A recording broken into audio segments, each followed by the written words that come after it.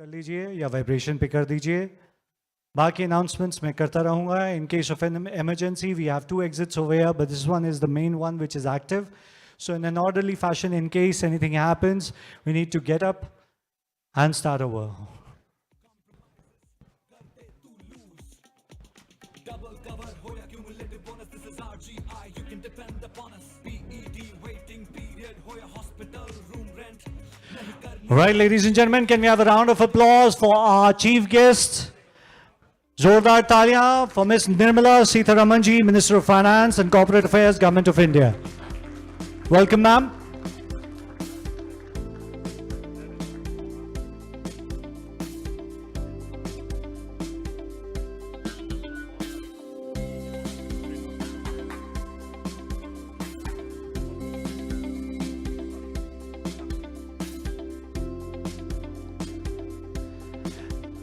Let's have a big round of applause. Come on, we can do better.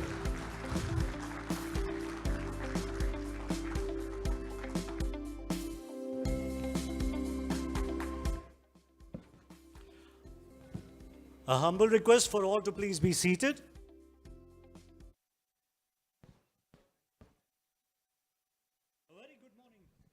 A very good morning to all of you, ladies and gentlemen. Mindmine Institute is now ready to reintroduce its thought leadership offerings in physical mode after 3 long years. Here we have the 2022 edition of Mindmine Summit. This year's title is Post-Pandemic Repurposing India. But first and foremost, let's have a glimpse at the journey of Mindmine Summit over these years.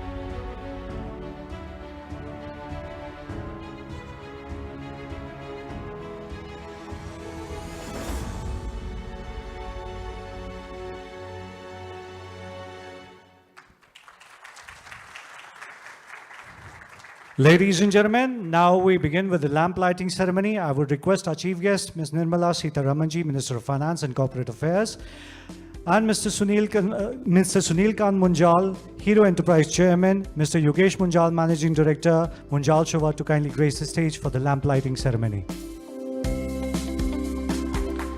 Can we have a round of applause?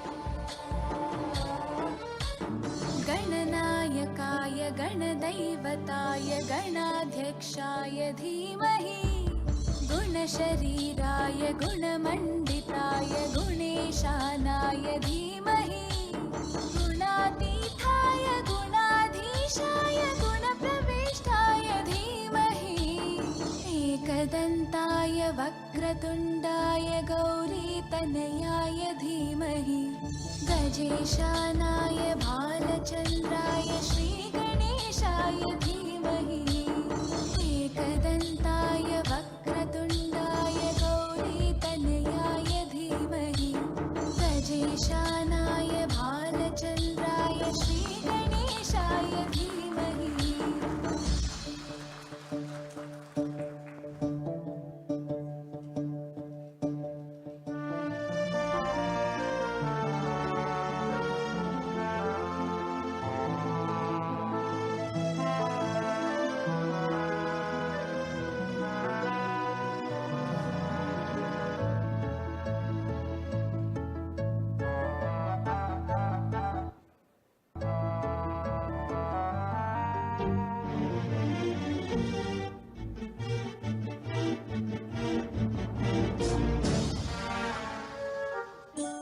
गानचतुराय गानप्राणाय गानान्तरात्मने गानोत्सुकाय गानमत्ताय गानोत्सुकमनसे गुरुपूजिताय गुरुदैवताय गुरुकुलस्थायिने गुरुविक्रमाय गुह्यप्रवराय गुरवे गुणगुरवे गुरुदैत्यकलक्षेत्रे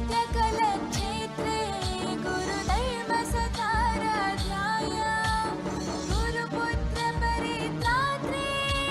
Once again, can we have a huge round of applause as we start the Mindmine Summit 2022. Yogesh sir, thank you. You may please be seated.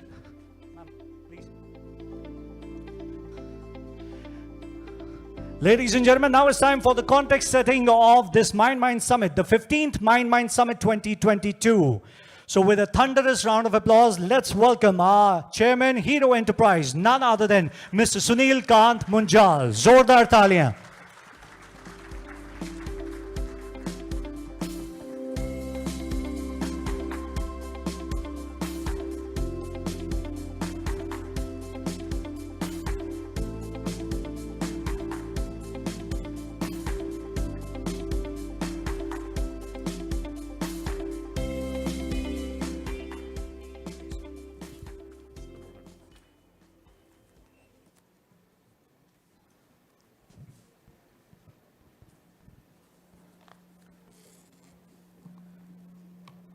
Good morning all, and welcome to the 15th Mindmine Summit. A special welcome to our chief guest, Mrs. Nirmala Sitharaman, Finance Minister of India. The summit has come back in physical form after the big break that we all took due to the pandemic. The pandemic taught us many things. It has made us rethink our priorities. Many people have chosen to change their professions, their path in life, where they spend their time. It truly has been a time for introspection, a time for redefining ourselves as individuals, families, organizations, and also nations. We saw the worst of humanity, and we also saw the best of humanity in this period. People helped strangers that they didn't know. They stopped people on the streets and gave them food. Our systems were completely overloaded, whether it was the healthcare system or it was a system of just managing data and statistics. The system, our system of India, after a slow start and a lot of criticism from overseas, it swung into action in a wonderful manner. And I think the world both realized and now appreciates what was done, both in terms of reaching out to people at large, supporting the world with their needs of medication and healthcare systems, and within the country. You, Madam Finance Minister, stood tall and helped the entire system weather the storm like the one none of us had ever seen.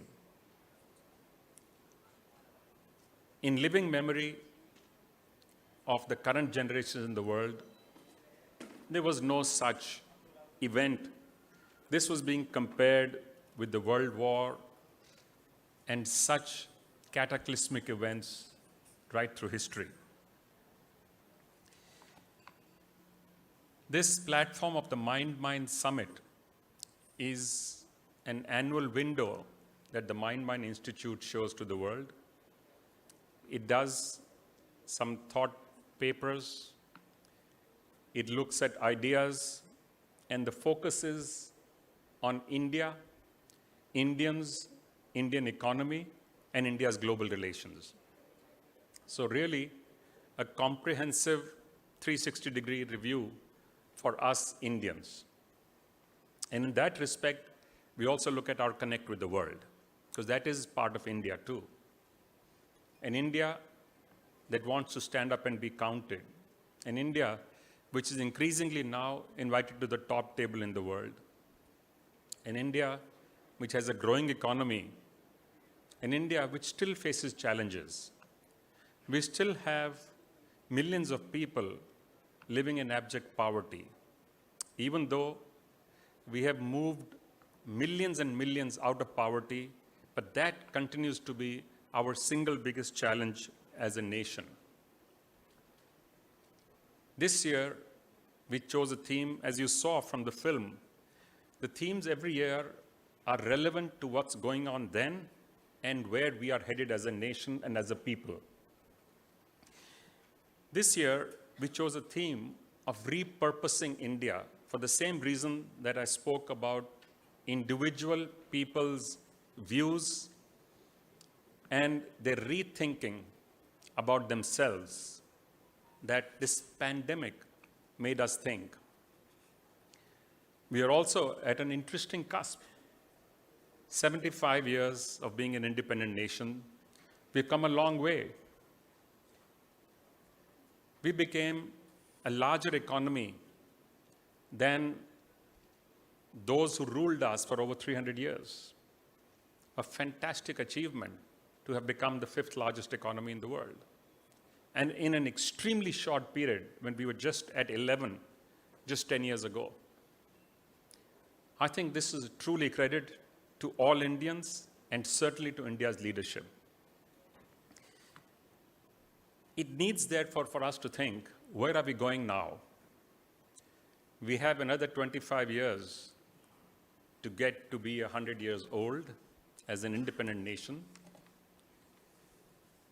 We may be a young nation, but we are an old civilization. We are not a country. We are not even a continent. We are a civilization. In the way we think, in the way we behave, in the way we interact. In fact, very often, we ourselves do not understand why we behave the way we do, because I think it is genetic.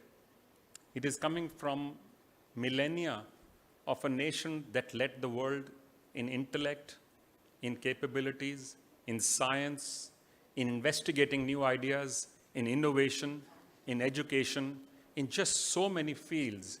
India had led the world. We were the first country in the world to start liberal education. We were also the first country in the world where men and women studied together. We were also a country where we had students from over 30 countries studying here in India. Clearly, over the last 300 odd years, we have slipped.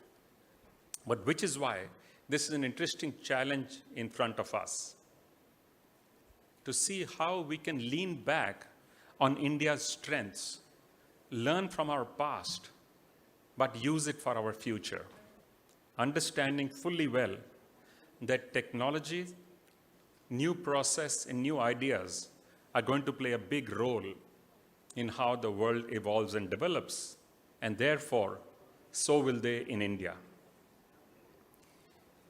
This summit focuses on all aspects of this development. It has often been said that no nation state can be successful if only half of the energy is being used. The Prime Minister himself, only recently on 15th August, talked about bringing the energy of the female half of the population of the nation to fore. It is the much smarter half of the population. It is about time that we start to focus on how they can play their rightful role. It is also important that all aspects, all parts of the nation start to develop. So in the many sessions that we have today, we will focus on a variety of things like technology, innovation, startups, the economy, the financial markets, what is going on in terms of healthcare, where are we in the area of entertainment, sports. So it is a pretty comprehensive set of sessions, and they're not all based on economy. We do have some which focus on authors, writers, lyricists, filmmakers, because that too is an important part of our lives. With this, I want to thank you for coming here again. You have been to this summit earlier, as we saw in the film. And you have led India in an area and in a time where turbulence was the norm, where it was not just now and then. You have stood tall. Maya Angelou, the lyricist and the memoir writer, once famously said, "Develop enough courage so that you can stand up for yourselves and then stand up for somebody else." You have done that and more. You've stood up for all of us in a wonderful way through good times and bad, especially when the nation and the people needed help and support. You have developed tremendously as a leader over the years, played different roles until you came to this one, which leads the finances of the nation, which allows us to do more or less, whether it's social service or it's development of healthcare, education, technology. So once again, a big thank you for coming in here. And if it's okay with you, we will do this as a conversation. Is that okay? Thank you.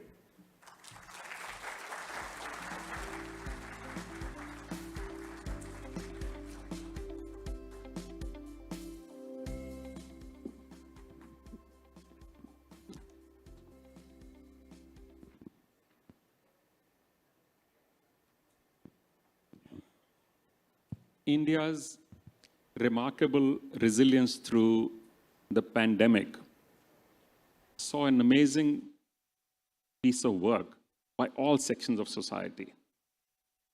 Many of us in industry pushed you hard to loosen the purse strings, make more liquid cash available to the system. You did what you did it cautiously, carefully, and were criticized by the world. Now, interestingly, the entire world is saying, look at what India did. They were smarter than most others. What drove you at that time to continue to do what you did, but continually cautious? Why did you not open the purse strings as much as many other countries did? What was it that held you back, which now looks like it was the smartest possible thing to have done? Thank you very much for all the kind words being said here and also out there. Let me start by saying the credit goes to the people of India, people belonging to all levels of income, and the leadership of the Prime Minister, which together gave us the guidance, but also the tenacity, endurance, but also the spirit to fight, all of which I think has resulted in getting India where it is today. And in this, the question that you asked as to what held you back and what made you remain where you are in taking the call, the way we've taken, rather than the way loosening the purse and throwing money as though that will give the solution. I think the question is for them to say as to why they thought that was the blanket solution. Because logic or reasoning will tell you that once you are consulting different sections and they have voiced their concern, each differing from the other, or slightly at least differing from another, the solution had to be given to each according to the way they would want. And therefore, we thought if the consultations are ongoing and if consultations are coming up with concrete suggestions, each to his comfort, each section to their comfort, we thought that's the best way. So it is one thing to listen to advice of, let's say, very respected economists. I have no criticism to offer to them. They had their viewpoint from the point of view of the theory as they teach. But ultimately, I think each country had its own way of solving its problems. We've come out well, and thanks to the credit of the people and their literally the confidence that you talk about, Maria Angelo. They acquired the confidence. They thought it was for them to fight through, and the government did stand by them. So let me take the point I made a little bit earlier. India's economy getting to where it is now, being the 5th largest economy. Which are now going to be the big focus areas for you to move India from being the 5th largest economy further up the ladder, maybe to the 3rd? Because in power purchase parity, we already are the 3rd. Clearly, we're headed for growth, bigger growth than most others at this moment, and that is quite clear. But the question will be about the balance within the economy, which portions get more attention and which ones get moderated, because a challenge has been thrown out by the Prime Minister for India to be a developed nation by time we turn 100. And I think it's a wonderful way to look at India. So where is your big focus going to be now? I think the driver would be engaging the youth power. So sectors which have great potential for engaging them, and when I say youth, I mean youth with all sets of skills. You can start from the bottom to the top, which speaks about frontier technology related skills, innovative skills, or STEM sciences skills, or it can just be very, at the bottom, skilled, not so skilled workers. So when you're planning for the Indian economy for the next 25 years, which we are calling Amritkal, and PM has highlighted champion sectors will be the ones with which we start off. But the first test, litmus test would be how would it benefit the workforce? Some at the leadership level and some at the bottom, or some in the middle. But people come out of universities, colleges, schools with different sets of skills. All of them need prospects for the future. And in that prospect is where the next 25 years is going to be geared. So that will be the testing measure. But otherwise, of course, I will stretch the argument a bit more, not so much to make it a tenuous argument, but it is a fact that 3-4 years ago, when in Davos all of us heard Industrial Revolution 4.0, Web 3, IoT, artificial intelligence, I'm happy to say that India in the last 3-4 years has actually built its capacities on these. Today, if India is showing the way on digital payments, digital influence into your medical practice, setting up of 75 digital derived centers of learning, setting up of 75 digital banking. 75 is because we want to also remember that it happened in the 75th year of independence. The digitization, the rapid influence of digitization, even in areas like agriculture. So we've shown the way since after what we heard in Davos. So that is, I think, the kind of direction. Move it more towards digitization, even more, and also make sure the workforce participation is at its maximum.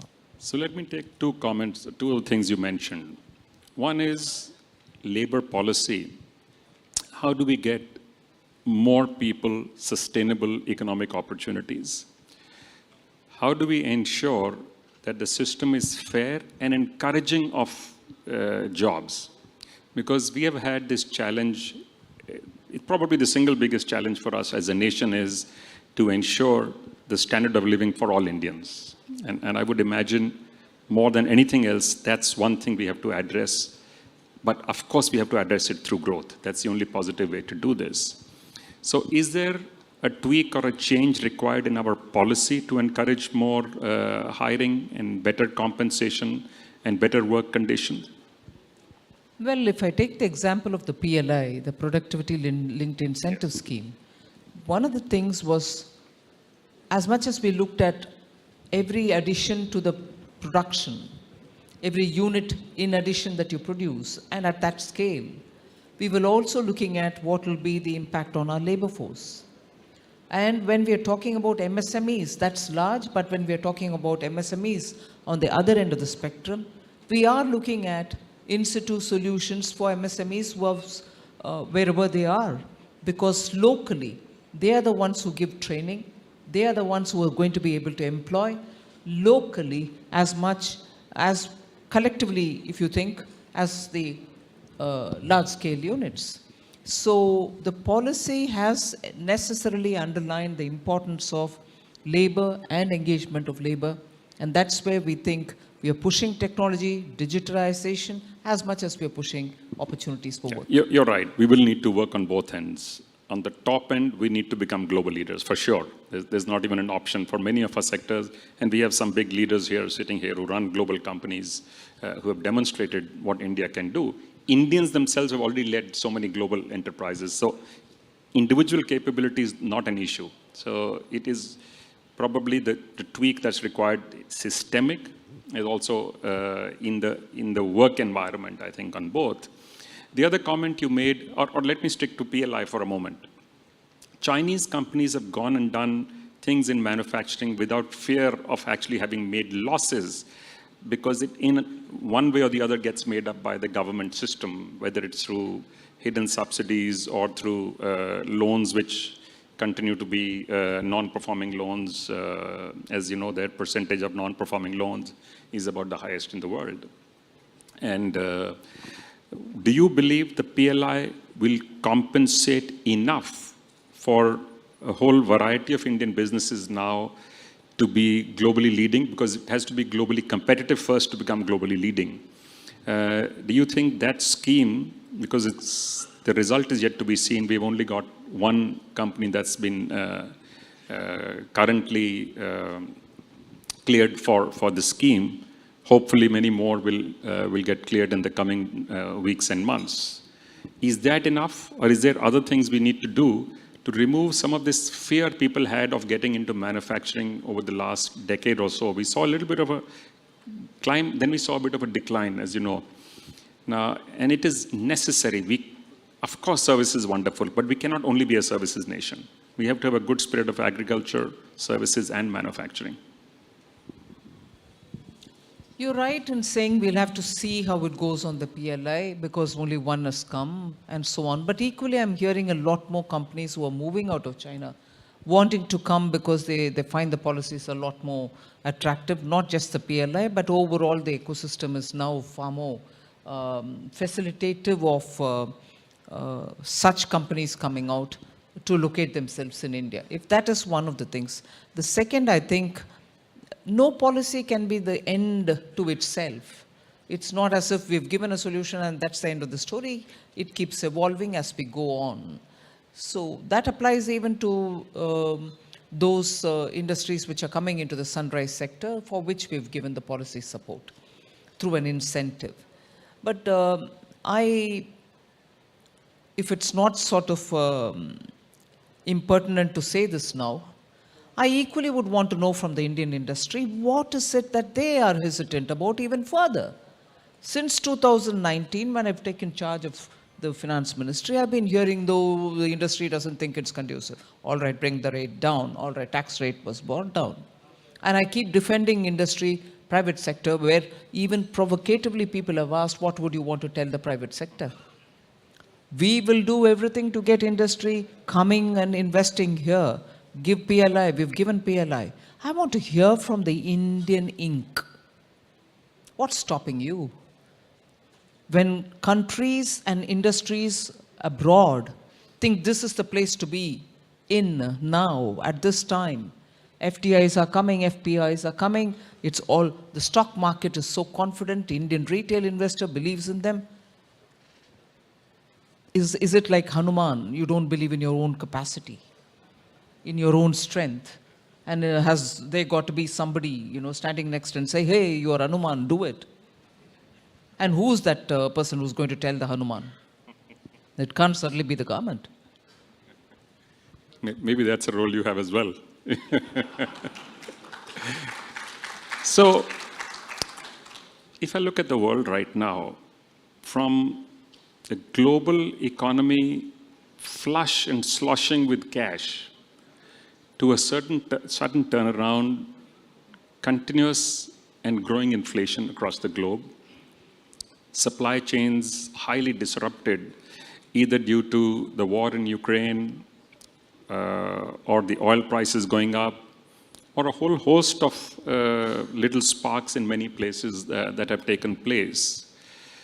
Even countries which had negative interest rates now have either zero or plus. Those who have zero have all gone up. We heard one only day before yesterday, raising it 75 basis points in one go, which is very unusual for them, and making a statement that you will see 2 or 3 more increases in the coming days. We have been somewhat protected and certainly better than most of those economies. And by the way, some of that credit, of course, goes to you, while some of it goes to people who work the economy. For allowing that space, building the guardrails. At the point we are, how do you see the growth taking place? What do you think is the possibility right now for allowing India to take advantage of a difficult global situation? Because we are, at this moment, better off. We are not where we need to be because we still have work to do, but we are clearly better off. So is there some plan that you have or guidance for this system and put out an expectation from the industry and the players of the economy as to what can we hope to see in India in the next 6 months to a year? I'm going to take off at a point which probably wouldn't be the expected answer. Okay. Now, I'm glad that the PM is talking about the kartavya bhav. No? Sabka saath, sabka vikas, sabka vishwas, but sabka prayas. I think all of us will have to start doing what we can best do. Of course, infusing in it a certain seva bhav. We are doing it for the country. But of course, I learn my profit. I'll have my own income. All that is fine.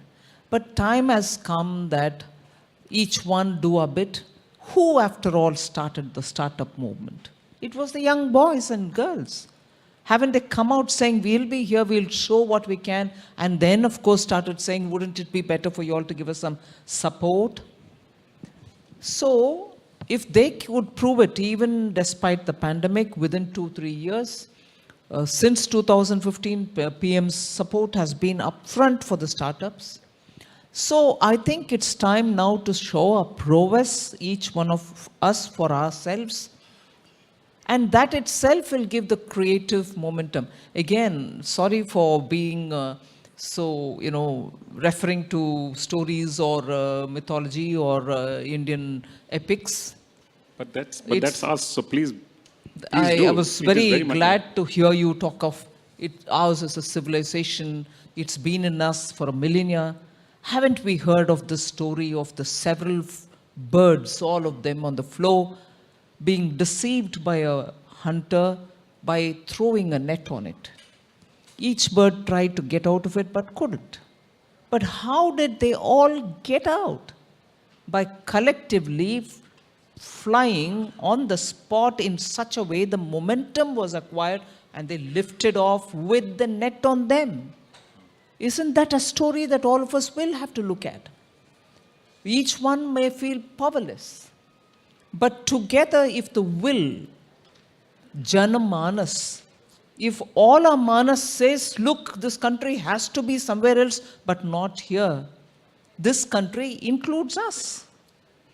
So I would think it's the time to get unfettered in the areas that we are and lift like that flock of birds. Hunter be damned, I'm taking your net and all and I'm flying off. That's the time for India today now. And which place a better place than Mindmine Summit to talk about it? Absolutely. So therefore, do you think it's time for India to start talking capital convertibility? At one point, and interestingly, the Reserve Bank governor made a statement. I don't remember if it was in a private conversation or a public statement. I think it's not an event. He said it's a journey. So are we expecting or hoping to see some steps, because that is part of our internationalization as well? On the one hand, lowering some of the import duties, that might help with some of the inflation.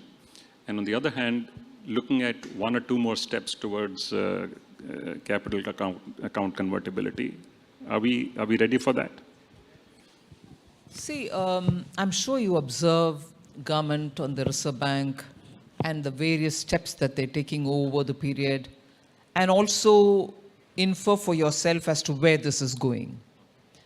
What is this attempt now in having rupee trade?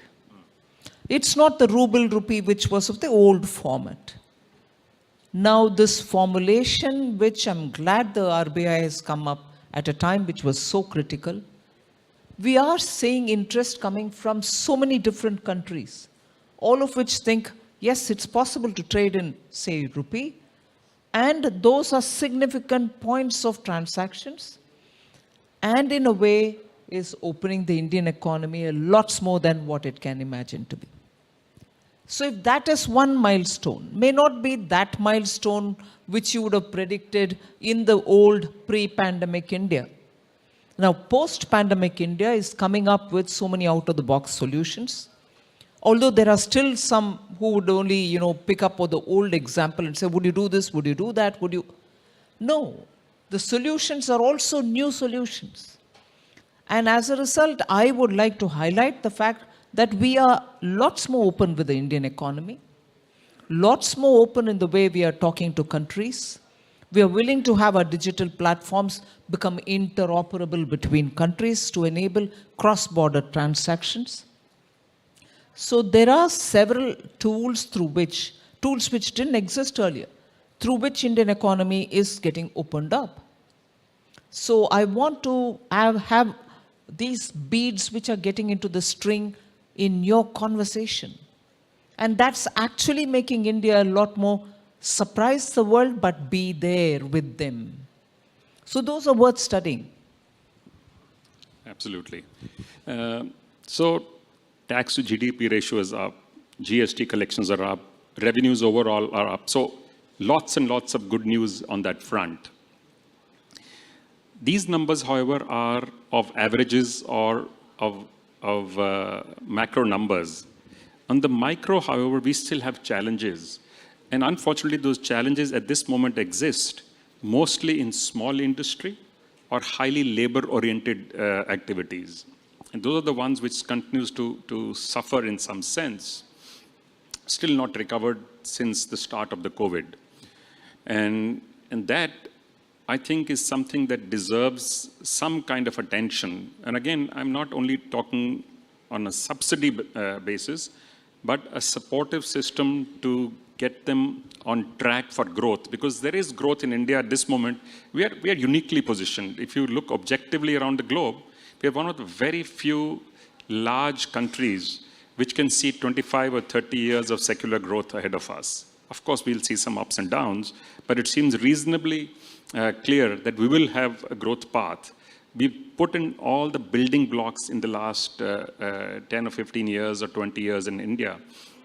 And we are now putting in the additional riders which will help accelerate this growth. Do you see us going back to the 10+% growth in the coming years? Well, it's very difficult for me to predict on specific numbers. But people who are in the job of predicting future, particularly those in business, like for instance the recent Morgan Stanley report, has unhesitatingly said 7 being the average, India will consistently grow at that kind of a number. So those are words coming from people who are normally critical and critically appraise economies. But one point on which I'll go back is what are the kind of ways in which we can support small industries and so on. Even as I do that, and I would seek your indulgence because I'm picking up on issues which are not otherwise meant to be picked up, but mine. So I'm also mining my thoughts and coming out. Now, support to the MSMEs. And I know I'm treading in a dangerous landmine-riddled area. Support to the MSMEs is not just what government can give. It is certainly largely dependent on that. But I'll take an example where all of you all can equally help. Look, we created from the government the TREADS platform. We wanted payments to go to the MSMEs in due time and not be delayed. And there was a time when, there was a figure floating around in the public saying it's probably to the extent of 10 lakh crores. Indicating probably all the 10 lakh is due from the government. I spent a lot of time going through it. Yes, of course, government, some state government, some public sector undertaking under the center, and some public sector undertaking under the states. But I was surprised to find a considerable due payment, pending payments were also from the big industries. Now, is this just a data that I've taken out from nowhere? I even cross-checked with the registrar of companies to make sure that the statements which are declared by companies naturally would have it. I picked it up to see. They were declared dues by large companies. Now I can push my PSCs, I can request states, I can make sure departments pay up, I can only appeal to the industry. For all the tears that we shed for the MSMEs, my tears, your tears, can we limit the time by which the MSME will get its due? Good enough that you're putting it in your annual statement every year, but when are you marking the time to give them? I think all of us will have to do our bit and equally pull up the other for doing their bit towards the causes on which we are very, very stuck up. So I can tell you, we've had some conversations in CII and tried to get this message out to companies that all of us have an equal responsibility, exactly as the point you're making. We've done one more thing for startups. So since I was chairing this council, so I've made a request both at the National Council and to the other regions that every small company should start to mentor 1 or 2 startups, a medium-sized company 3 to 5, and large companies 10 to 20. I'm glad to report that we got, I'm trying to remember the number, some 600 odd companies sending in their names also to mentor companies. And we got an equal number of startups who were interested. So we've connected them, and we are continuing this as an ongoing basis now, including running classes for the mentors as to how to be a good mentor. Because just having knowledge is not enough. How do you transmit that knowledge in a suitable fashion is equally important. So we are, in a sense, attempting to do this, but clearly there is more work to be done. That is for sure. Incidentally, on all of the subjects that you mentioned, on education, on getting students job ready or to become entrepreneurs, on technology, on healthcare, we have individual sessions on all of these between today and tomorrow at the summit. I'd like to see the output of each of these conversations. We'll certainly get them across to you. So any last word from your side as a message to us? We have people here who are economists, industry, academics, researchers. It's a very interesting, diverse, mixed group here. Well, I'm not sure if I should be the one. In case you have anything to add up, you can. But certainly this is the time for India. Government is willing to hear you, willing to have conversation with you. You should utilize every one of this opportunity and also seek the opportunity to speak to the government and say, look, you're not doing this, you should, it'll make a difference. And I think that's been the approach, that's been the difference in approach between any government earlier and this government. We are willing to hear, listen, talk to you, and also act on what you've given us. So in order that India does not miss the bus this time, together all of us have created the necessary platform and level at which we can take off from there. Having reached here, we can't afford to miss the bus this time. And I've been saying this in the last few weeks, that we're all ready for it. But we can't be staying there and say we are ready for it. We have to take off. And it is in all our hands. So I would think you should constantly engage with the government and keep telling us you have to do a little bit more here, a little bit more there, and so on, so that the momentum is continuously maintained for us to take off. We owe it to this country. All of us have been so blessed. All of us have been so fortunate that we are here where we are. All of us, inclusive of me. We owe it to this country. So let's all take it up from there and be together, converse together, and act together. Mrs. Sitaraman, as always, great pleasure. A great pleasure to talk to you. You have this unique ability to focus on the little things and also bring out the big picture. Thank you very much. Thank you, ma'am. Can we have a big round of applause? And just to mark this occasion, we have a small memento from our side, a token of gratitude for gracing us with your presence. Thank you, ma'am.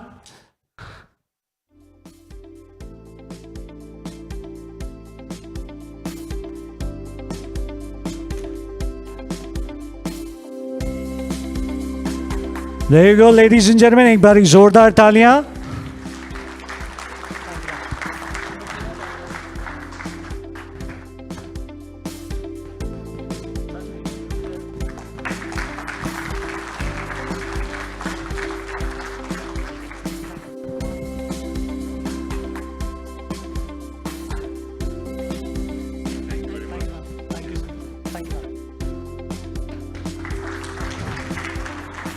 Thank you, ma'am, and thank you, sir. Ladies and gentlemen, we are just taking 5 to 10 seconds, and we are up for the next session, and that too is very informative. Pearls of wisdom will be very much bestowed upon each of us.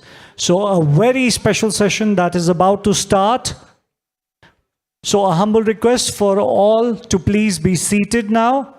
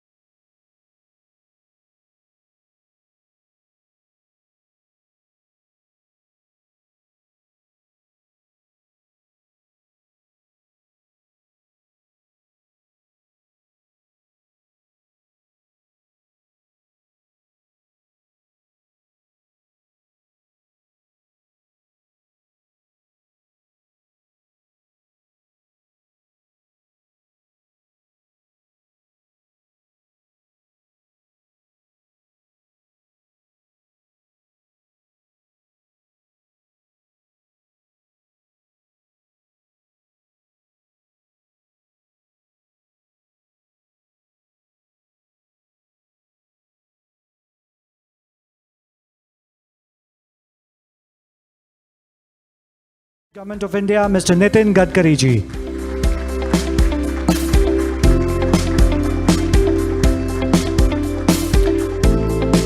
We can do better. एक बारी जोरदार तालियां.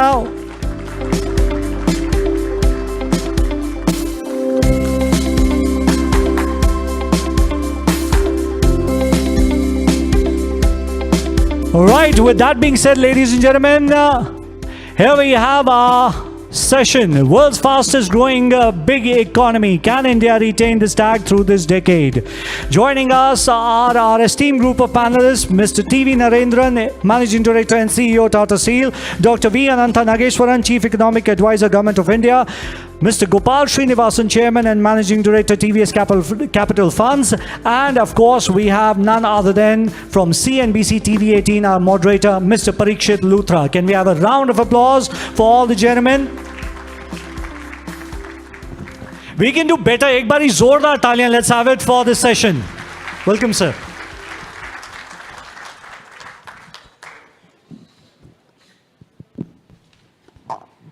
Thank you very much, everyone, for joining us, and to Minister Gadkari, to Mr. Nageshwaran, Mr. Narendran, and Mr. Srinivasan. Thank you very much for being with us today. The topic today, sir, world's fastest growing big economy. Can India retain this tag through this decade? Just a week ago, the McKinsey Global CEO, when he was asked whether this is India's decade, he said, this is not just going to be India's decade, it's going to be India's century. Every company, every country is looking towards India. We are going to have one of the largest trained, skilled workforces. There is a lot of consumption potential. Companies want to move out of China, set up manufacturing bases here. So yes, the prospects look very bright. But just to kick off this discussion, Minister Gadkari, if I were to ask you 3 pillars on the basis of which India's growth story will develop through this decade till 2030, what would those be, sir? I feel that 4 important pillars for Indian economy. One is water, power, transport and communication. Without that, we cannot have industry. Without industry, we cannot have capital investment. And without industry and capital investment, we don't have employment potential. And without that, we cannot eradicate the poverty. So first of all, we need to develop water, power, transport and communication. These are the important 4 pillars for Indian industry. But at the same time, what I feel that equally we need to concentrate on agriculture, rural and tribal area, the forest area, because 124 aspirant districts, this is a big challenge for the country, because these districts are socially, economically, educationally backward. So this is the time for the country that we need to take the industry up to the backward area to create industrial clusters, create irrigation in agriculture, just like river connectivity, hydropower project, tourism. We need to develop in, particularly in tribal area, forest area, and by which we need to create more employment potential. And the growth rate in agriculture, tribal and rural is very negligible as compared with the industrial and urban area. And we need to make some increased growth rate in the agriculture, rural and tribal by developing tourism, by developing agriculture, then by developing biofuel, alternative fuels in the agriculture and rural area. And after that, it can be more easy for us to make Indian economy number 1 economy in the world. Right, so inclusive growth, making sure that growth reaches every nook and corner of the country, Minister Gadkari. Minister Gadkari has also at every forum speaking about reducing the cost of logistics in the country. Recently, sir, you've been speaking about a single logistics policy as well. In your view, are we doing enough to ensure seamless connectivity between India's road freight system and the rail freight system as well? What more can be done? You've been speaking about the need to reduce the logistics cost for the industry from 14% to 8%. What can be done? Actually, our target is to reduce the logistic cost up to 10% before end of 24. We are making 27 green express highways. It is totally new alignment. Just from Delhi to Mumbai presently it is taking 48 hours. Then for truck it will be for 20 or 22 hours. And for car it will be 12 hours. Up to the end of December, 80 to 90% of the road work we will complete. It's presently it is 70% completed. From Delhi to Dehradun in 2 hours, Delhi to Haridwar in 2 hours, Delhi to Jaipur in 2 hours, Delhi to Chandigarh in 2.5 hours, Delhi to Amritsar 4 hours, Delhi to Katra 6 hours, Delhi to Srinagar 8 hours, and Chennai to Bangalore 2 hours. And we are making the road from Surat to, it is connecting north and south. From Surat, you don't need to go to Mumbai and Pune. You can go from Surat to Nasik, Nasik to Ahmedabad, Ahmednagar, Ahmednagar to Solapur, and by Solapur, Kurnool, you can go to Chennai, Bangalore, Hyderabad, anywhere in the South India. So there will be connectivity from south to north. So the way in which we are planning for making Green Express Highway, I am confident that we will reduce the cost. But at the same time, we need to change fuel. What my feeling is, the just 8 days before, I launched one truck on LNG, and the cost of diesel, suppose for 100 rupees, the LNG cost is 40 to 50 rupees. So 40 ton of truck on LNG, it is to be a future for the country. At the same time, electric truck is now ready, and we want to make electric highway. Our plan is to make e-highway from Delhi to Jaipur. So we can use electric bus, electric truck, so that can reduce the cost, because the fossil fuel cost is very big, and at the same time pollution is a big problem. So the ethics, economy, ecology and environment, these are the three important things.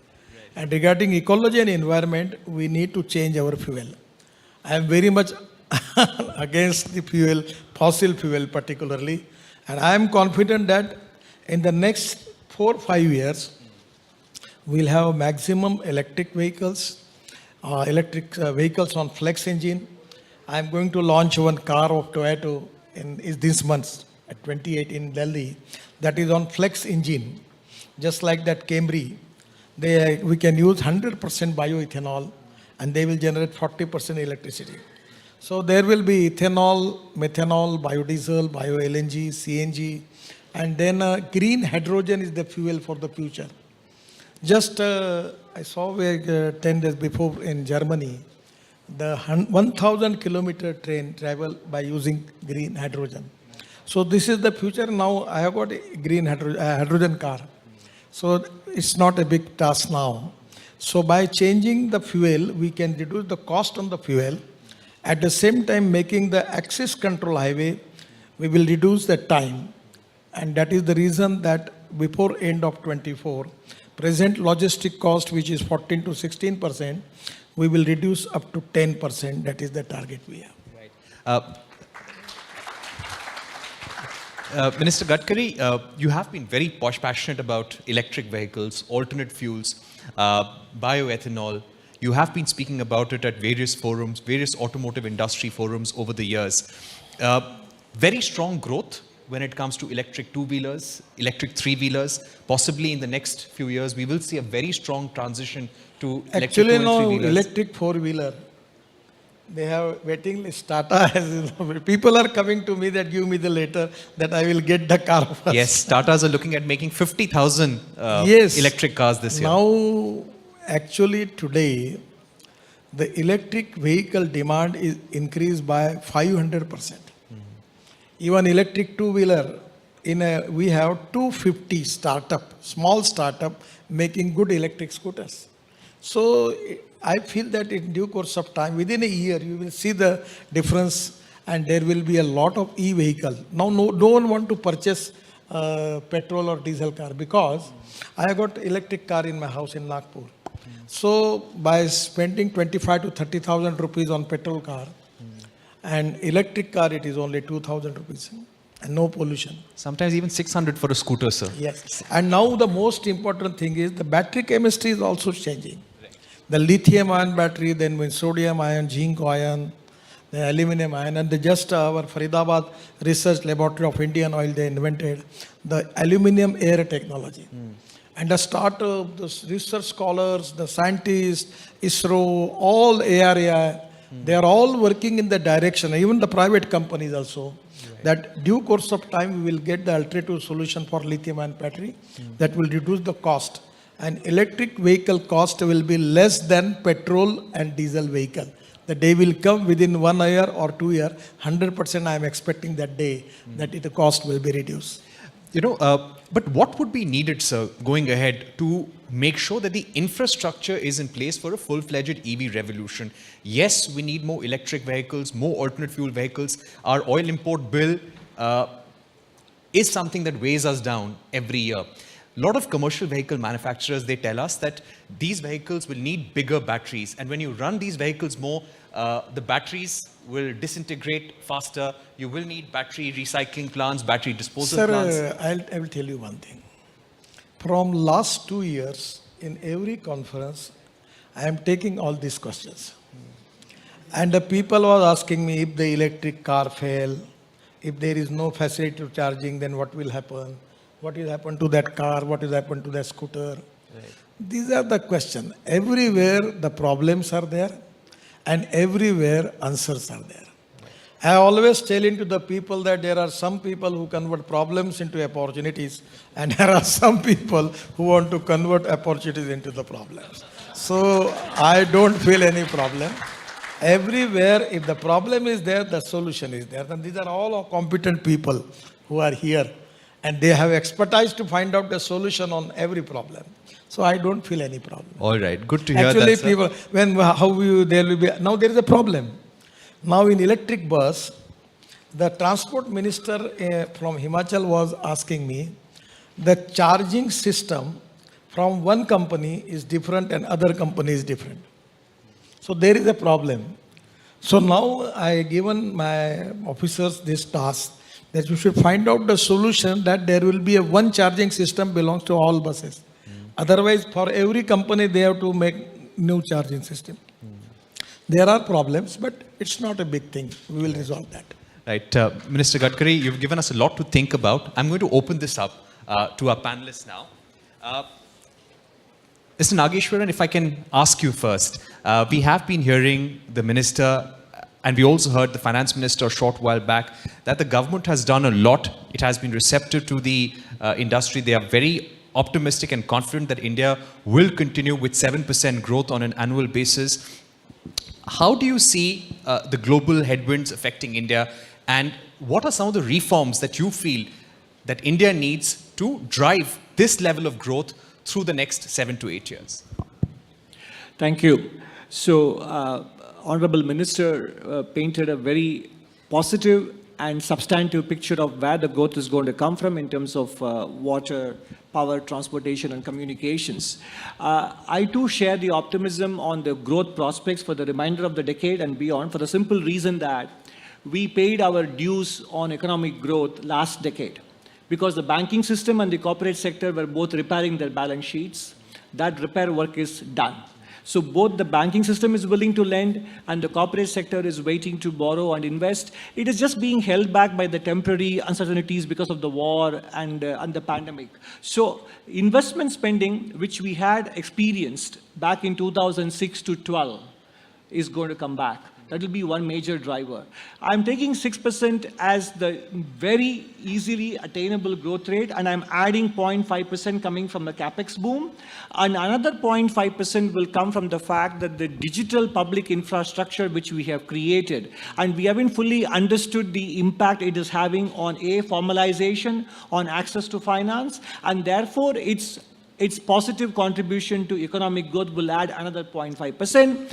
And if in some years we have the global cycle also operating in our favor, then export growth will give us an additional icing on the cake, which can take it to 7.5% or 8%. So that's why while the international agencies are showing our trend growth at 6%, I feel that the trend growth will easily be 7% per annum for the remainder of this decade and beyond. Right. Mr. Narendran, if I would get you in, speaking about the manufacturing sector, how can we ensure a larger share of manufacturing in our GDP when it comes to greater manufacturing, greater localization, greater exports? How do we ensure that, and what would be the next set of reforms that would be needed there?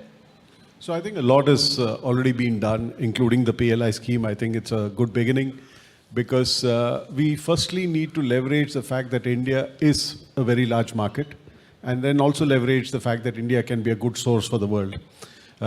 For manufacturing, I think two things are very important: the cost of doing business and the ease of doing business. I think a number of steps have been taken. What needs to be done is maybe greater alignment between the center, the state, and the local administration, because mostly at a policy level, a lot of things are done. But manufacturing is about day-to-day issues that you need to deal with. And the smaller the company is, the tougher it is to deal with some of these issues. The larger companies have the ability to deal with some of these issues. So I think we need to really make sure that both the cost and ease of doing business percolates at the lowest level.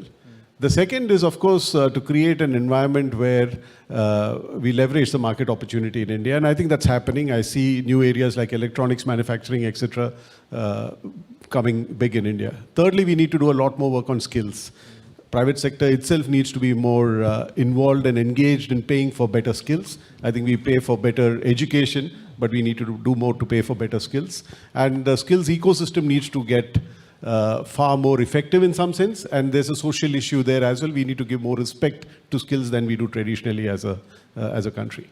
Right. You made an important point there that all the policies that the central government is coming up with, the impact should be felt at the lowest level in every part of the country. Minister Gadkari, if I were to ask you about highway construction, you've set very ambitious targets for the government, for the NHAI as well. I was reading a recent quote and you said that you would like highway construction to be 40 kilometers per day in FY23. Do you somewhere feel that despite attempts to have greater coordination with state governments, somewhere there is a hurdle when it comes to pushing forward targets like these, and something more can be done to ensure better implementation of government policies on ground? Actually, highway construction, we need land. And the land acquisition is a subject under the state government. Then the judiciary, somewhere people are going to the court. There are some problems.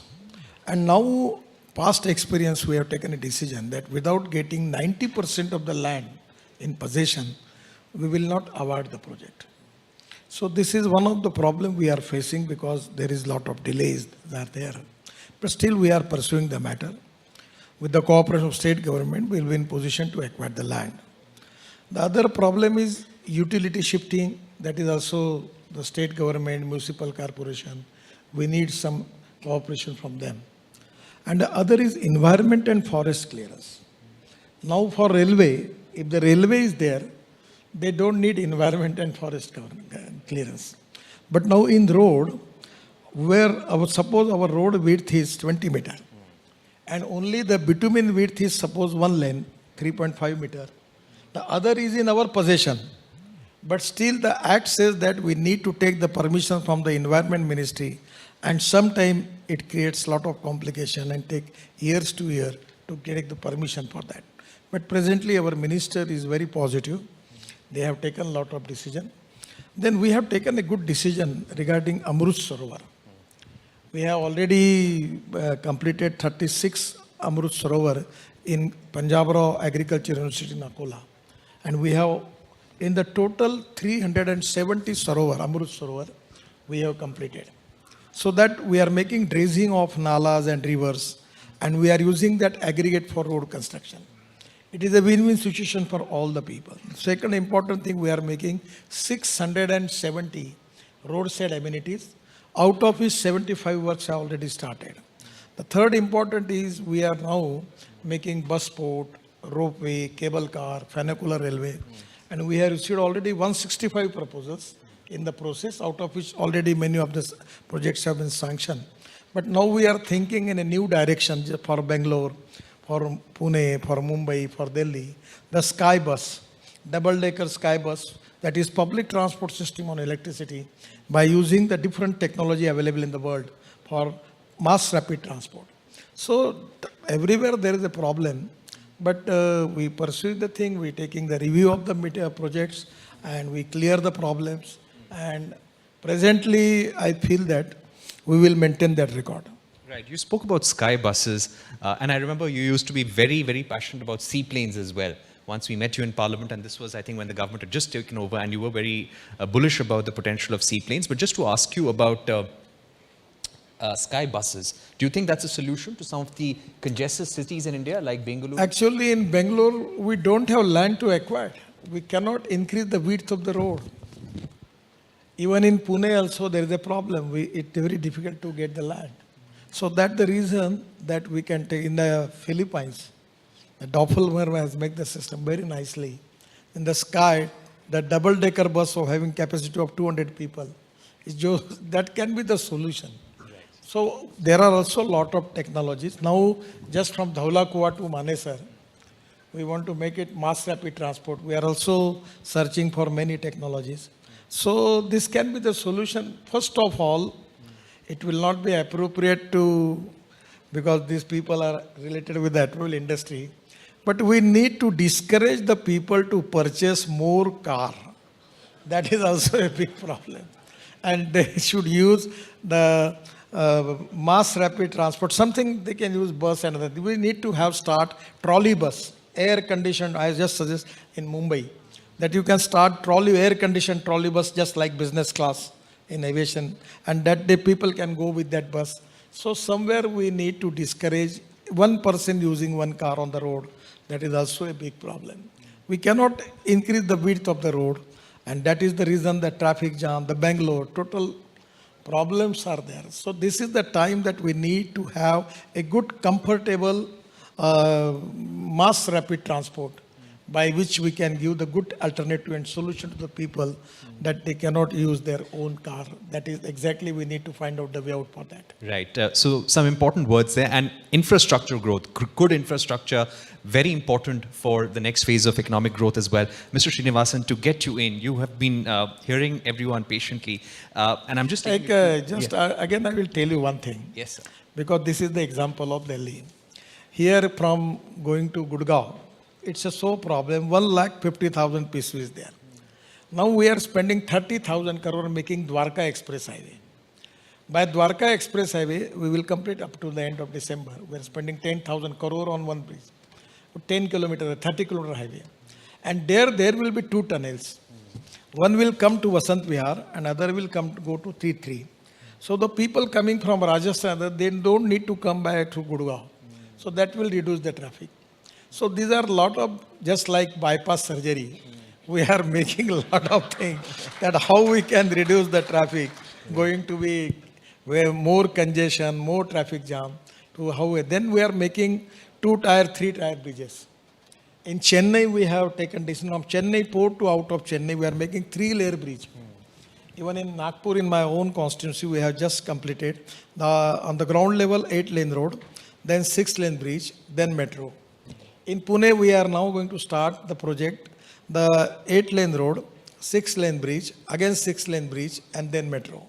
So some type of new innovative ideas we are trying to, but the problem is that the two things, the population growth and automobile growth is good for economy, good for industry, good for all the people, but same time pollution point of view and traffic jam point of view, it is to be really a big problem for the country. We need to find out some solution on that. So the FADA and SIAM convention is going to take place this week, and you're telling the industry कि गाड़ियाँ कम bikini चाहिए. But they can go on mass rapid transport. Right. They can make trolley bus, electric trolley bus. We don't need a lithium-ion battery. Okay. The cost of electric bus is 1 crore, 25, 30 lakhs, 40 lakhs. Yeah. And a trolley bus having capacity of 88, it can be of 50 to 60 lakhs. Right. Thank you, sir. And I'm going to get in Mr. Srinivasan on that point. You spoke about Bengaluru earlier. We've seen massive floods in Bengaluru, highlighting the poor state of infrastructure. It is the IT hub of the country, and global investors are looking at it in a big way.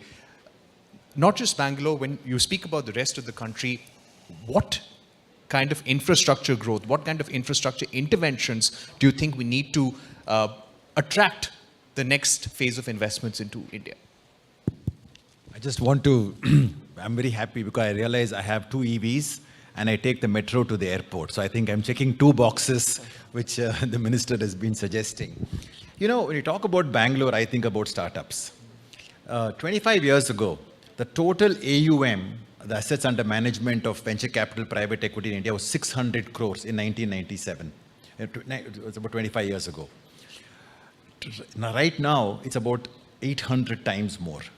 Right? That's been the growth. And all of this is fueling the growth of startups in India. Today, we're celebrating 100 plus unicorns, the world's 3rd largest startup economy. We're celebrating our SaaS, a software as a service economy, which is a soft infrastructure, going to nearly $10 billion from $3 billion in terms of total growth.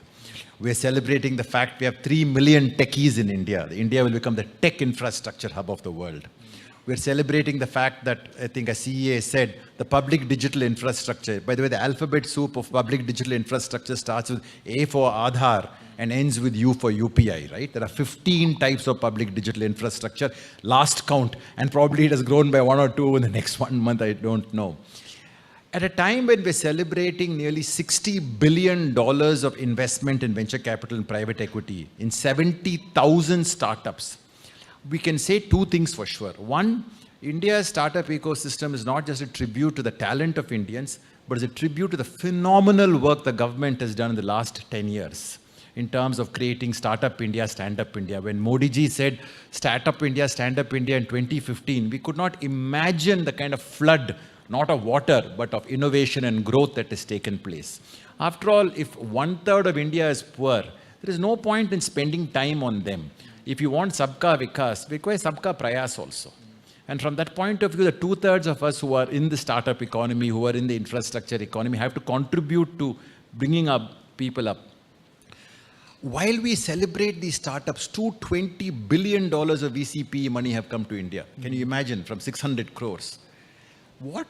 And exits have been fabulous. The average exit in India by private equity selling in venture capital is 3 times according to the recent venture intelligence report. If you invest 1 rupee, you're selling for 3 rupees. 5 lakh jobs have been created. Our heroes every day, like after cricket, the most celebrated feature in India is startup founders. Even Doordarshan has a wonderful TV. I was part of it. He's speaking in Hindi, which I think was not a good thing on my part, on founders for India. How should founders grow their business? But one thing puzzles me, Parikshit, and that is 90% of the profits of investing in these startups are exported. 90%. So if we've had $220 billion come in, $200 billion has been dollar money. Now, all of you have seen recently in the last 5-6 quarters, CEA probably more than others, that when the foreign investors left the public market of 2.5 lakh crore in one time, Indians put 2.3 lakh crore of money, Indian investors. FM cited that in Parliament, saying Indian retail investors have saved the stock market. But why is it that we celebrate our startups, we celebrate our startup founders, we celebrate our tech prowess, but we don't want to put Indian money behind them? That to me is a mystery, right?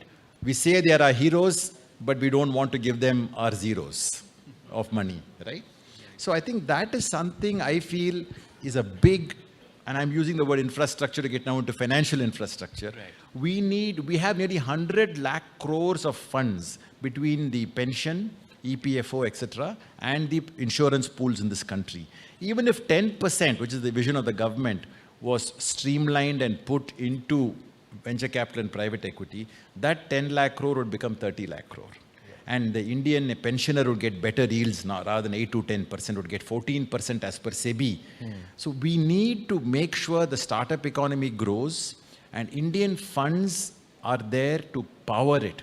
It's just like our retail investors make money from the public market success of, say, a Tata Steel, which has been a great stock in the last few years. We need to make sure that from the private pool, and private pools, Parikshit, have become 10% of the GDP of the world. 11 trillion is a total private capital. In India, it is not even 2%. We need to solve this problem, and I'm so delighted Madam FM was here. Yeah. She has announced a high-level committee on Monday, led by Mr. Damodaran and with other eminent experts, to study end-to-end all the issues of the venture capital and private equity industry. She announced it in the budget.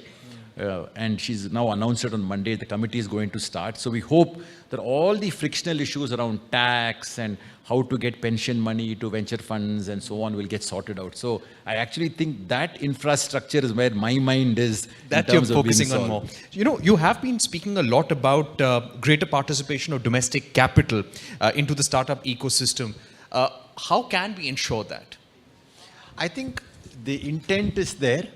But we must understand that private capital, which is this large pool, has to be very safely taken from something like pension. Pension is people's blood, sweat and tears. It has to be very safely put into the hands of fund managers. So we have been working with the government, and the government has been extremely receptive to create a blended fund of funds. These are funds of funds where professional managers will actually be able to select good fund managers with a track record, with a good capability of the past, with a good talent in their pool, and allocate money carefully. India has done this so well.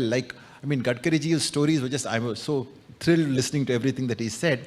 But I'm equally thrilled by one more thing. When when Modi ji started the Fund of Funds for Startup in 2016, SIDBI, a old public sector manager, was given the responsibility to take government's own money from the rural infrastructure, from the government's own money, and give it to 87 different VC funds. They have done that so successfully that the 2,000 crores or 3,000 crores that they have put of the 7,000 committed has become 30,000 crores by multiplier effect of others investing. And all these monies are given to Indian startups. So we have well-proven models. Similarly, the pension money can go there. Insurance is already investing. We have a great new insurance regulator chairman who wants to make sure more and more investments from insurance companies come to VC funds, because the insurance pools need it. They need to make sure the insurance companies are profitable if the insurance companies are going to grow. We need pensioners to get better returns, and therefore we can do it by making India strong. So this committee, I think, is studying these issues. There are also issues around taxation. It's very odd. You invest in the public market, you get a concession on your long-term tax. You take huge risk and put money in the private market, you get double the tax. I don't think this is the intent of the government. This is all legacy. And this legacy, this government has dismantled not only legacy, but has also made history. I'm sure this will also get changed in the future. That these are all the past being unburdened. So I think the issues are well known on taxation, on getting pension and insurance money into the venture capital funds. And also at the same time making sure that the issues faced by startups, which are being sorted out rapidly, continue to get sorted out. The main point, I think, which has helped India a lot, in addition to public digital infrastructure, is the Reserve Bank of India's policy. India is one of the few countries in the world where the Reserve Bank actually has designed the fintech marketplace, rather than let market alone design and then react. And this, I think, is going to be a change. There's the reason why you have UPI going to 1 billion transactions a day, maybe in next 5 years. And you have right now Open, which is coming, ONDC, which is coming, which is going to make sure the Kirana shops become part of the e-commerce system. So I think that is another very big positive. So positives are many. We just need a few frictional points to be sorted out. I just think I'm not at all worried about whether India will retain the tag. I just want to sit and see how can we participate in this journey, and also how can we enjoy watching all the Indians who are not franchised become free. Right. Mr. Nageshwaran, what do you think about what Mr. Srinivasan said? How can we remove some of these friction points? No, I think in the area that he's interested in, the friction points are being addressed. In fact, the bigger friction point is to make sure that, as the Honorable Minister pointed out, that our small and medium enterprises need to be brought into the formal system. And for that, some of the onerous regulations and intrusive inspection and compliance that they face at the ground level, those have to be removed. And this is not just a union government endeavor, but local government and state government endeavor. So the union government, for example, is decriminalizing many statutes, removing them from the statute books, and also continuing to work on making sure that many of the approval processes are automated, so on. But where they are still intrusive is at the level of the provincial governments and local governments. So when we talk of, I have been saying it repeatedly, it's one thing to divest from LIC, the corporation, but it is another thing to divest from LIC, the ecosystem, licensing, inspection, and compliance. That need to happen on a war footing, and that will be the key to growth, because we still lack what we call the middle manufacturing. We have few large successful enterprises, we have millions of micro and small enterprises. We need a middle India. And the answer to your earlier question about the reform that we need to do, it's just to keep plugging away in dismantling the licensing, inspection, and compliance. And that will be the most important friction point to be addressed. If capital has to flow to manufacturing, and our manufacturing share of GDP has to go up, we need to work consistently and tirelessly in removing the very many friction points for small and medium enterprises. Right. Mr. Narendran, exports are very critical to India's growth story, considering we have a very high import bill for crude. And this is what the Commerce Secretary has also pointed out, that we have no choice but to continuously push our exports. So there is a PLI scheme to make us more competitive. There are schemes to promote the exports as well. What more can be done in order to make sure there are greater exports from the steel sector? I think that's a touchy question, right? Just now, there's export duty on steel. We can make it. We can make And it a Mr. large Gadkari industry has a question strong as view well. on it, so I don't want to have a debate on that. But having said that, I think leave steel out of it. I think largely, yes, we certainly need to be a big exporter. Even if I take steel, for instance, my point is, who are the biggest steel exporting countries in the world? China, Japan, Korea. None of them have iron ore. We have iron ore in some of the poorest parts of the country, right? So why can't we encourage more mining, more steel production, and more exports? Between these three countries, they export 150 million tons of steel. India produces 110 million tons of steel, right? So when we have a 300 million ton goal for making steel, we should have a 100 million ton goal for exporting steel. So, so similarly, each industry, which is naturally competitive, needs to have a goal. And I think $400 billion of exports is just the beginning. I think we are chasing 1 trillion. But the starting point for that is infrastructure. And I think the minister talked about that, because one of the reasons why services exports has been strong, or the IT sector, because you had the telecom infrastructure. You were not dependent on Indian ports, Indian roads, Indian railways to export this. For manufactured goods, you depend on logistics. So investing in infrastructure is very important. And time costs money. If ships have to wait for 15 days to dock at a port and you take 10 days to load the ship, in places like Dubai, it happens in 24 hours, right? Ships come and go. So I think there's a lot that we need to do, which we are doing. The other subject which the ministers talked about in the past is waterways. If you see, a lot of movement in China happens on waterways. So that also adds to export competitiveness. Because while the road infrastructure is important, it is the most expensive way of moving goods. Railways is cheaper than roads. Waterways and seaways is cheaper than railways. So if you really look at that, you need to invest across multimodal transport, look at the time that it takes to move stuff across a country and out of the country. The documentation using blockchain, you can do a lot of work on documentation so that it can be paperless and can move efficiently. Because I think inside the factory gates, Indian industry is world class. Sometimes that competitiveness is diluted outside the factory gates. And that's where the cost of doing business becomes very important, because I think Indian industry is entrepreneurial, is world-class in many ways, can be competitive, and we just need that, all those ingredients to fall in place. I think they are falling in place, and I'm very bullish about the prospects. And the other thing which is helping us now is, of course, everyone looking at building resilience into supply chains, and hence having an option of more than one. And it's India's moment from that point of view. And I think more and more industries, global corporations are looking at investing in India for that reason. That's a very important point. And Minister Gadkari, I'd like to ask you about this point about resilient supply chains. You interact a lot with the automotive industry, and they were among the key sectors badly hit by the supply disruptions during the pandemic. Shortage of components, shortage of semiconductors. What more can India do in order to have resilience in supply chains, make sure that manufacturing, which may move out of China, or companies which may want a China plus one strategy, would come to India? Currently, we are seeing a slowdown in China.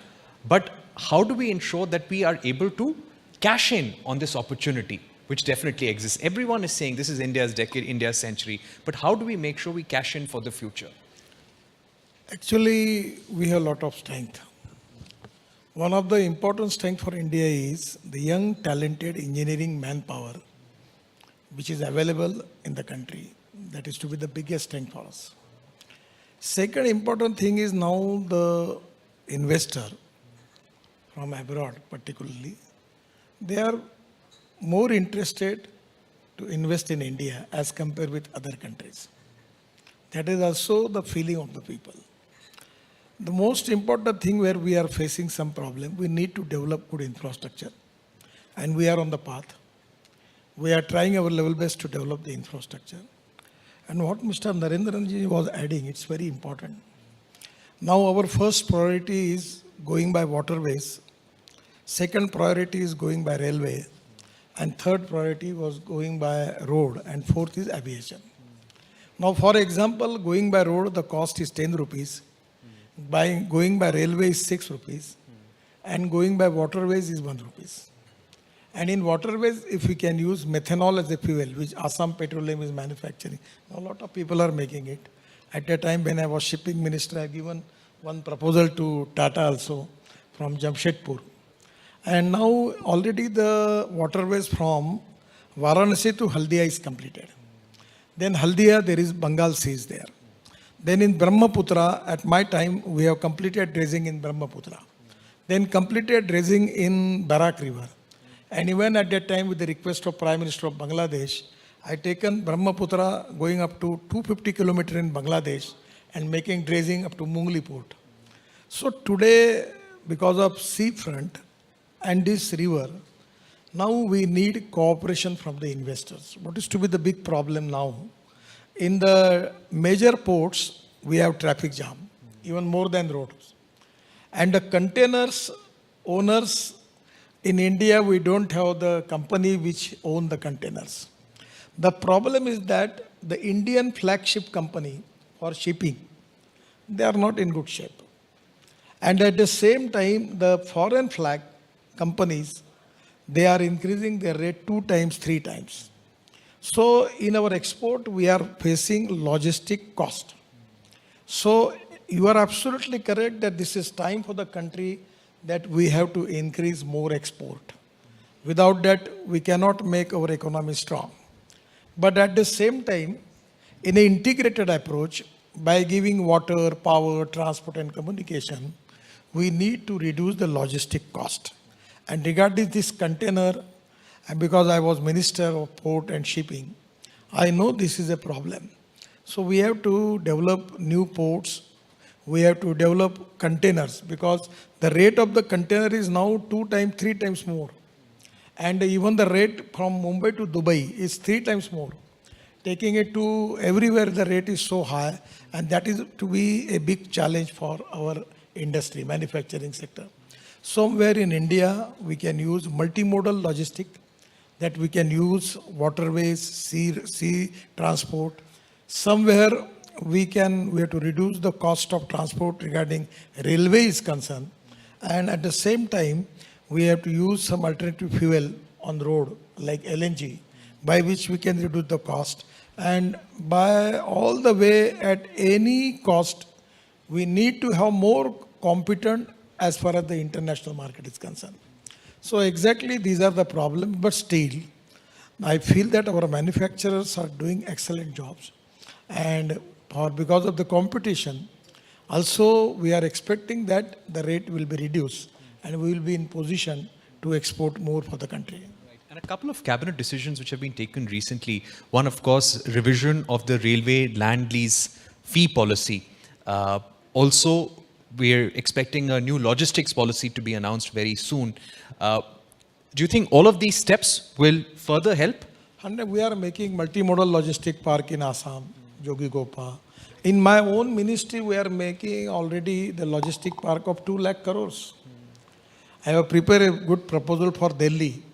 On the peripheral road, all wholesale market, container depots, because this peripheral road, 8 spots are there where railway is connecting to the road. So on the basis of that, we will take all wholesale markets, godowns, pre-cooling plant, cold storage, fruit preserve markets, electronic markets out of Delhi. That will reduce the pollution in Delhi. Everywhere in Bangalore that there is a problem. So 3 days, 4 days before I was in Bangalore, so I discussed the issue with the Chief Minister. We are planning for that. Everywhere lot of potential is there. And that is very important as far as the futuristic economy is concerned. Right. And I feel that we need public-private investment for that.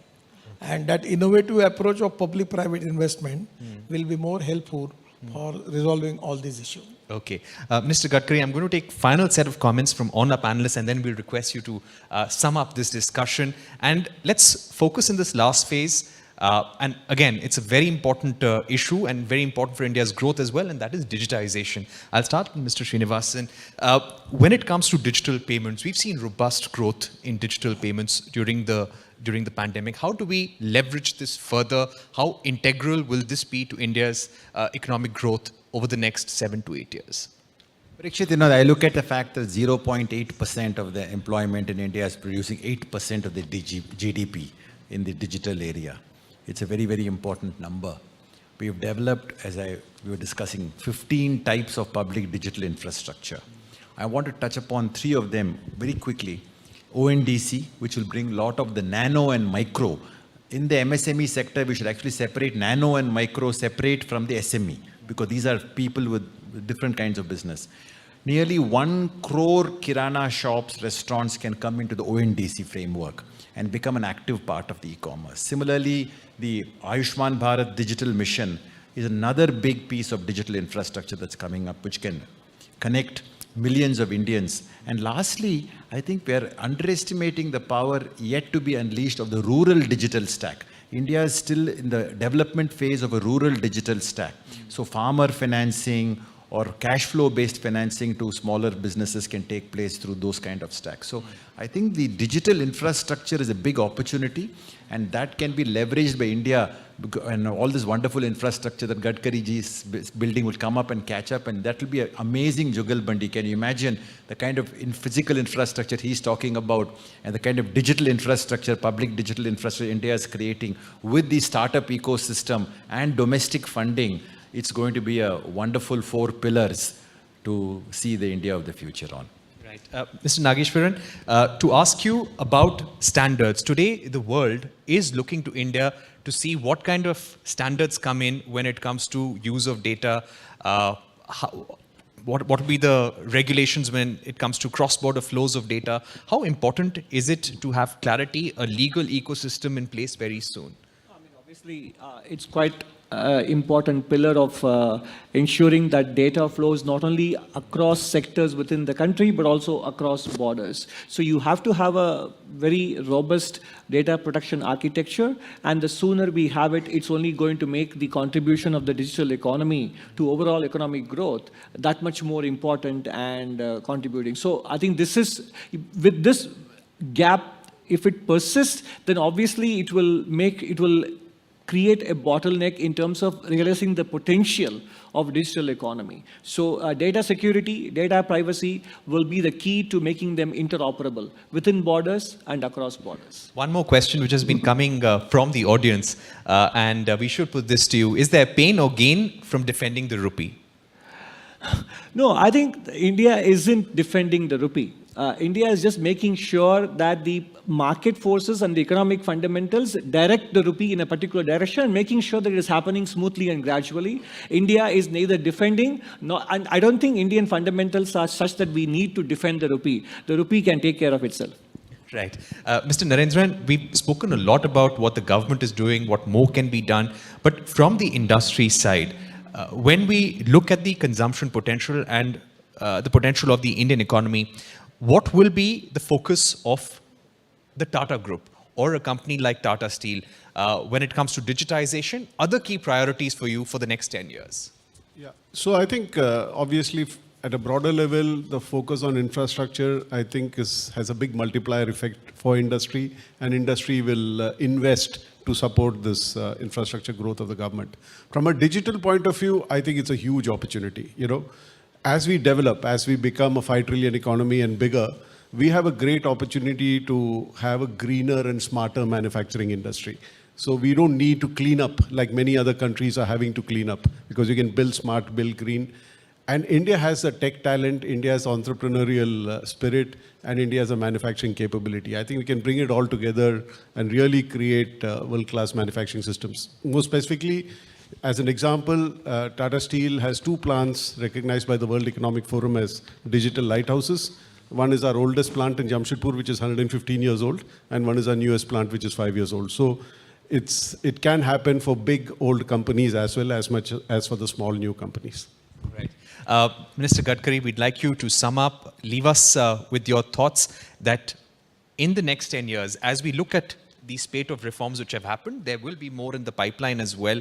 How will we ensure inclusive growth, job creation, and growth for those at the bottom of the pyramid as well? Something that the Prime Minister has also been speaking about. First of all, I will tell you about the digital infrastructure. In NHI, because of fast track, we have benefited increase our toll income by 15,000 crore per year. And now we are going to launch automobile number plate technology by which there will be no toll naka. So 100% even in RTO system, as a transport minister, the 40 services now available to your house, you can take the advantage of it. You don't need to go to RTO office. So this is very important for the country. The Prime Minister's dream is to make Indian economy of $5 trillion. And Atmanirbhar Bharat is the most important concept. And for that reason, we need to increase productivity. We need more export. For that reason, the Prime Minister is giving really a good message. Jai Jawan, Jai Kisan, and now it is Jai Vigyan ke saath Jai Anusandhan. What I am telling to the people that the innovation, entrepreneurship, science, technology, research, skilled and successful practices, we name it as knowledge. And futuristic point of view, conversion of knowledge into wealth is the future for the country. So we should give highest priority for research and development. And the other philosophy which always I like it, that no one is West, no material is West. It is depending upon the appropriate technology. It is depending upon the appropriate vision that you can convert West into wealth. So even we can make the West economy, solid waste and liquid waste management economy of 5 lakh crore. I have just successfully implemented one project in Mathura, 80 MLD sludge in hybrid annuity. The water is taken by Indian Oil, giving 20 crore rupees every year. So everywhere there is a possibility that you can convert waste into wealth by the good technology and going for green hydrogen. So my suggestion is for the futuristic economy, this is the time for the country that we are the fastest growing economy. Our future is very bright. The young, talented engineering manpower is the strength for the country. Availability of the raw material, power, transport and everything is there. And the choice of the people in the world is India.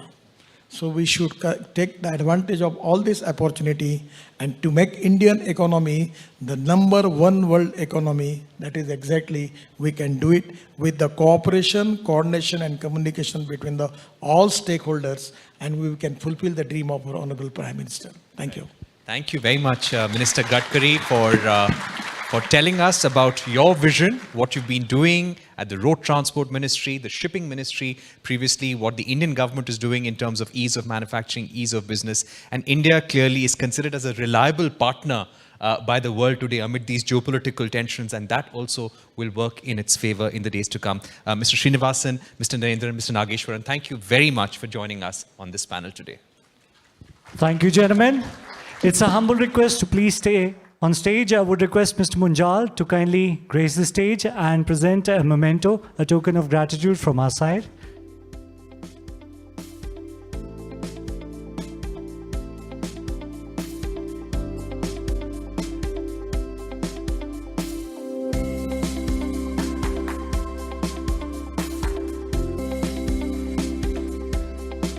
A big thank you to Mr. Gadkari.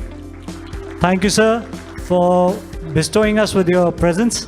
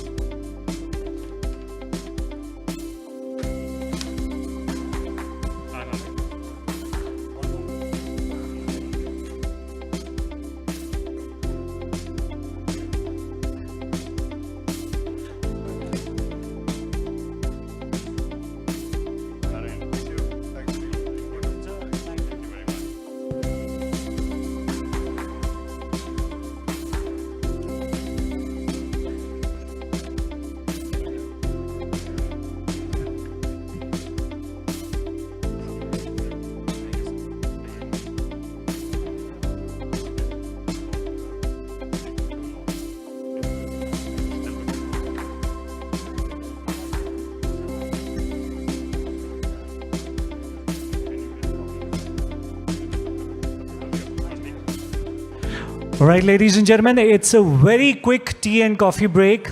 I would suggest in an orderly fashion because we are pretty much crowded at the gate right now. So once you have your tea and coffee, you might as well join us back in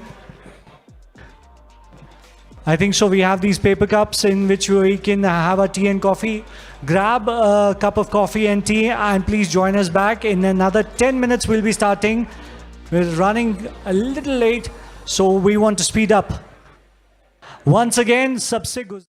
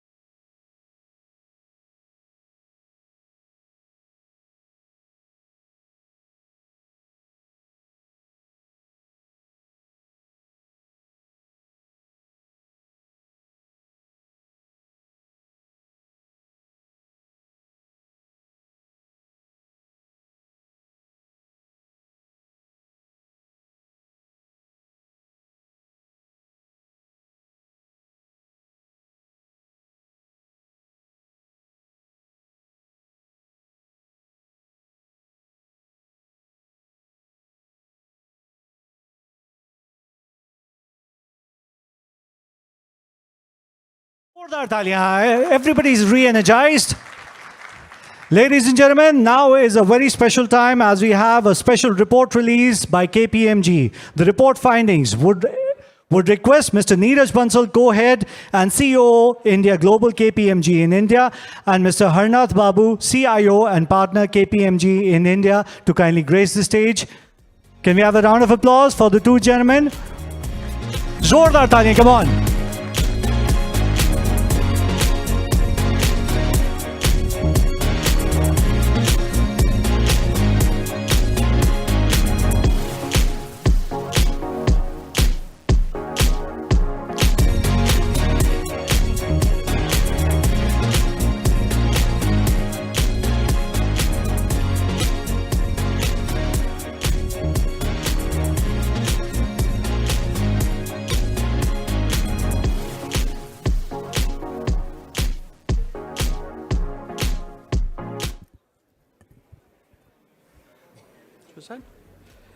Good afternoon, everyone. It's an immense pleasure to be here with you all today, and we have what a fantastic first half that we've had, with two sessions that we had with the ministers. My name is Neeraj Bansal. I'm joined by my colleague Harnath. We're happy to release our report today. The report is Doing Business in India. In terms of, if I take just a couple of minutes to kind of talk about the report, essentially, when we look at the fact that with the fact that there was so many lockdowns, so many issues that happened with the COVID side of it, and we had a lot of supply shortages, geopolitical issues happening as well. Still, India has remained on its growth trajectory, and there are just 4 points that I wanted to highlight. One, with the easing of compliance rules, focus policies, the favorable demography that we have, as well as the diverse investment possibilities in the growth sectors, we see that India has established itself as one of the most preferred investment destination. Our exports are at an all-time high, which have increased from close to $400 billion that were there in FY21 to now $612 billion in FY22. And we spoke about in the earlier session on the PLI. PLI has also played a good part in terms of getting this spike in our domestic production, as well as in terms of the export aspect of it there. Furthermore, a streamlined tax structure, as we see liberal norms that are getting set up for free trade agreements, and also preferential trade agreements that we are having with various countries, they are helping us to create and generate more foreign investor interest in the country, which has resulted into very significant increase in the FDI in terms of equity inflows, part of it as well.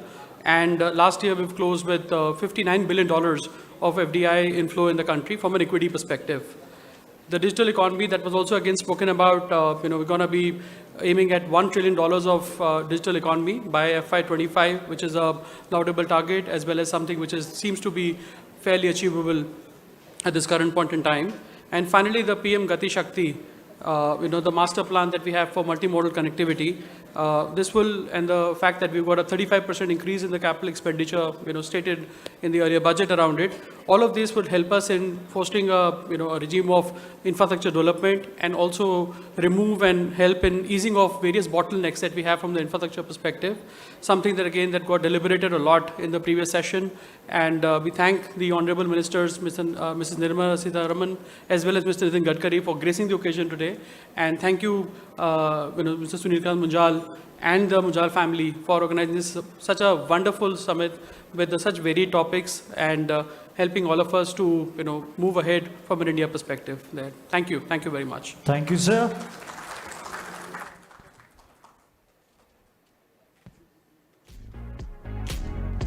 So there you go, ladies and gentlemen. The report finding एक बारी जोरदार तालियां होनी चाहिए.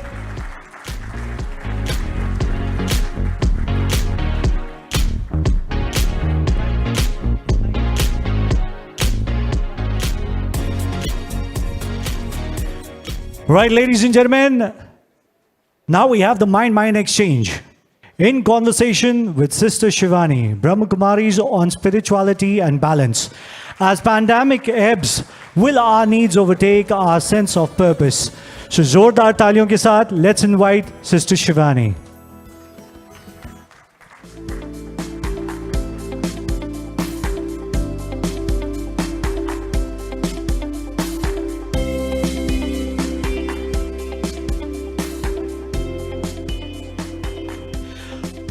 I would request to please black out the screens. And can we have more lights?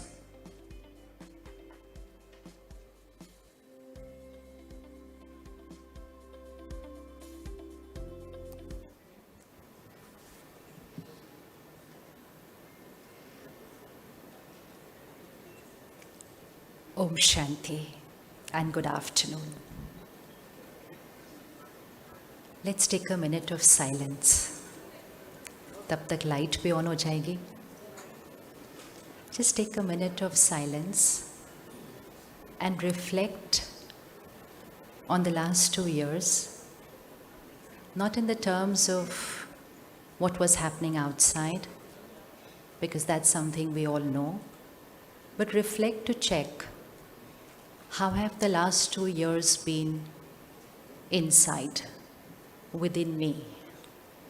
Close your eyes. By the time everybody around you settles down, just close your eyes. You just have to ask yourself a simple question, which we always ask other people. When we meet people, we say, "How are you? Aap kaise hain?" Take this minute to ask yourself.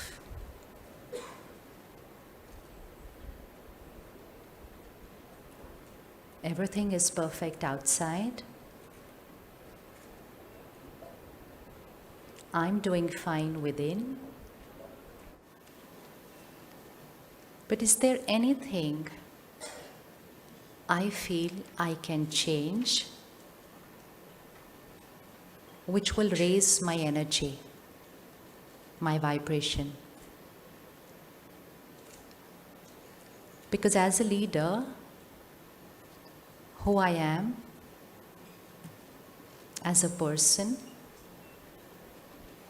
who I am as a vibration, is what ripples to everyone around me. So is there anything I can change about myself? And choose any one thing very specific. Specific. A habit, a way of thinking, a way of speaking, living, कोई भी एक आदत. One change, and when I create this change, it's not only I who benefits, I create an energy which empowers, which transforms. And that begins a ripple effect. Because they who get empowered, they empower further.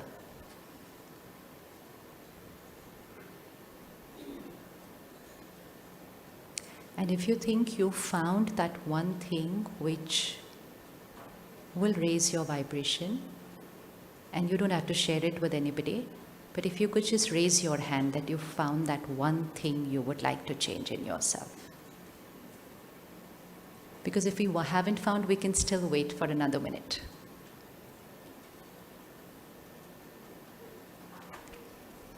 Okay, anyone who has not yet found?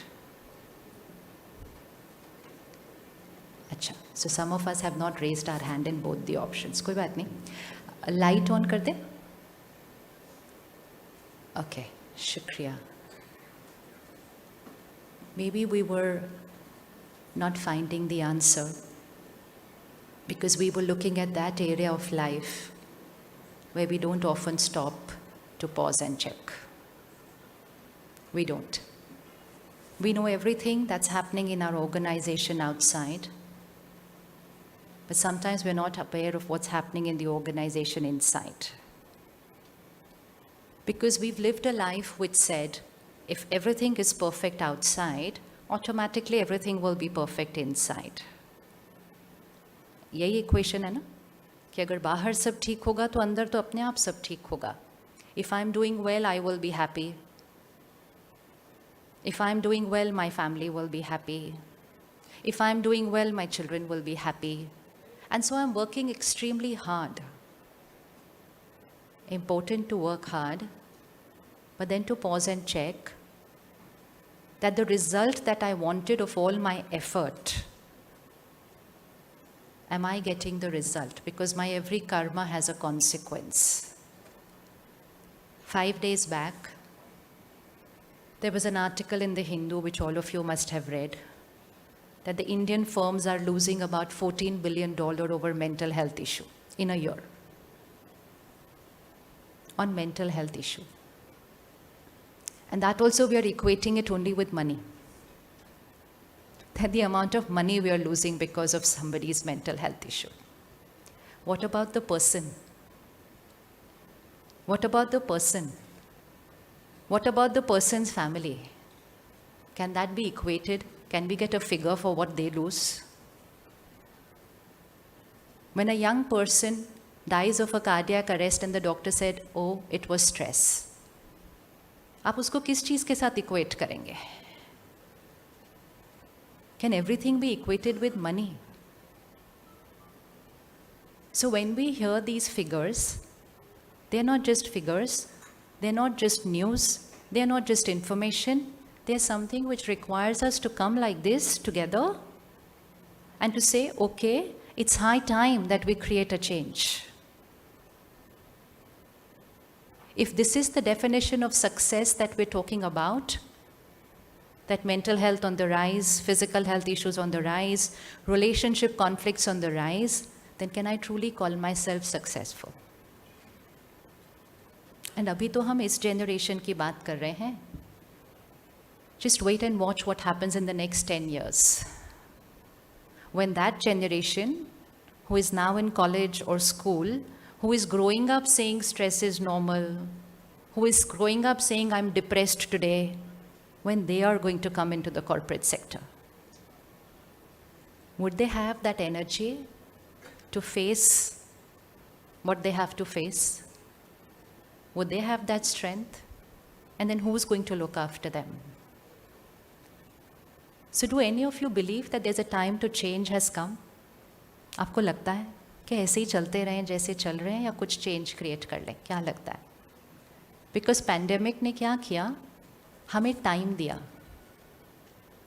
Pause and check, because pandemic said anything can happen suddenly. The word to be underlined was अचानक. अचानक कुछ भी हो सकता है. And जब वो अचानक होता है, do I have the power, the strength to face that? So COVID, a physical health issue, and what was also on the rise in the last 2 years was mental health, divorce rate, suicide. इस सब का Covid से क्या connection था? Nothing. Nothing. But इस सब का किससे कनेक्शन था? The mind of the individual facing that uncertain thing. And then all those minds who were locked up at home are suddenly back at work, and a work which has suffered for 1.5 years, and suddenly everybody is like, ये करना है, ये करना है, ये करना है, ये करना है, सब कुछ करना है, achieve करना है, without pausing to check कि जो वापस आए हैं उनकी state of mind कैसी है. And then last week there was another article which said, CEO now needs to be a chief empathetic officer.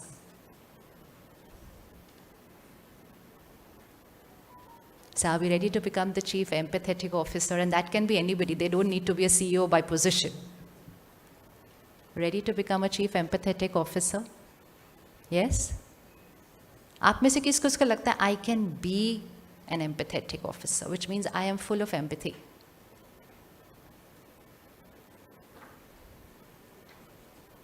अच्छे से उठा लो. It's good to be full of that. And empathy का meaning क्या है? Empathy doesn't mean only to be able to understand what the other person is going through, to be able to be compassionate.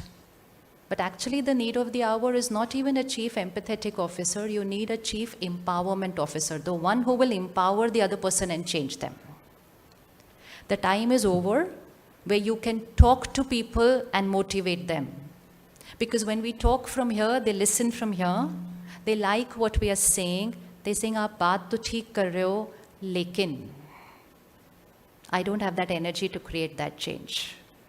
So as a leader, the communication now just cannot be with words and my body language, and definitely not with presentations. It has to be with my vibration. On a scale of 1 to 10, give yourself a ranking where you feel you are in terms of your emotional health.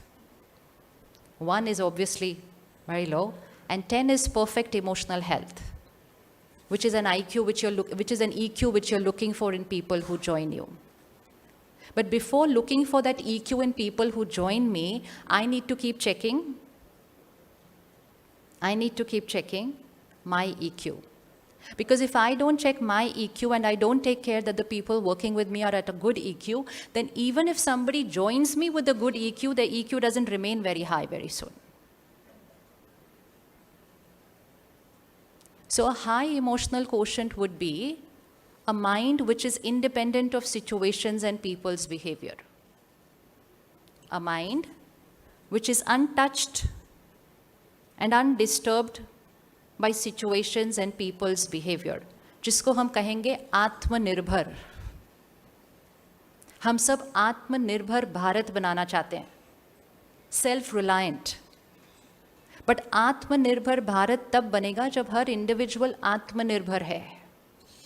Atmanirbhar means I, the being, Atma, is not dependent on anyone for how I feel. I am Atmanirbhar, which means I am emotionally independent. Which means I cannot live a life which says, I'm stressed because of, I'm angry because of, I'm hurt because of, I'm upset because of, I'm worried because of. Who is the creator of our thoughts and feelings? Who is the creator of our thoughts and feelings? अच्छे से बोलिए. We नहीं, I. कुछ कुछ जगह पर I बोलना चाहिए और कुछ कुछ जगह पर I नहीं बोलना चाहिए. So who is the creator of my thoughts and feelings is I. I know this is the truth, and yet in action, my mind keeps saying, I'm feeling like this because of, and I point the finger outside. Come COVID, and the world said fear and anxiety is normal. For a few days, fear and anxiety, for a few weeks, few months was fine, but when it turned out to be over a year, it doesn't remain at fear and anxiety, it shifted to an anxiety disorder. Why? Because we thought pandemic outside, so fear and anxiety is normal. This is not Atmanirbhar. This is Paristhiti Nirbhar, situation dependent. If someone doesn't behave right, naturally I will get angry. This is called people dependent, not self-dependent. And that is a low EQ. So the need of the hour is to energize everyone where the mind is more powerful than the situation and other people's behavior. And that is when that individual will be able to be calm in a crisis. Will be able to be stable even the other person is not behaving right with them. How many of us feel I can be stable in a crisis? And I can be unaffected if someone is wrong to me, behaves wrongly with me, speaks wrongly about me, or does something wrong to me, and I can be stable. And if I cannot, it doesn't matter, but I still need to rank myself on a scale of 1 to 10. What is the level of the disturbance? Because then I give myself a marking. 10, always stable, and 1 gets disturbed very easily. So where do I put myself? On the journey of life, am I competing with people around me? Am I uncomfortable with somebody around me does better than me? When I find it difficult to be happy when someone else has done well, then my EQ is a little. But growing up in a world which says competition is normal. तो फिर competition normal है तो jealousy normal है. And jealousy normal है, competition normal है तो EQ तो फिर. So to take care of our people, We only need to start taking care of one person, me, myself. And when I start taking care of myself, I will start prioritizing people over performance. आज schools में performance oriented culture है. अब आप check करिएगा organisations में कैसा है. School में if I do well and I come first in academics, doesn't matter I'm egoistic, doesn't matter I'm not kind and caring and sharing, but I've come first, so I'm called successful and I'm awarded. And another child, very caring, very compassionate, cooperates with everybody, but academically did not do well, is labeled a failure. क्या ये ठीक है? क्या ये सही है? क्या बात है? ये सही नहीं है? But he did not or she did not do academically well. So everybody says, you failed. You failed. And उस बच्चे पर उसी एज से लिख जाता है label, you failed. Because nobody saw his sanskars, his nature, his personality, which means nobody looked at the EQ. उसकी EQ बहुत हाई थी, लेकिन सबने कहा you failed, you failed, you failed, you failed, you failure. तो वो जो EQ high थी वो भी क्या होने लग गई. So that's called a performance-oriented culture. And if we focus only on the performance, then performance is all that we get. एक है performance, एक है people. एक है achievement, एक है संस्कार. दोनों में से कौन से ज़्यादा important है? सिर्फ यहाँ नहीं बोलना है, मतलब कल करना है जाके. Because that is the change that is needed. Okay, if I'm doing very well, it is not necessary that I'm very happy. But if my EQ is high, do you think I will do well in what I'm doing? Let's get the equation right. If I'm doing very well, it's not necessary I'm emotionally and mentally happy and healthy. But if I'm emotionally very strong, do you think I'll do well in what I'm doing? तो इसका मतलब अगर इसका ध्यान रख लें तो ये तो अपने आप ही हो जाएगा ना. बट हम इसका इतना ध्यान रख रहे हैं और ये क्या होता जा रहा है? If we are creating miracles in the industry with people who are fatigued, tired, mentally exhausted, what miracles will we create if people come to work every day happy, energetic, and vibrant? And everybody unanimously saying the major cause of my stress is work-related. Do you believe that? 3 words, please put your priority list. Self, family, work. Self, family, work. Priority list, order. Self, family, work. Priority. Work, family, self, or self, family, work?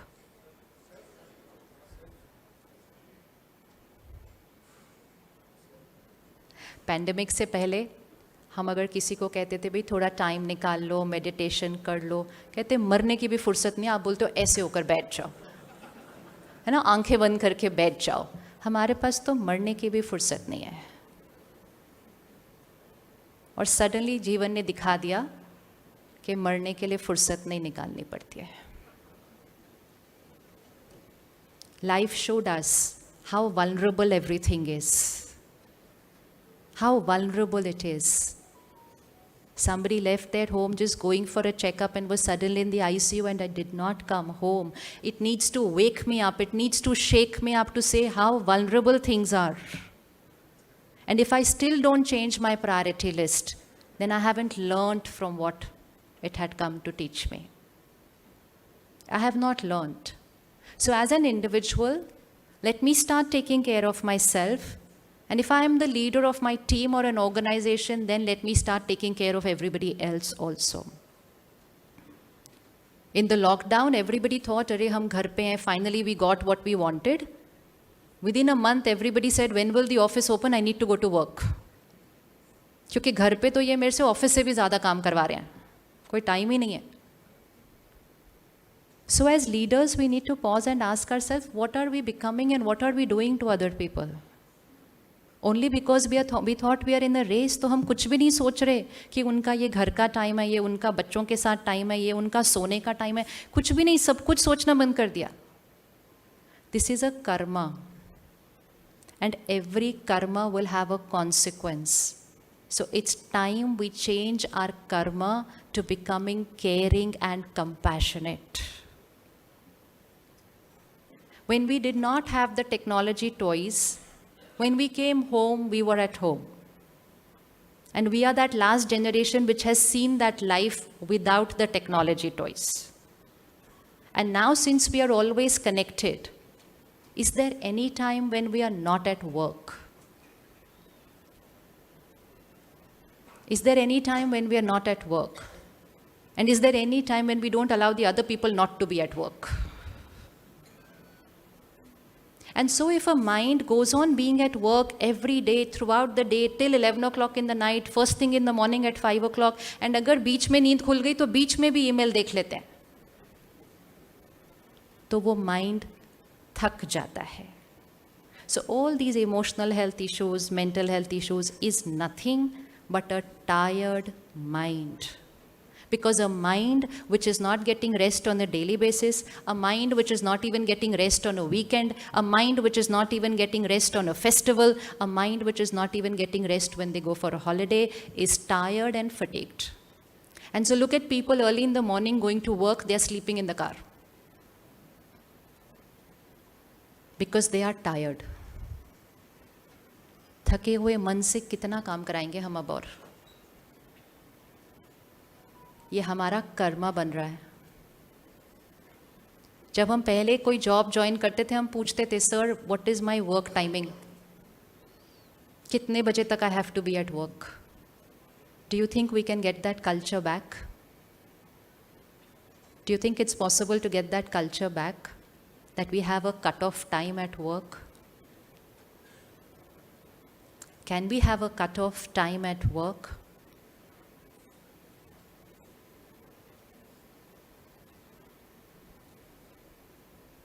Can we have a cut-off time at work? If we don't start doing that, then what was $14 billion last week? सिर्फ एक साल बाद वो figure फिर से आप देखिएगा. And we will be responsible. And that figure is not only what happens to the individual who works in your organization, that figure is also about what happens in their child's life. High rise of anxiety in children, school children, high rise in suicide and attempt to suicide. And they're saying, oh, बच्चों की जीवन में बहुत competition है. बच्चों की जीवन की कंपटीशन की वजह से ये कुछ भी नहीं हो रहा है. This is all happening because the adults that they are surrounded by are emotionally so fatigued that they have no energy to energize their child and empower their child. They are only able to buy things and give it to them. क्योंकि हम उसी पे मेहनत कर रहे हैं. I am working hard to earn so I can buy everything that money can buy, but the mind healing can not be bought with money. Physically भी हम ट्रीटमेंट खरीद सकते हैं, हीलिंग तो नहीं खरीद सकते, हेल्थ तो नहीं खरीद सकते. Can we keep a cut off time at work?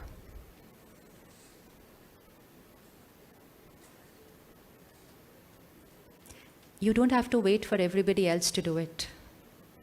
The one who does it now will be the true leader. And it always has to begin with one. But we tend to look at everybody else. They are not doing it, then I may be left behind. Start taking care of your people, and your people will create miracles at work. They will create miracles at work. And let's begin with ourselves. Once we do it for ourselves, we'll automatically be able to do it for our people. Can we keep cut-off time for ourselves? अपने आप के लिए नहीं, अपने आप के लिए भी नहीं. तो फिर empathetic होना बहुत difficult है. Empathetic, a tired mind cannot be empathetic. A stressed mind cannot be empathetic. Empathy is a high vibration. Fatigue and tiredness and stress and worry and anxiety is a low energy. So simple lifestyle habits. Take them right now. And if you want to raise your energy, then start experimenting with them. First thing, sleep cycle. If someone doesn't have a right sleep cycle, their emotional and mental and physical health will start getting affected sometime or the later, even if you're taking care of your body. The whole thing of self-care being about taking care of my body, even if you take care of your body, but if you don't take care of your mind, the body will not always be healthy. It will show you a sign. Because every thought we create, every single thought we create is a vibration which radiates to every cell of the body. And so we saw in this last year, young heart attacks of those who go to the gym, they eat a very good routine. And then what did the doctor say on the news channels? Stress. Finally, aa gaya na us par. Which means if I take care of my body without taking care of my mind, it's incomplete taking care. So the most important thing for my mind to be energized is sleep. Aajkal we have people from the West who are coming in doing workshops saying the 5 a.m. leadership club. Any one of you a part of the 5 a.m. leadership club? And we are joining those workshops having forgotten कि हमें thousands of years से पता था कि ब्रह्म मुहूर्त उठना होता है. पता था ना हमें? Brahma Muhurat means the highest vibrational time of the 24-hour cycle is between 4 and 5 a.m. Highest intuition. The coming time needs leadership with intuition, not always leadership with logic, not always leadership with information, leadership with intuition. Intuition मतलब आप बस silence में बैठेंगे and आपका mind कहेगा ये, that's it. सारे लोग कहेंगे ये, आप कहेंगे ये. बट वो वाला जो आंसर है ना, वो ब्रह्म मुहूर्त के टाइम पर आता है. So intuition, clarity, accurate decision making and energizing happens at the Brahm Muhurat time. But for me to wake up at that Brahm Muhurat time and to remain energetic and vibrant throughout the day, I have to sleep early and sleep right. Doctors today are telling us sleep 8 hours, sleep 9 hours. Our parents and grandparents never slept 8 and 9 hours because they led a healthy lifestyle. So what is the right time to sleep?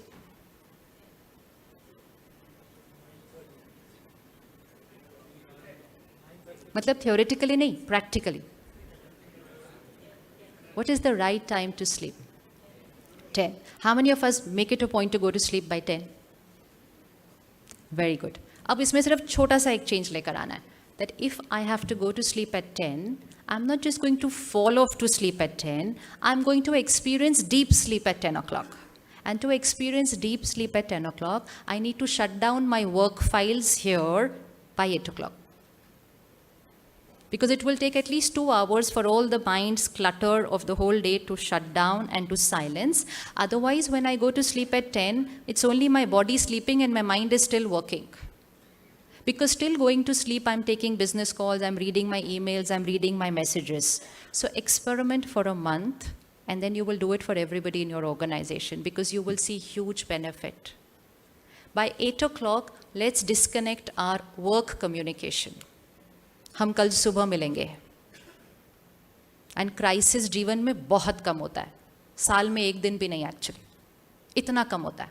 Crisis. The rest of the things we call them urgent. वो उतनी urgent होती नहीं है. आजकल तो हर email पे भी लिख दे अर्जेंट, वो उतना अर्जेंट होता नहीं है. लेकिन जब माइंड थका हुआ होता है सब कुछ ही अर्जेंट लगता है उसके अंदर. सो bye 10 o'clock if I want to experience deep sleep, I eat a light early dinner so that I finish my digestion before going to sleep if I do not want to have any physical health issues. If I do not finish my digestion before I go to sleep, unnecessarily I have to sleep 2 hours extra just for that digestion to happen. As a leader, I should sleep less because I can use that time. But I can use that time if I manage my time the right way. So early dinner, light dinner, और अगर late हो जाए तो miss the dinner, कुछ नहीं होगा. It's better to miss the dinner than to have a late heavy dinner. That's the power because fasting आपके mind और बॉडी दोनों के टॉक्सिन्स को हटा देगा. So early light dinner, then disconnecting from work communication by 8 o'clock. By 9 o'clock, disconnecting from all other media. Which means let's not watch the world news before going to sleep. It's toxic. It's toxic. Because when we go to sleep and the first hour when we wake up, our subconscious mind is active. So then what we consume is not only on the top layer of the mind, it's going to go very deep into my personality. So 1 hour before I sleep and 1 hour after I wake up, I should not have a single negative, low energy word going into my mind. Which means whether it's in the name of news, whether it's in the name of entertainment, whether it is a name of connectivity on social media handles, I cannot afford a single negative word going into me 1 hour before and 1 hour after waking up. Possible? Possible? Very easy. Very easy. Because once I keep consuming that, then stress and anxiety becomes a part of my personality. Because content is our emotional diet.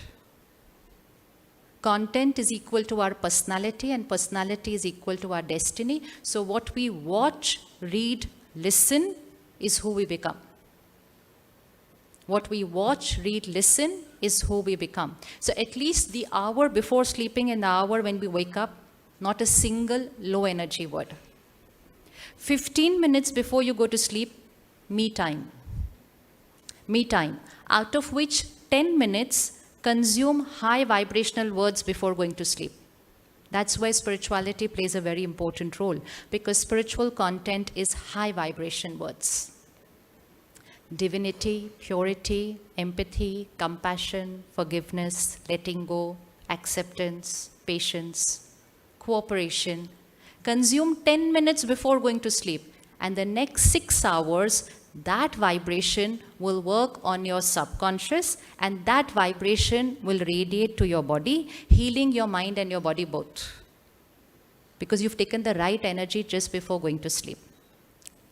Write a little diary and release any negative emotion created during the day. Don't take it to sleep. Don't take it to sleep.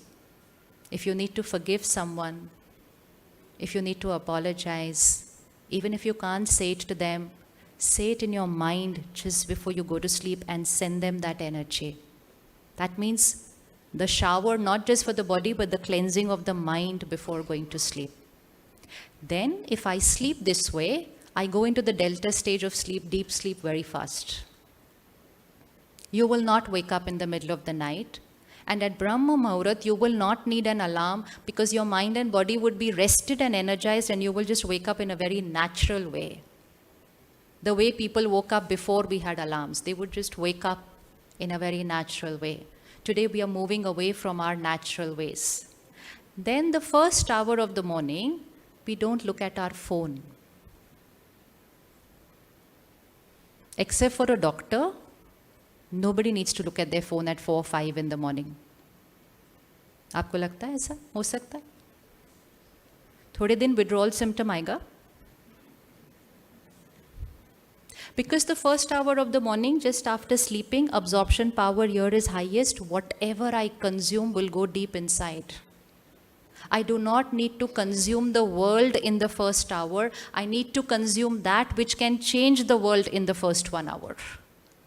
If I consume the world, I will become what the world is.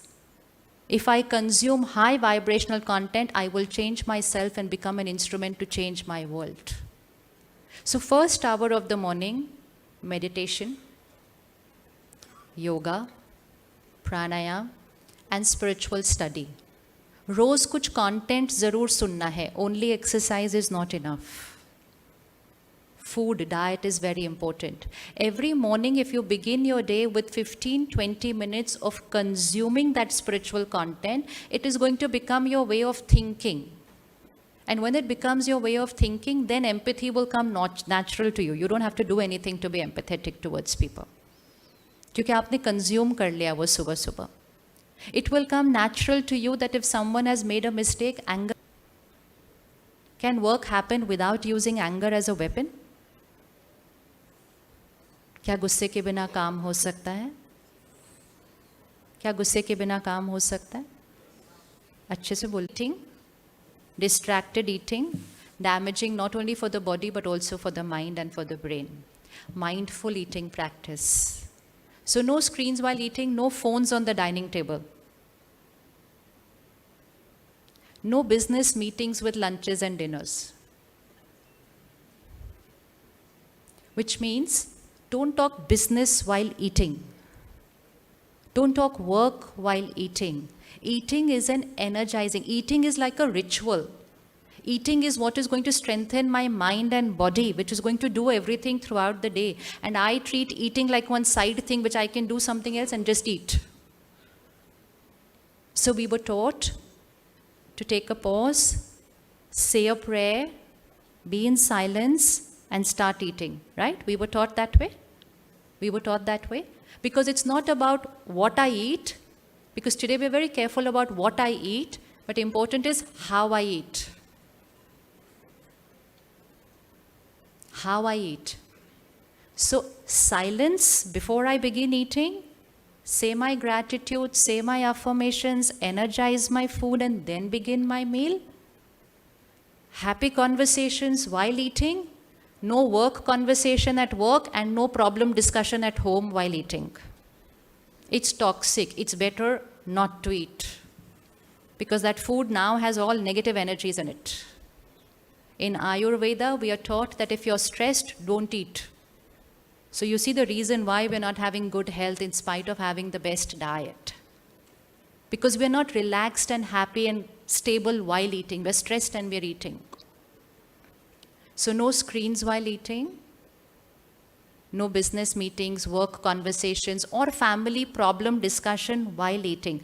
A 15-minute meal and then all the time for meeting and conversations. But just separate the food from the other things. Otherwise, our breakfast is hurried in the morning, our lunch is at work, and our dinner is discussing all the problems with family. And then we are saying, why are we having these young cardiac issues and young cancers? And it's all a lifestyle disease, right? High vibrational diet. Experiment with a plant-based diet. A 3-month experiment with a plant-based diet, and you will never go back to an animal-based diet. That is certain. It's light not just for the body, but it's very light for the mind. Very light for the mind. Experiment. It all has to be experimented. So let's take a minute of silence again to end and take a decision what you're going to change.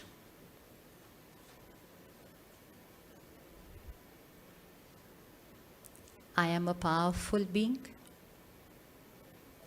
I prioritize self-care. I prioritize people over performance because happy people enhance performance.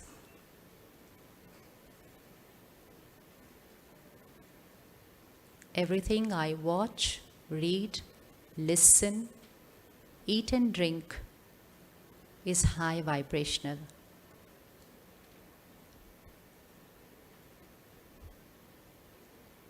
I am calm and stable, a true Karam yogi. Priority, high vibrations. My vibration is my leadership quality. It doesn't just inspire, it empowers, it transforms. And that is truly success. Om Shanti. Shukriya. Thank you so much. एक बारी जोरदार तालियां for Sister Shivani. That was truly enlightening. I would request none other than Mr. Yogesh Munjalji, Managing Director Munjal Shova, and Swati Munjalji, President BML Munjal University, to kindly grace the stage and present a memento to Sister Shivani. And thank you, ma'am, for giving us your precious time. Can we have a round of applause for ma'am once again?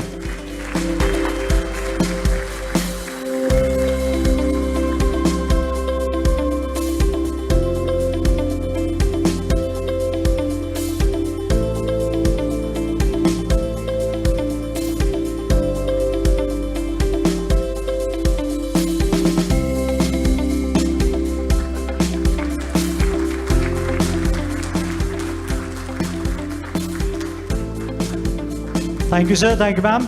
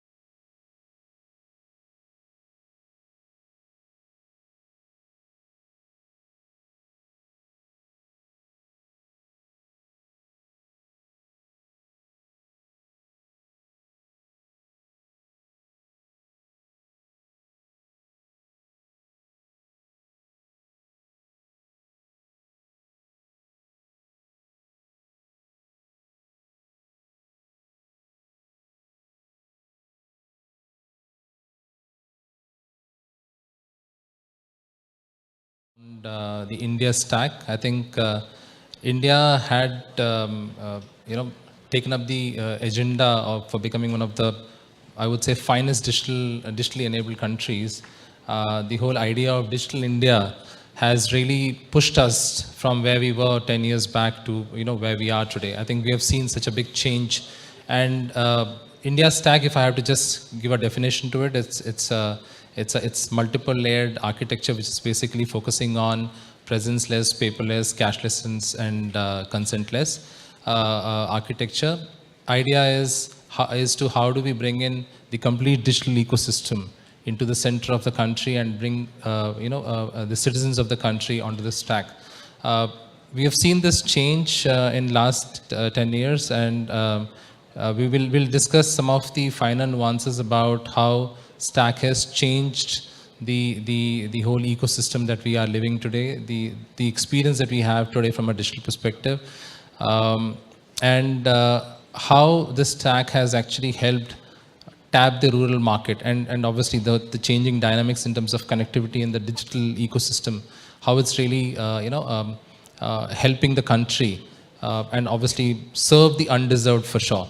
Right. So let me start with you, Sandeep. I think the stack has obviously evolved over the last 10 years, and we have seen great examples, right? I think starting from Aadhaar, where you started collecting, and again, if I have to just give you a perspective, we started with 0 in 2011, right? And today we are talking about 1.2 billion records, again, biometric records in the database. I think we started from there to running thousands of programs on the stack. What's your view around the whole digital stack or India stack that you're running? Are there real applications that we're seeing, and how the country is actually getting benefited out of the platform that we have built? So, I think we all should be extremely proud about the Indian stack. And India stack, I think rather than going into the specifics of it, I think what we should look at is where do we stand in the world relative to the technology stack that we have. We are number one, I think, in payments. Vivek's going to share some pretty interesting examples about what he sees from around the world and what he sees in India. I think we have connectivity now which has leapfrog stages of evolution. And so I don't believe it's so much of an issue of talking about the stack. I think the stack has come a long way. I think we are already in a leadership position. The question is, what do we do about it? And I think let me just give some context from three perspectives. I'm going to cite some quotes which I think are very interesting. So Mahatma Gandhi was right when he said that the future of India lies in its villages. That's sort of, I think, where there is a lot of potential that we can still tap into. Another quote that I found very interesting, Prime Minister Modi about a decade ago had said, "For me, IT plus IT equals IT." And the way he explained it was Indian talent plus information technology is India tomorrow. And I think that's what we are seeing today.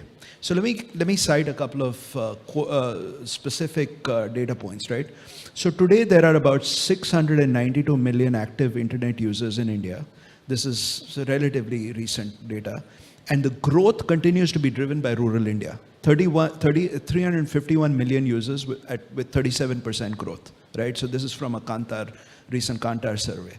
Second, when you think about increasing mobile penetration and you look at ambitious projects like BharatNet, which is being rolled out to farthest reaches of the country across a network of about 250 plus village panchayats, this is really driving a lot of momentum. And 5G and 6G are now probably at the cusp of being driven through India, right? Now, when you put it in the context of other ecosystems and startups, as of 30th of June 22, a total of 72,000 plus startups were recognized by DPIIT, of which 50% of the recognized startups belong to non-metropolitan cities, right? So when you put these things in context, right, it's not so much about the Indian stack, it's how do we accelerate it, drive connectivity to create the ecosystems and others that will spur growth, both in rural India. The second area which becomes very important is skills. And I'll just share a very simple example. Today, within IBM, I think our 95+% of our CSR goes into pure skilling, tech education. And what I've been seeing is that as we've expanded our CSR programs into emerging clusters, I won't say tier 2, 3 cities, it's sort of emerging clusters, in places like Nagaland, Arunachal Pradesh and others, the amount of untapped talent that we found there, which actually, they are not hostage to degree programs. But if you train them in the right skills, they are getting into, the other day in Nagaland, we actually had some high school girls who are actually building drones and they're flying them, right? So that is, if we can use this connectivity to drive a level of, agility and ongoing spreading and drive the skills to create these ecosystems, both in terms of clusters, but also in terms of talent, I think that will help to unleash the growth in a much more faster manner than what we've seen so far.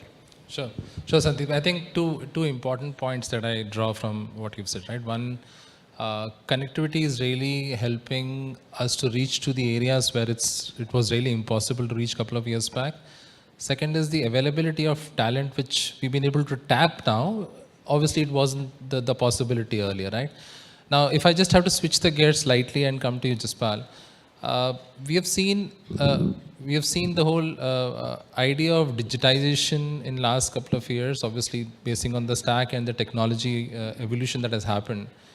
And during the onset of the pandemic, we also saw that there was a huge push towards the digitization and the financial inclusion. Obviously, financial inclusion started earlier, but we saw a huge jump in terms of the digital payment ecosystem.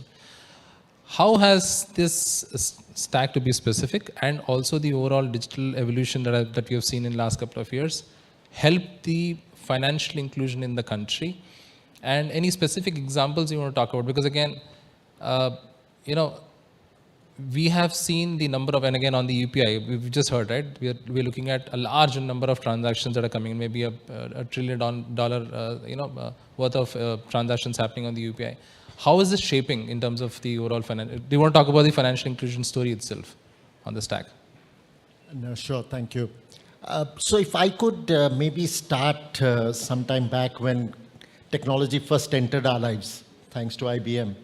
It came in this very expensive jumbo-sized servers. And it was only available to the big houses and to the rich.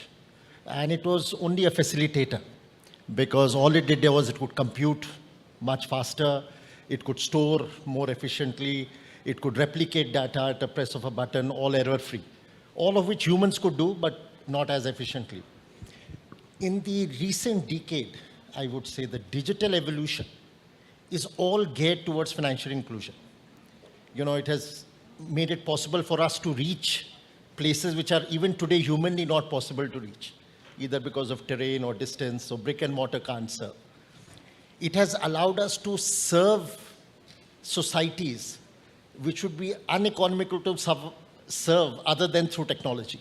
So they were just out of reach, and they have been brought into the cell.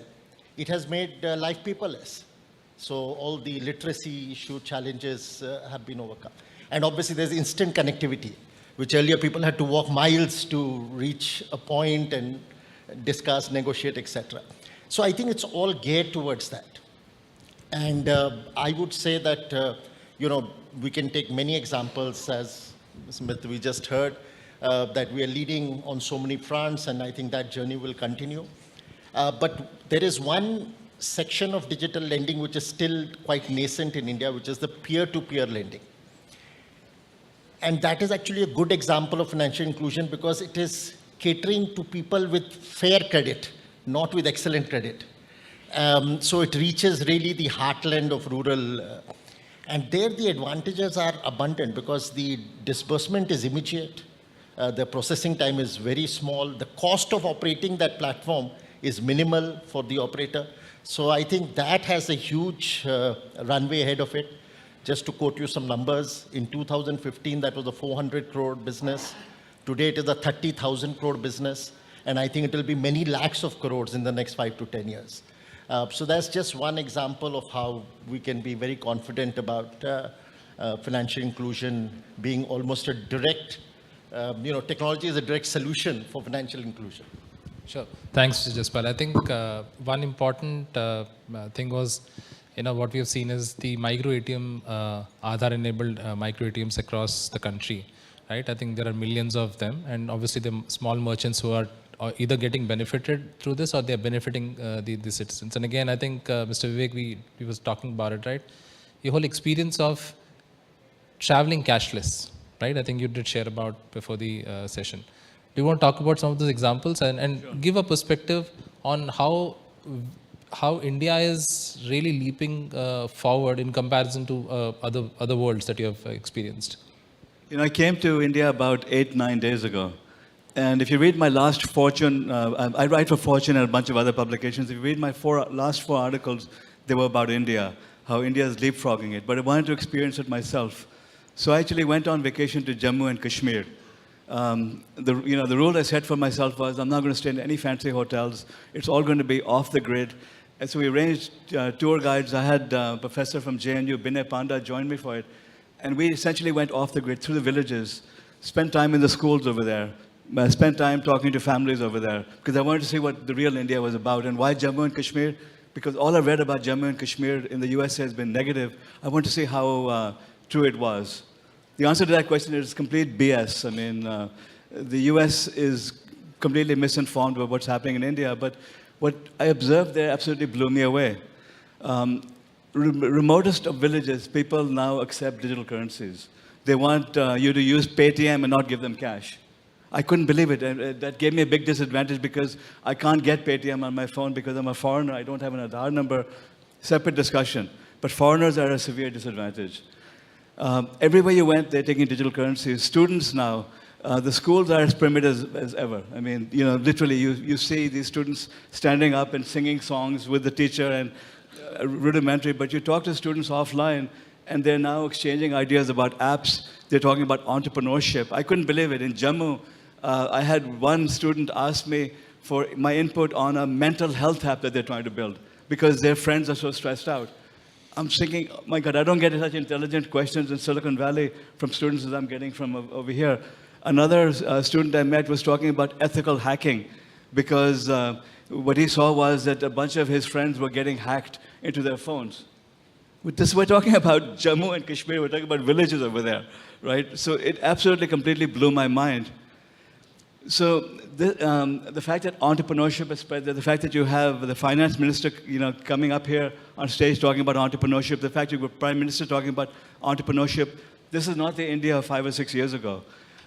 If you Google my name and look at an Inc. talk I gave in Mumbai about 6 or 7 years ago, I had seen an article in Business World in which NASSCOM was talking about 10,000 startups by 2020. I changed my talk. I started off my talk by making fun of NASSCOM. I said, what's wrong with these idiots? In a country of 1 billion people, they're talking about 10,000 startups by 2020. India should have 10,000 startups a month. Now, of course, the NASSCOM people went crazy when I attacked them that way, and they started taking swipes at me, saying this guy doesn't know what he's talking about, and so did a lot of other bloggers. But look at India right now. There's startups happening in the villages, and we probably are getting 10,000 startups a month, which are not being recorded because they're not startups the way you know them. They're not going and incorporating companies. They're just building apps or creating TikTok business or whatever the Indian equivalent of TikTok is, and doing things because they all can. Students can. So students are now able to defy this, even though they have to deal with India's primitive British education system, they're able now to connect with each other and come up with ideas and do startups. This is the new India. And I don't think people here realize how dramatic it is because, like I said, I'm coming here after a year, and last year I didn't have the problem of not having UPI. This year, I literally had to ask Binay to bring some extra cash with him because I'd used up all my cash in Jammu, and there was no other way for me to buy anything in India because I didn't have, my credit cards didn't work there, and I was handicapped. Sure, I think interesting transformation that you've actually noticed. And if you actually, you refer to some of the, I think, Paytms and some of those companies, obviously they built their model around this stack, right? I think they've built the whole the whole business itself has been built on what India obviously offered as a stack ready for some of these companies, and they became unicorns for sure. And I think there are many other businesses who are getting benefited out of this. So so Jaspal, if I have to come back to you, what are the new business models that we are seeing from a financial inclusion perspective, or otherwise, which are really tapping the rural markets as well the urban, around the same infrastructure that Digital India is trying to provide? Any examples that you can think of? I mean, now everything is more or less digital. You know, even if you have to apply for a scheme of the government, there are people who are willing to help you with the digital process of that. So irrespective. So there are booths now in several villages, and I think hundreds of villages, which are just facilitators, digital facilitators, hand holders. You know, so I think that has become huge, I think the combination of inexpensive internet and the penetration of smartphones has made this a massive thing. But in addition to that, I think the fintech as a multiplying force, I think has added to that impetus. And the enthusiasm with which consumers and merchants have embraced, you know, the payment stack is clearly because it's hassle-free. So they all love it. But I think the one point we always forget is a huge amount of appreciation and tribute needs to be paid to the government, because they have put a huge priority on digitization. And I think that combination has made it very possible. So I gave you the data for peer-to-peer lending, but on any count, if you take, even when you take consumption of media, you take people who are doing savings and investments, the digital percentage is steadily going up. Although it's only the delta, you know, the stock is still very much traditional, so it'll take some time for it to catch up. But if you had to be a new entrant to play, you would only play digital, because that delta is growing at 10, 20x the traditional block. Sure. And let me just quote an example. Talk about his, Sure. I think about taking too long. In the United States, Google Pay was introduced in 2011. Apple came in 2014. Today, if you come to the United States, try using either of them, you can't. Even in supermarkets, the tellers won't take it. I mean, I keep a credit card in my phone along with my smartphone, because half the time they have no idea how to accept digital payment. I still have to have a primitive credit card for this. So if you're unhappy with the progress India has made, the problem is with you. It's not with India, because this is leaping forward at a pace unheard of anywhere else in the world. I'm very excited. All I'm saying is the runway is very large. Yes, so absolutely. It's a potential which is going to keep going. It's happening exponentially fast. The fact that, you know, in Kashmir, I'm trying to buy apple juice, and the guy wants to take Paytm from me, right? This is mind-blowing. This was unimaginable even 3 years ago. So in fact, just to quote an example, a couple of years back, I was working with some of the clients who are in the insurance sector. The biggest challenge was how to reach to the social sector, which is basically people who are unable to afford the insurance or who can only pay a small amount. And again, let's say through the Manrega program, if somebody is making 60, 80, 100 rupees, will he be able to protect himself or herself, right? And again, if he needs to go or to a distance to collect the money, do you really believe that the person will shell out 10 rupees to actually cover the insurance? That was a problem statement then. Today, the same person is just doing a WhatsApp and the payments are done. That's the transformation we have seen in the country. So I think, to your point, I think there's a long runway, and definitely I think the country is benefiting out of this. So Sandeep, if I may come to you, you did mention about, two things which were important. One was the connectivity, right? And second was in the talent. With the onset of the pandemic, what we've seen is the whole working model obviously has changed, and I'm sure IBM itself also has gone through the transformation. And you did talk about some of the talent which is sitting in some pockets, which obviously have, which aren't still explored, right? So, what's the whole talent scenario that you're seeing, especially from a rural perspective, and how it can actually contribute to the Digital India agenda? So let me talk about it from two perspectives. One is what we've seen with the pandemic. I think, and I'm sure you see this in we are in similar industries. So I think one of the things that did happen through the pandemic is a lot of the core technology workforce, and I'll talk about the IT workforce, they did migrate to hometowns and so on and so forth. And that has now led for us to think about a truly hybrid work model, right? Which has both, work from home. You still have, I think, some of the work that we do in technology and others, it lends itself to having, collaborative design, collaborative working, ideation, and so on and so forth. So you don't need to have formal workplaces, but the nature of the workplace has changed. It's more of an ideation and collaboration kind of spaces. So we've had to rethink our workspaces. I think we've had to think creatively about, how we drive work from home and so on and so forth. So it's a hybrid model. And that, I think, has also led us to start thinking about how do we now take advantage of that in terms of having what I would call professional clusters that are available in emerging cities.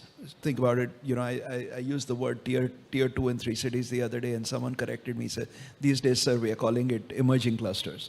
But actually taking advantage of that. So over the last year, we've, I think, opened about 6 or 7 centers, including our software labs, hardware labs, our actual delivery centers. We've actually moved those outside of metros. Actually, on Thursday, we are opening one in Gandhinagar. We opened one in Cochin recently. We had a delivery center open up in Mysore. In many of these, sort of the next emerging set of cities. And we are finding that these are great locations to tap into talent that is available. So that's one part of the equation. The second part of the equation is, I think, the point that Vivek made about some of these kids and the talent, the untapped talent that is sitting in what I think today we refer to as rural India, right? And it comes in two variants. One is how quickly do we capture that talent by offering them the kind of training and education that's needed. So for example, we started this program about 3 or 4 years ago, where we partnered with CBSE to actually offer an elective in artificial intelligence for the last 4 years of the curriculum, the grades 9 through 12. Now, 2 years ago, when I came into this role, I actually had the privilege of looking at actually reviewing the hackathon that was done by the finalists coming out of this program. I literally had tears in my eyes at the end of that session. I mean, you had amazing talent that was building apps, and we actually, I think we had 20 of those teams that actually did internships with us. So that's part of the corporates, I think, that actually have to nurture this talent to make sure that they are getting into productive workforce ultimately. But also, it had the makings of a few that actually translated into startups that will actually move on forward, right? So finding that talent early and giving them that nurturing capabilities to do something that is even lends itself to non-traditional learning. I was just talking to Sunilji a little bit earlier, and I think I was very encouraged to hear that your university today is what 53% experiential learning. I think that is what we need. I think both education institutions and corporates to facilitate. How do you pick that talent early, move them into experiential learning so that they can become practical? I think we have a nation of very enterprising population. What they need is some level of incubation and support in terms of talent and opportunity that can actually unleash that power. I think a great point, Sandeep. In fact, I think the whole idea of making the workforce ready for the future, and to your point, all the 3 elements have changed. Work, workplace, and workforce. All 3 have changed now. I think that's a big shift that we have seen. If I come to you, Vivek, Sandeep just mentioned about the education system itself has to be changed. What's your view? Are we ready for that big leap? Right? I mean, while we have done what we have done, but from here it's going to be an exponential growth. Are we ready for that big leap from an education system perspective? Sunil's University is now doing experiential learning. That's an exponential breakthrough. Because I started my academic career about 15 years ago researching engineering education in India, China, and the United States. And what I documented was that India's education system was generating massive amounts of engineers, but they were all worthless. I mean, unemployable. So that paper made big waves, and I got a lot of anger from India. You should have seen the type of angry messages I was getting from all over India. And then I was challenged by Indian industry saying, look at how many people we're employing. How could that be? And that was a very valid thing, because the numbers I documented were accurate. The quality of education was as bad as I said it was. However, why was India succeeding? So I brought a team here from Duke and from Harvard. And we spent weeks over here going all over India, visiting the different centers. And we published a paper called How the Disciple Became the Guru, how the world can learn workforce development from India.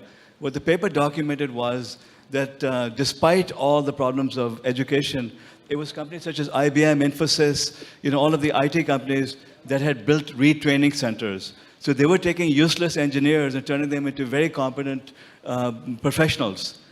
So now the sad thing over here, so I accepted that I ate crow and I published very positive things about India, but the question is, why are these children losing 2 or 3 years of their lives, recovering from the British education system? Because what you have here is a system that was built by the British to keep Indians subservient to the British. This is why when I go to the schools, you still have children standing there and singing songs and doing what the teacher, ratifying what the teacher says. This is the gift that the British gave India to keep it subservient to them. Why hasn't it changed? Why don't we have more people like Sunil challenging the system and trying to fix it? I spent some time with the AICTE people here trying to get them to do it. They want to change it. What has to happen is that the government has to finally realize that we need to release ourselves from the shackles of the British and modernize the system. In the meantime, the best is what we have with the IBMs and industry doing it. So yes, they're going to lose 2 or 3 years, but at least they become worthwhile afterwards. I don't know what else to say. And I'll just make one other point, and this is a real example. I think the whole notion of formalized education and formalized degrees, I think that is something that we absolutely have to rethink. And in India, we should do with it. I mean, and in India has the potential to actually be a pioneer in that space. And I'll tell you why. For these STEM for Girls programs, and today I think our STEM for Girls programs reaches about 2.5 lakh girls, probably over 1 lakh. And we touch about 10 million learners through all these programs, right? But your STEM for Girls, I think 3 quarters ago, I do an annual sort of all hands for us. And I try to invite these people in just to showcase to our employees what we are doing, right, with education and so on. I think 3 quarters ago, we had this girl from a fairly rural part of Karnataka. And she came and she was talking about her experience in going through the STEM program. Technically she would be in grade 9, I think. She's building drones and she's actually teaching coding to other people.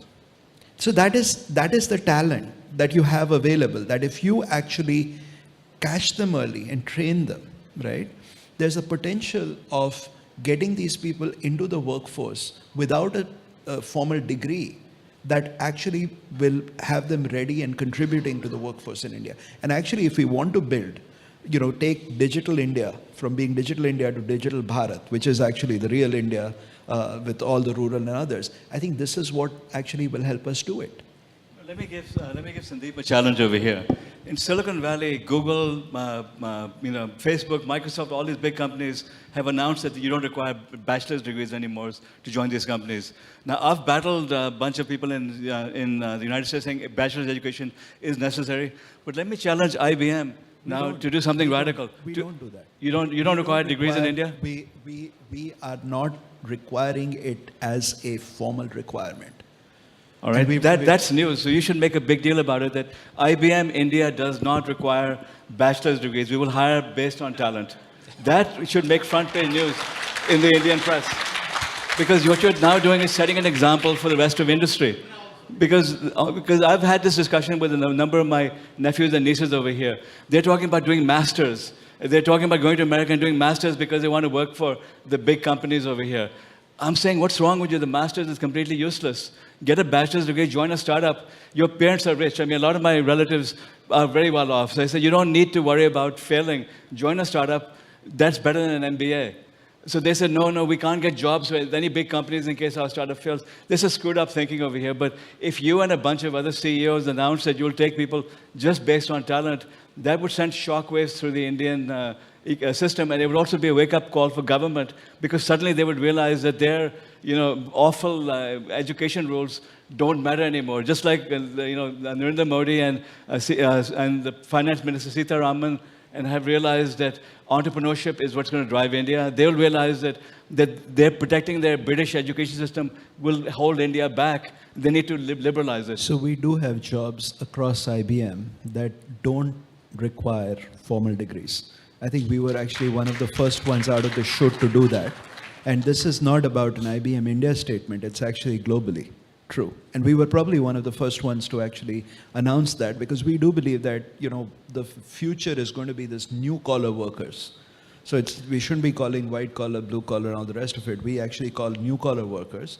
And there are several jobs within the IBM company today globally that don't require formal degrees. And I to see Satya Nadella do the same, and Sundar Pichai do the same. Announce that in India, we're not going to require degrees. We're going to hire the best and the brightest from all over the place. Set up centers all over the country in rural areas. One of the solutions to Kashmir is for companies such as you to say, we're going to hire 50,000 people over there, and they can do all sorts of work. That'll solve a big problem for India as well. And I will tell you, I know, notwithstanding whatever bashing you did of NASSCOM, and I've got to talk good of NASSCOM, I sit on the EC, but I think a lot of our member companies today are doing exactly that. They are opening centers in what we would refer to as the emerging clusters, and they are actually continuing to grow that base. We need to publicize this, the fact that they do not require these crappy engineering degrees, and the students don't have to waste years of their lives going to these crooked colleges that give them useless education, that they can directly join a company and learn over there. No, I think great points. In fact, I think the whole idea of open education, for sure, obviously has been enabled because of technology. I think we have seen BharatNet itself touching more than 300, or in fact 3,000 terabytes of data transfer, which obviously means that there's a lot of data consumption which is happening in the rural area. And again, a lot of it could be attributed to the education, right? It could be online videos. Kids are learning online, right? I mean, so it could be because of that. Working around the education system, that's what I saw, that they're, during the day they'd go by the rules, because if they stand up to their teachers, they'll get whipped. I mean, they'll get hit on their hands and so on. It's penal punish, whatever that punishment system is. And offline, they're doing things the way kids in America do it. That's what's happening here. Sure. The kids are defying the system. They're brilliant. Sure. So I think, let me, in keeping in mind the time that we have, let me switch the gear slightly, right? Jaspal, let me come to you. Digital obviously is great. Digital obviously has a lot of positives that we discussed, and we also spoke about the need for talent to enable digital, and how do we tap into the rural talent, right, to enable the country. But digital also comes with some negatives. Compliance, security, right? Compliance obviously is not an easy game, right? I mean, it's not possible. And with so many fintechs around, with so many businesses coming around the stack and trying to digitize, it's open. And the whole account aggregator program obviously is opening up a different plethora of challenges. What do you think about the compliance issue around the digital initiatives that the country is taking? So there is a dichotomy around compliance. On the one hand, the responsibility for data management is so paramount, and definitely for regulated industries, that there is no argument against compliance. A very high standard of compliance is required, and I think that is being enforced by the regulators. But when it comes to compliance, the small firms lose out. See, the big firms have the same challenges, its cost, resources, etc. But the benefits of by that size outweighs the challenge and the cost of compliance. But for small firms, it is a real burden. And it's on 3-4 counts. Firstly, the cost of compliance doesn't scale with organization size. So for small firms, the cost takes away a better part of the revenue than it does for the bigger firms. The second thing for small firms is they don't have the bandwidth of resources to manage compliance and also be innovative, creative. So they give up some potential on the upside to be able, it becomes a survival issue rather than a must-do, nice-to-have side thing. And the final thing is the cost of non-compliance is so damaging in a regulated industry because it means either suspension or closure. We've seen big institutions having to close their credit card business for a while, etc. But they can still manage that hump because they've got many engines, sources of revenue flowing. For monolithic small firms, that cost is, death knell. So I think there is that dichotomy. So on the one hand, there's no arguing it is critical requirement, but on the other hand, for the small firms, we need to eventually find a way of bailing them out a bit. Sure. And just as an offshoot of the compliance, Sandeep, I have to come to you. We have become digital. Our data is everywhere, right? And before you even sign up for an app, you don't even read the terms and conditions. You just click on next, and then you're on it. You don't know where your data, where you're leaving your footprint. Obviously, that brings in the biggest challenge of cybersecurity and data privacy. What's your thought around that? So look, there's no two questions about it. I think cybersecurity is going to become more and more relevant as we continue to increase digitization and connectivity. I mean, today I think we keep worrying about data privacy. Unfortunately, every time you download an app, you're giving up your data privacy, right away, right? So data is out there. Bad actors are out there. I won't go through, specific numbers, but the cost of data breach for corporates and otherwise, and for the country, is pretty significant. I mean, one of the things that we have to be very attuned to is how do we actually create awareness, not only amongst corporates, which is really important to understand. They've got to sort of adopt what I refer to as a zero trust kind of a infrastructure posture, because you've got to prepare for that. But also create that awareness and education in the population, which really needs to understand that bad people are out there. They're actually getting smarter.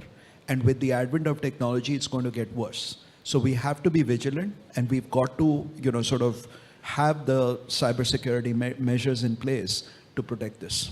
No, I think great point. In fact, we are more vulnerable. And again, I always say this, you are keeping the candle in the wind of digital, right? So you're data obviously is the candle. So I think couple of points that I think I've kind of gathered, which I want to summarize. One, obviously, India is moving much faster, and we are preparing for our future. Talent continues to be one of the key areas that we can look at from a rural perspective. Yes, the education system needs to go through a change. Financial obviously that's one of the success stories that we have seen on the stack, and obviously for Digital India as well. And I think it's a long runway that we have to look at, right, from a Digital India perspective. Thanks a lot, gentlemen, for all your views. And I'm hoping that the audience really benefited all the views. Thank you so much. Can we have a much bigger round of applause for such an enlightening conversation? Just a minute, gentlemen. I would request none other than our founder and CEO of Bharat Light and Power, Mr. T.P. Singh Ji, to kindly grace the stage and present the mementos. Welcome, sir.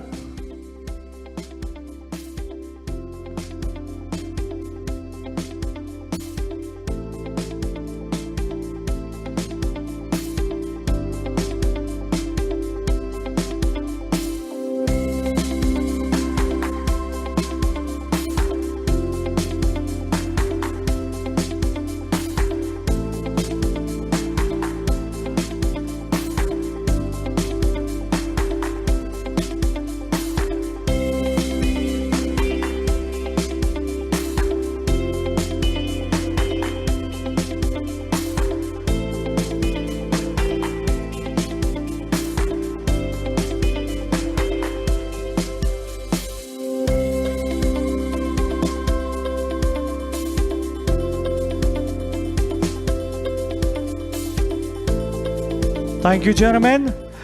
All right, ladies and gentlemen, the next session is a very, welcoming session. For that, I would request from Unity family, our CEO interim, Mr. Inderjeet Kamotra ji, to kindly come.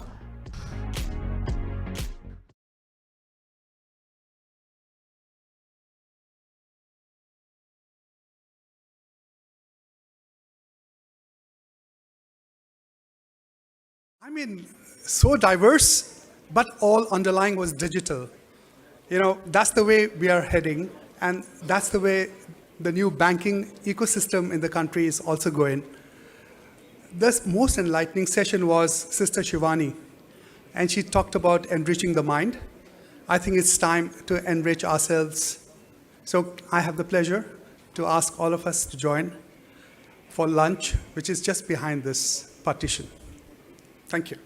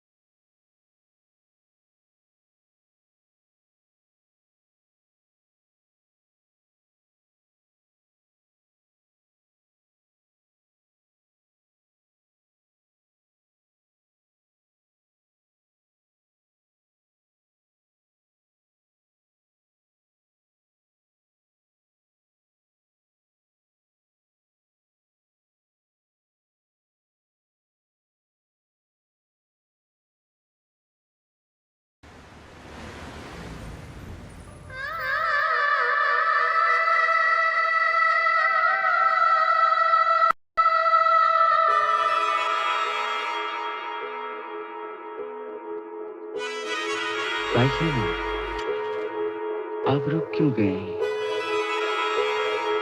गाओ ना बेटी गाओ।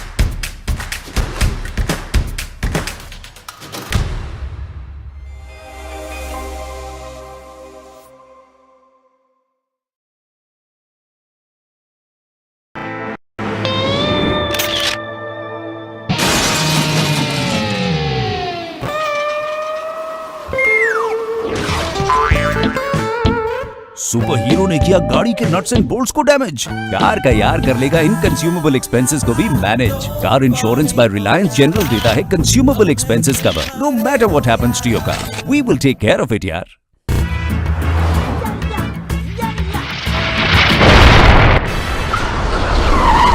Meteor ने किया road trip को cut short. Car का यार देगा overnight stay, worry not. Car insurance by Reliance general का इमरजेंसी होटल अकोमोडेशन कवर है ना।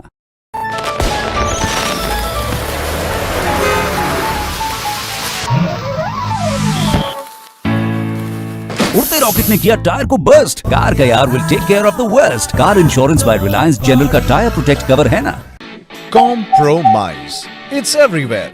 बर्थडे गिफ्ट से लेकर holiday destination, month end craving से लेकर नेगोशिएशन और लेटेस्ट फोन से लेकर wedding reception.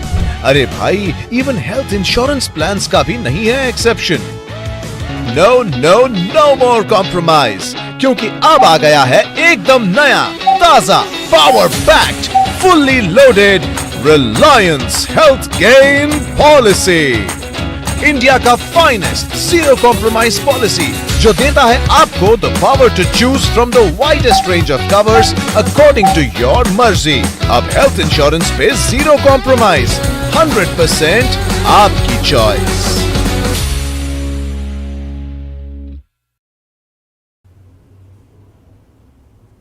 Nice pen. Yeah, nice pen.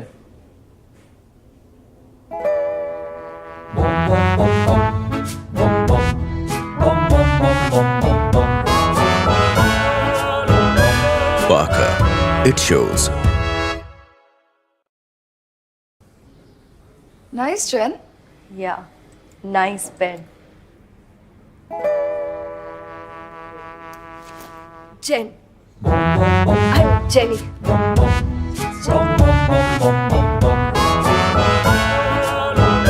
Parker, it shows. Nice. 10. Yeah, nice pen.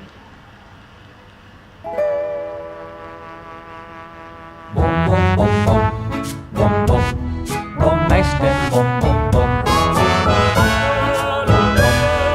Parker, it shows.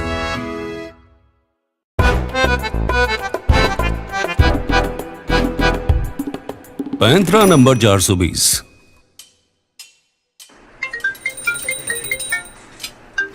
Hello, नमस्कार जोशी जी, मैं बैंक से बात कर रही हूँ। आशा करती हूँ आपके दिन की शुरुआत शुभ रही है। हो शुरुआत शुभ हुई है, बोला।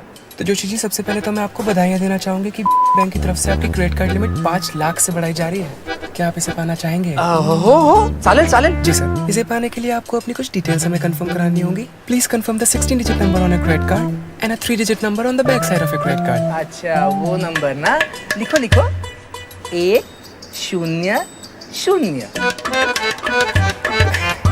नहीं सर, ये तो गलत नंबर है। अरे बाबा, यही सही नंबर है मैडम। अरे ओ लड़की की आवाज में बात करने वाले लड़के, अब बंद कर दे घिसे पीटे पुराने तरीके। हमारा बैंक हमसे हमारा क्रेडिट कार्ड नंबर और सीवीवी नंबर कभी नहीं मांगता, समझ लगा? रख फोन। आपका बैंक आपसे कार्ड नंबर, सीवीवी नंबर या कार्ड पिन नहीं मांगता। सो इंडिया, रहो cyber safe. Issued in public interest by RBL bank, अपनों का बैंक। पैंतरा नंबर 17। हेलो, नमस्कार विद्या जी, मैं से बात कर रहा हूँ। बताना चाहूंगा कि आपकी केवाईसी डिटेल्स अपडेट करने का आखिरी दिन है, वरना आपका अकाउंट ब्लॉक हो जाएगा। हाँ जी, तो अपडेट कर दीजिए। मैडम, मुझे सिस्टम में आपकी डिटेल्स अपडेट करने की इजाजत नहीं है। सिक्योरिटी रीजंस के लिए आप ही को एनीडेस्क ऐप डाउनलोड करके उस पर अपनी केवाईसी डिटेल्स अपडेट करनी है। अच्छा जी, तो डाउनलोड कर दूं? कौन सी ऐप, पुलिस की या साइबर क्राइम ब्रांच की? देखो पुत्र, ये ना घिसे पिटे पुराने तरीके छोड़ दो और कुछ नया ट्राई करो। हमारा बैंक ना हमें बैंक की ऐप के अलावा और कोई भी ऐप या लिंक डाउनलोड करने नहीं कहता, समझे? हेलो, ओए फोन कट कर देता की? आपका बैंक आपसे कभी भी अननोन ऐप्स या लिंक्स डाउनलोड करने को नहीं कहता। सो इंडिया, रहो cyber safe. Issued in public interest by RBL bank, अपनों का बैंक।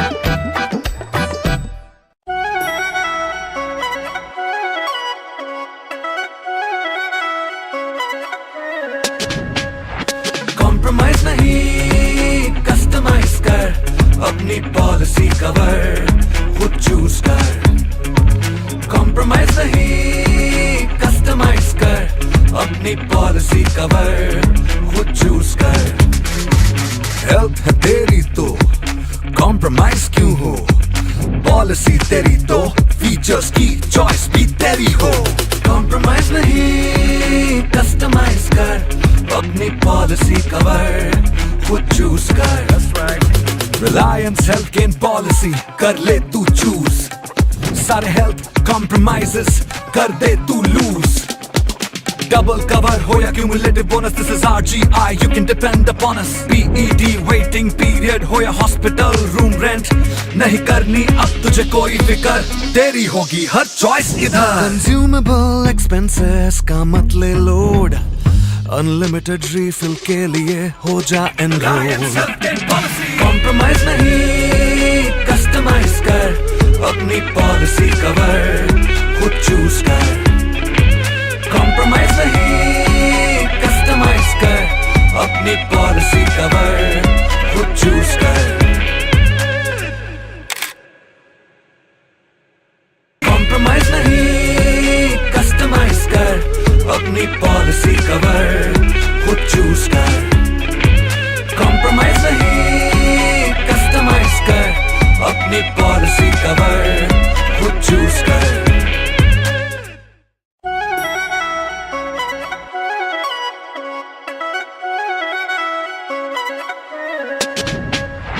कॉम्प्रोमाइज नहीं, कस्टमाइज कर अपनी पॉलिसी कवर, खुद चूज कर।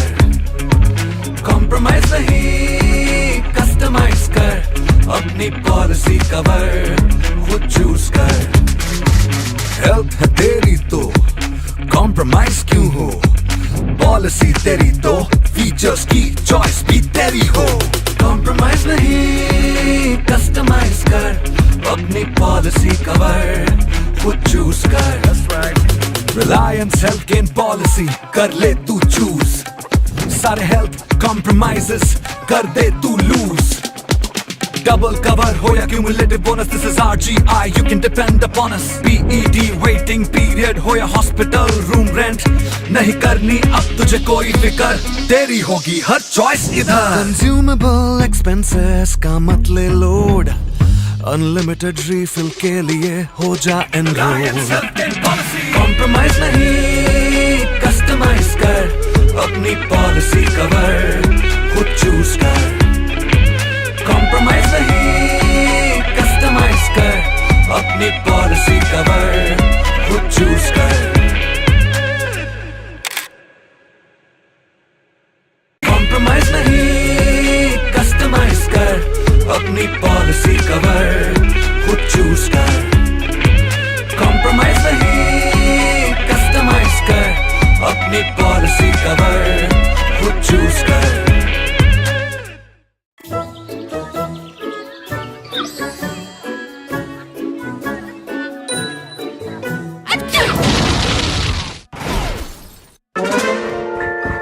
ड्रैगन की स्नीज ने किया गाड़ी को पूरी तरह से खत्म।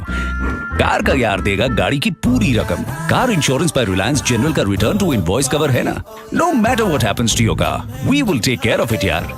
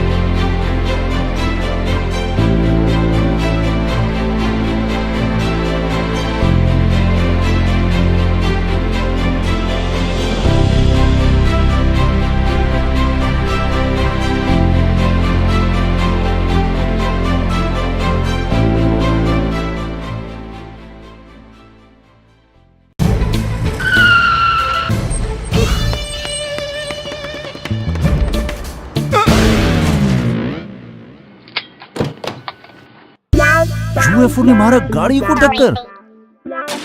कार का यार देगा इंस्टेंट क्लेम बेफिक्र। Car insurance by Reliance general देता है instant video claim assistance. No matter what happens to your car, we will take care of it यार।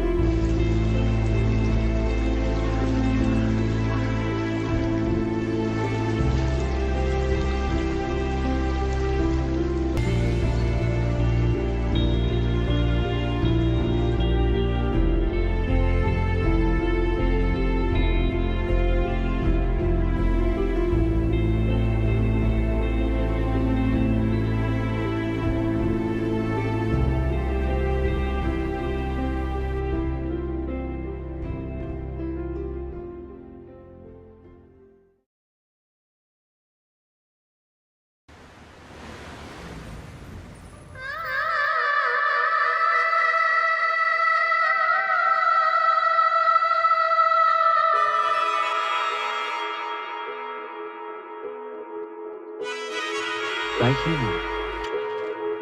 आप रुक क्यों गए? गाओ ना बेटी गाओ।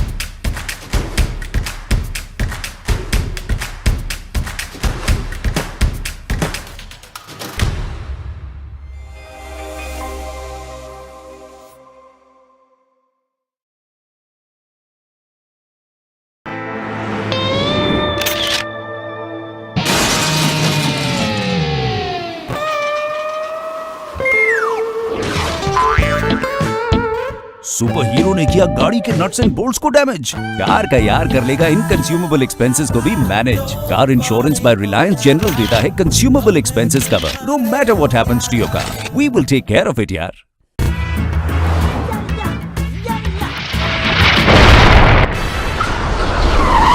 मीटियोर ने किया रोड ट्रिप को कट शॉर्ट। कार का यार देगा overnight stay, worry not. Car insurance by Reliance general का इमरजेंसी होटल अकोमोडेशन कवर है ना।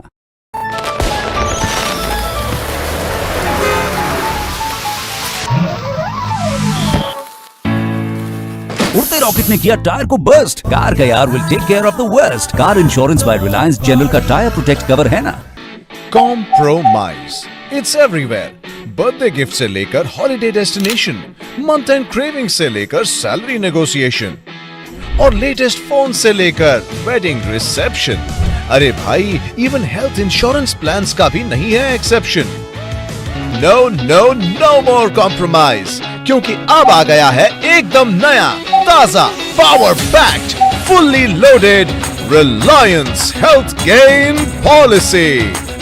इंडिया का फाइनेस्ट जीरो कॉम्प्रोमाइज पॉलिसी, जो देता है आपको the power to choose from the widest range of covers according to your मर्जी। अब हेल्थ इंश्योरेंस पे जीरो कॉम्प्रोमाइज, 100% आपकी choice.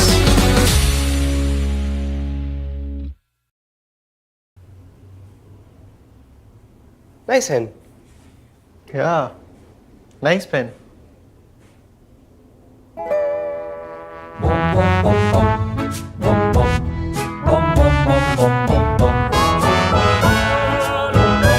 Parker, it shows. Nice, Jen. Yeah, nice pen. Jen. I'm Jenny.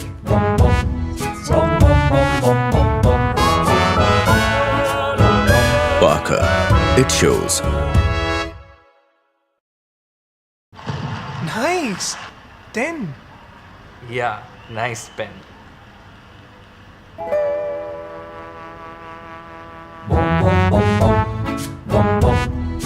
Nice pen. Parker, it shows.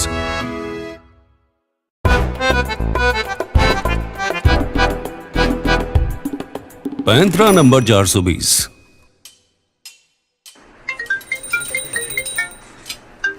Hello.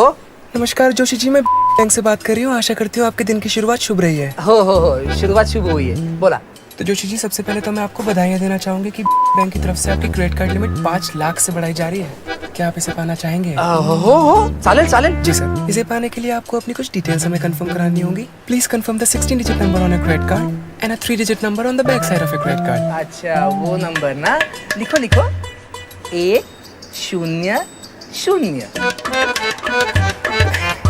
नहीं sir, ये तो गलत number है। अरे बाबा, यही सही नंबर है मैडम। अरे ओ लड़की की आवाज में बात करने वाले लड़के, अब बंद कर दे घिसे पीटे पुराने तरीके।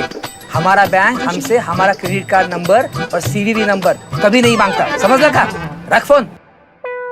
आपका बैंक आपसे कार्ड नंबर, सीवीवी नंबर या कार्ड पिन नहीं मांगता। सो इंडिया, रहो cyber safe. Issued in public interest by RBL bank, अपनों का बैंक।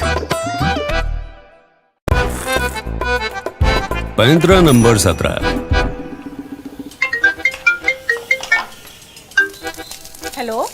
नमस्कार विद्या जी, मैं से बात कर रहा हूँ। बताना चाहूंगा कि आपकी केवाईसी डिटेल्स अपडेट करने का आज आखिरी दिन है, वरना आपका अकाउंट ब्लॉक हो जाएगा। हाँ जी, तो अपडेट कर दीजिए। मैडम, मुझे सिस्टम में आपकी डिटेल्स अपडेट करने की इजाजत नहीं है। सिक्योरिटी रीजंस के लिए आप ही को एनीडेस्क ऐप डाउनलोड करके उस पर अपनी केवाईसी डिटेल्स अपडेट करनी होगी। अच्छा जी, तो डाउनलोड कर दूं? कौन सी ऐप, पुलिस की या साइबर क्राइम ब्रांच की? देखो पुत्र, ये ना घिसे पिटे पुराने तरीके छोड़ दो और कुछ नया ट्राई करो। हमारा बैंक ना हमें बैंक की ऐप के अलावा और कोई भी ऐप या लिंक डाउनलोड करने नहीं कहता, समझे? हेलो, ओए फोन कट कर देता की? आपका बैंक आपसे कभी भी अननोन ऐप्स या लिंक्स डाउनलोड करने को नहीं कहता। सो इंडिया, रहो cyber safe. Issued in public interest by RBL bank, अपनों का bank.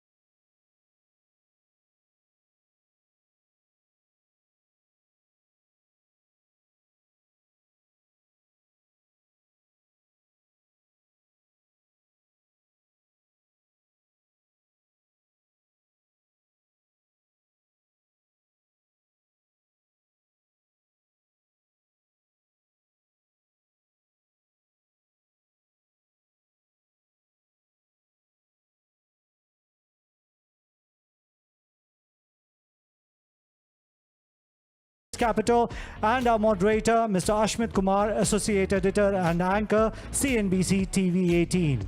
Can we have a round of applause for the League of Extraordinary Gentlemen that are about to join us? Okay, so they are joining us.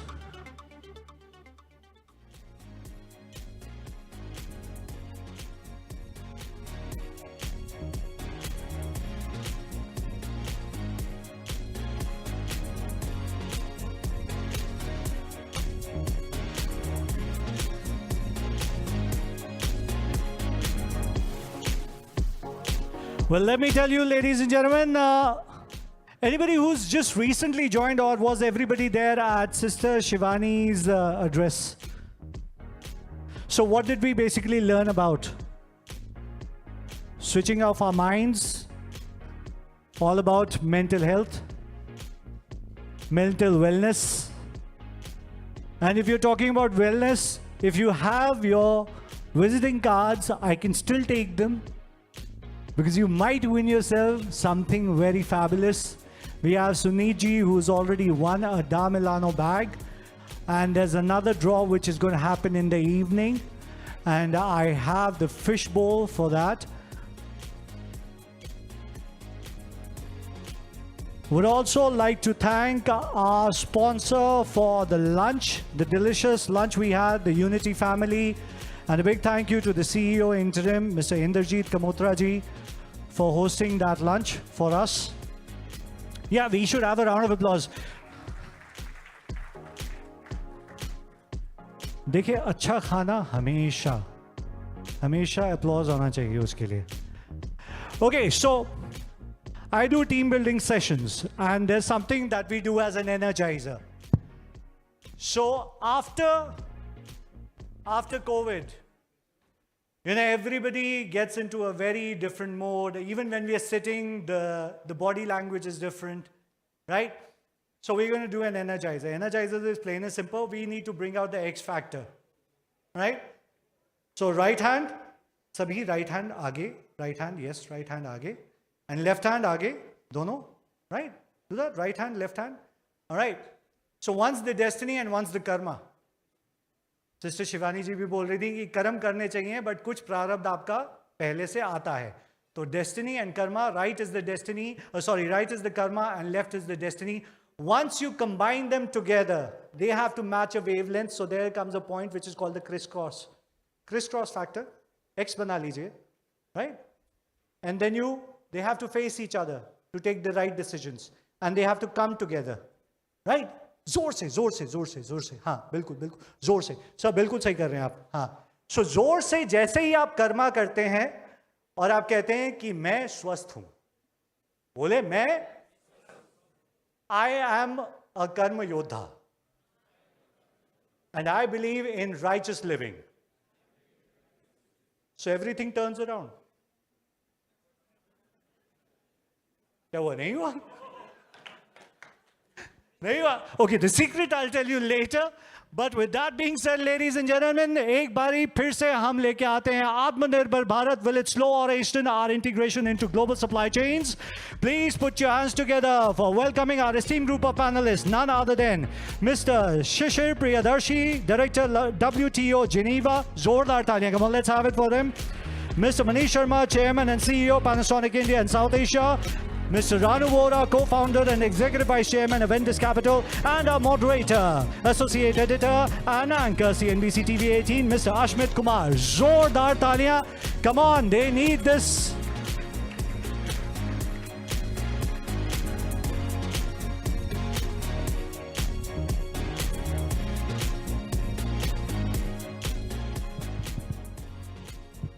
I think all credit to the MC for bringing back a lot of energy post-lunch. I think that's always a little tricky after having had a meal, but all credit to him. With that, a very good afternoon to all of us gathered here. Thank you so much for being a part of this, as well as our panelists who've taken out their precious time. I think we have a very interesting subject on our hands. I was just reading up a little before coming here. And it's interesting that in the last quarter 4 of 2021, The issue of global supply chains was mentioned over 2.2 million times on Twitter. In fact, we have an interesting New York-based comedian, Orly Matlow. She, in fact, said it's entered popular culture now, the issue of global supply chains. In one of her shows, she said that the reason she's single is because of global supply chain issues. So there's clearly, this issue is really at the heart of a number of issues that we talk about on a daily basis. I think at some point it does go back to global supply chain issues. We're hoping to discuss that here. Atmanirbhar Bharat, will it slow or hasten our integration into global supply chain?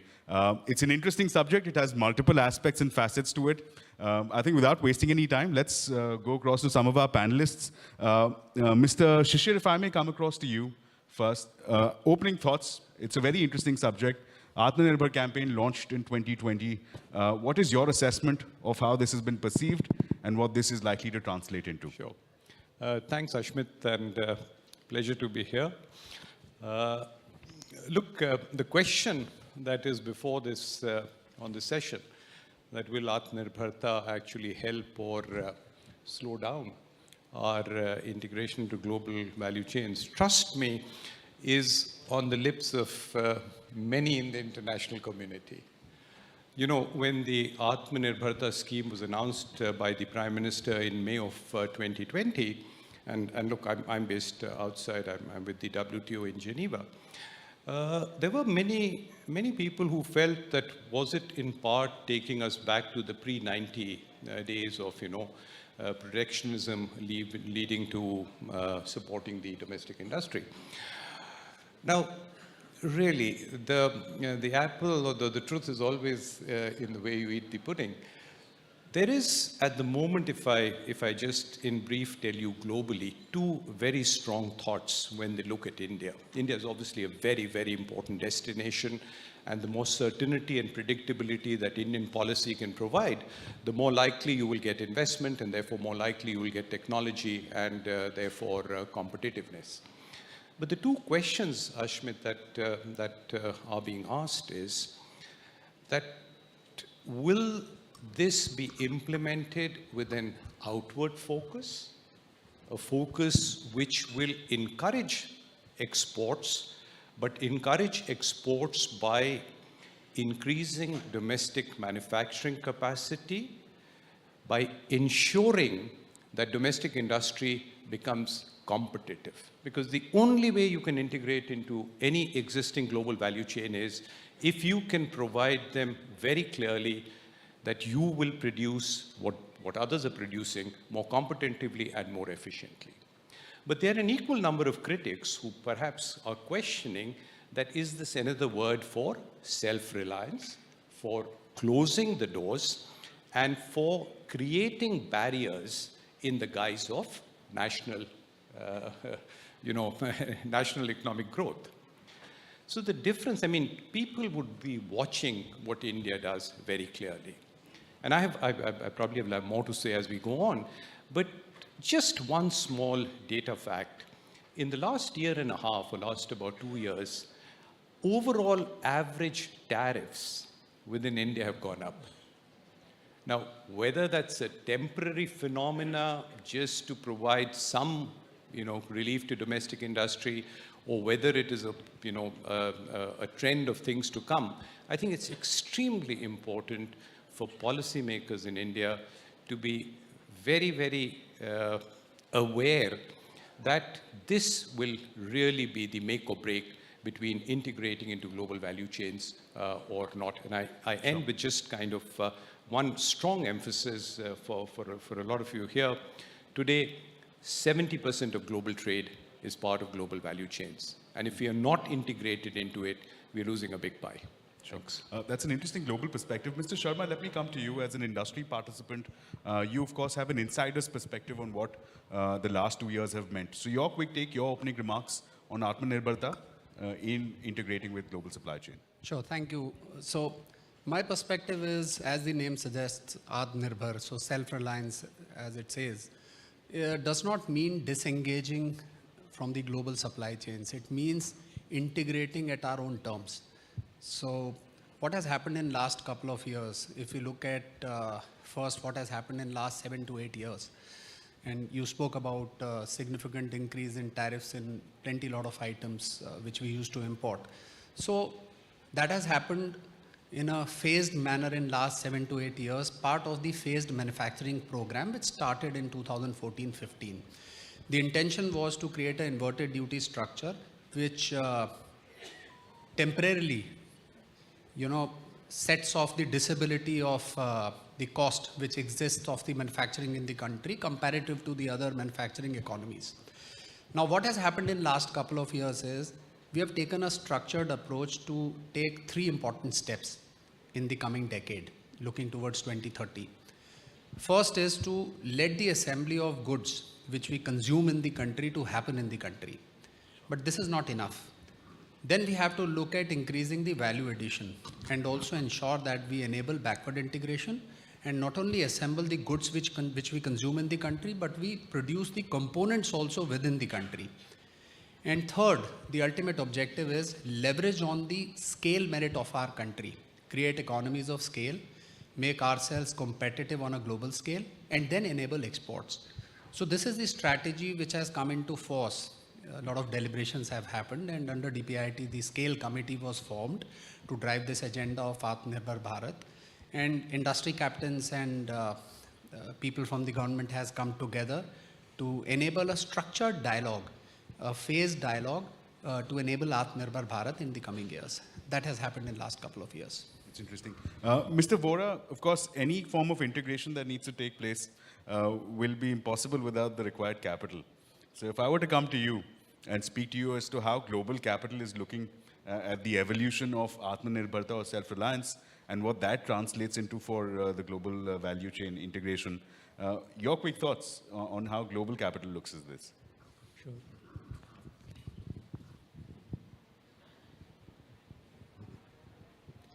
Am I audible? Yeah. So, hearing about self-reliance, Atmanirbharta, brings 2 things to my mind. For a long period of time, Atmanirbharta, self-reliance was about energy requirements and capital flows. Two important parts which drive an economy, oil and economy, are these 2 parts. It's only lately, the last few years, we started talking about Atmanirbharta even in traditional manufacturing kind of industries. To give you a sense, almost, China, if you look at China today, if you look across industry segments, China contributes anywhere between 35 to 95% of the global value in industries, right? In certain industries like solar glass, it's extremely high. In other industries, it's low. So the whole concept of self-reliance, Atmanirbharta, I think has to be taken with a very measured, in a very measured way. It is not something which can be overnight brought in. It's a good direction to take, but as a destination, Atmanirbharta is way off. And I'll tell you the inherent contradiction in that, right? Today, if I go to United States of America, and United States of America becomes very insular and stops taking any kind of talent from India in the garb of saying we want to be self-reliant, I don't think India, we will be sitting back feeling happy about it. I'm sure there is going to be, you have hundreds of billions of dollars of value lying in IT services today. So the concept of self-reliance has to be taken in the context of what has happened in the last 3 or 4 decades. We cannot undo that. Globalization was a train which left the station, and it is very unlikely, in my view, despite the current geopolitics, that globalization will be rolled back. I think self-reliance has to be taken in certain perspectives and has to be taken in certain industries. There are industries where having high quality talent, engineering talent, specialized chemists, all of that will help us in being, able to service our local market. The one thing which Manish mentioned, which I think is very relevant, is it is also a sign of coming of age in terms of scale and capacity in India. You can only be self-reliant if you have something, a local market, some basic production which can take care of the local market before taking care of the exports. Sure. So in some manner, what we are saying today is that this is coming from a theme that we today have large enough scale, both from a consumption and business perspective, that we can talk of self-reliance. Just one part on capital, which you, Ashmeet, mentioned, and which I should touch upon. I should give some facts to the audience here. There was a huge amount of panic in the capital markets in the last 1 year. People started saying we are losing foreign investment. Foreign investment started going out of India. As much as $60 to $70 billion were lost in a period of 8 to 9 months. What happened to the markets? The markets were down only 5 to 10%. And now they are back to normal. So in some manner, I take this as a sign that even though Atmanirbharta in other things is just coming, in financial services, it's real. You can see it, that despite so much money going out of India, the domestic capital was enough to keep the market steady and not volatile and shaking. It's interesting that you mentioned the markets. The markets, in fact, the Nifty breached 18,000 yesterday. I think Sensex is above 60,000. So there is that optimism, it seems, at least as far as foreign capital is concerned. But in terms of global value chain, in terms of execution issues, Mr. Sharma, let me come to you. We've seen a lot of headway being made, let's for instance, in the mobile industry. And it's in reference to that industry that I'd like to ask you the next question. ICRIER introduced, very recently came out with their report where they said, globalize before localize. The push being that there needs to be a sequential series of steps. The first one being developing scale, exporting, and then subsequently asking for local value addition. Your quick take on that. So both will go hand in hand. You need to create economies of scale. Take instance, of course, mobile is one example. We are already witnessing immense growth and hence scales. If you look at another example of air conditioner, which was also part of the 14 sectors which were identified for the production-linked incentive schemes, look at the potential which exists in our country. So today, when you look at data, the penetration rate of air conditioners in the country is just about 6% of the households.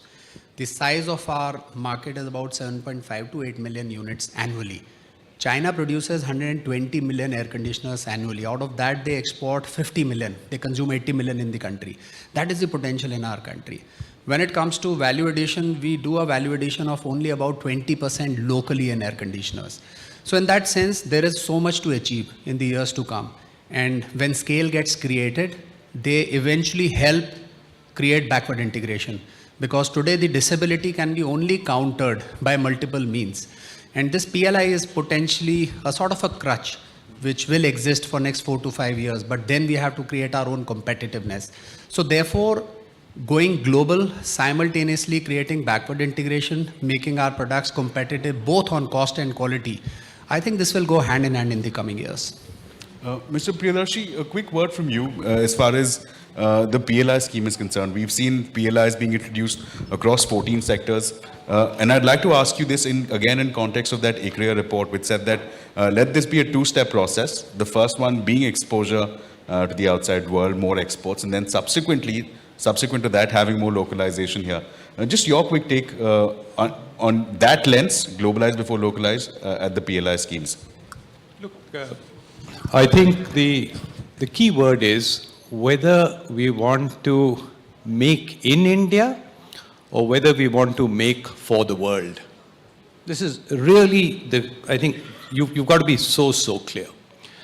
Because finally, Ashmit, there is one very important thing if you want to integrate into global value chains, and that relates to your domestic manufacturing and the encouragement through PLIs.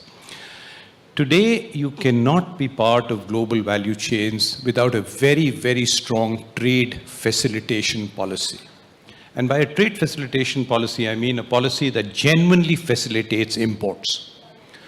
We can make any kind of political speeches about the importance of India integrated into global value chains. But two essential criteria, if not fulfilled, will just simply not help. The first is, as I said, if 70% of global trade is in intermediaries, then without importing, you can't export. Sure, you import, then you add what the PLI schemes and other schemes have helped you produce domestically, and then you import. The second absolute essential thing is technology oblique competitiveness. you know, we talk a lot about ease of doing business. And that's essential. And I know India is going up in those figures a lot. I genuinely think its time has come now for us to start talking about cost of doing business. Ease of doing business, fine. We are taking away barriers. What about the cost? If we do not ensure cutting costs, then any amount of, you know, the globalization. So in my view, yes, you need to look outwards, but while supporting inwards to the extent without creating barriers towards outwards. Sorry, that's a convoluted thing, but that's the way I look at it. I think you raised a very interesting point about what trade deals and the FTA pacts here and the impact that they could have. Well, we'll circle back to that in just a bit. We'll put a pin on that for now. But Mr. Vora, coming to you again, we raised the subject of PLIs. What is your assessment of the PLI schemes, the way they fared so well in terms of allowing that kind of integration? The reason I ask this is that while certain PLIs have been hugely successful, we've seen huge numbers coming out of the mobile production industry, there are others that have been a little more perhaps circumspect in terms of seeking perhaps greater incentives from the government. Your quick take on this PLI push as a part of the Atmanirbharta campaign. I think it's a support which the industry needed. At a particular point of time, continues to need at a point of time. I think we are dealing with a situation where we are trying to create a China plus one world, right? I think the China plus one world, that plus one applies to India, right? I think it's very hard to find a country which can substitute that plus one. So if that is the assumption you make, then you look at different industries. You know, for instance, specifically in electronic manufacturing, and I'm not taking mobile phones for a moment here. I'm talking of simple consumer durable, washing machines, air conditioners, refrigerators. Simple manufacturing like that itself, in my mind, has been a big beneficiary, both in terms of revenues being created and values being created for such companies in the market. The second place where we think that there could potentially that could help is something like the textile industry. I think there are already kind of murmurs and the right kind of buzz in the textile industry. That is again something where we have lost not just to China or Southeast Asia, but even to our neighbors, right, in terms of capacity building. So I think there again we are seeing that over a period of time we see PLI benefiting. So consumer durables and textiles is an area. The other area where we have natural talent available and we think something might happen sooner than later is specialty chemicals. So these three areas I think are, in my mind, looking like large beneficiaries already. Mr. Sharma, you're a ready participant as far as these PLI schemes are concerned. You've been partaking in these incentive schemes. Your quick assessment, you think there's a need for perhaps a greater fiscal push in terms of more areas being covered and more incentive being put out for the industry? That can always be an expectation from the industry. And when the deliberations were going on, we were assessing that how should we set the right understanding on the disability which exists and to what extent this percentage of PLI should be applied. So industry always wishes that as much as it can be, but it was set to just about 5% to start with, and I think it will average at about 4% in over a period of 5 years. And another very good example of the success it witnessed, for example, in the mobile industry is air conditioners. I would be kind of repetitive on that. But if you look at the speed at which the policy was formed, and I was also a party to that conversation in my capacity being chair with the FICCI's Electronics Committee. So from the point where the conversation started and a vision which we took that we will take air conditioners industry from the current level of 16,000 crores to 1 lakh crore of revenue, and from a current level of 20% value addition, we'll take it up to 80% in next 3 to 4 years. With that vision, we created this framework and draft of how the PLI scheme should look like. From the starting point to the announcement of the scheme, it took just about 7 months of time. And then from there till receiving the applications, it took just about 45 days. And we received applications worth 6,600 crores of investments against an allocation of 6,200 crores of budget for the air conditioners and the LED lights industry. That has been the speed. And while we talk, in just about 4 to 5 months, investments worth 800 crores have already happened on the ground to enable backward integration. And I believe, answering once again your question of how we should look at the future of integration, I think the very nature of integration will start to change. So countries may have to look beyond being an importer and exporter. So we are looking at complete change in the supply chain. On supply side, you will look at more partnerships to happen, especially in the small and medium enterprises, where we will enable the component manufacturing to happen in our country. So in that sense, we are engaging with people who have access to technology elsewhere. And when it comes to demand side, we are no longer going to look at only export of these bulky products to happen out of our country, because logistics cost will not let that happen in the first instance. And there is so much of protectionism which will cut across other nations also. So we have to also look at a sort of a hub and spoke model, where we become technology provider and we create hub and spoke models of supplies in other countries also. So I think that is going to change in next few years. Interesting. Let's change the direction a little bit. Mr. Priyadarshi, to come to you, one of the issues that you red flagged was perhaps how perhaps FTA route and trade deals is one area where we can in fact actively work for ensuring greater integration. We've seen a lot of headway being made in the UAE, a lot of headway sought to be made in the GCC countries, Australia. We're trying with the UK, US as well. Is that the way forward? You're actually taking away some of the steam from a session to follow. We have a session on regionalism versus multilateralism a little later in the afternoon. But no, look, I mean, in a synoptic manner and keeping more of that steam for that session, I think both these will have to learn to coexist. Globalization always felt that regionalism would be a building block. Countries which perhaps were hesitant to open up initially globally could open up on a regional basis and then take the next step. But in some ways, the mushrooming of bilateral and regional arrangements, instead of becoming a building block, are gradually becoming a stumbling block to multilateralism. And though the causal factor is difficult to say, was it because of lack of decision making at the multilateral level that led to these? But more in the context of India, I think the more burning issue that I've been reading since the last 2 days is India has decided to opt out of the trade pillar of the Indo-Pacific Economic Forum.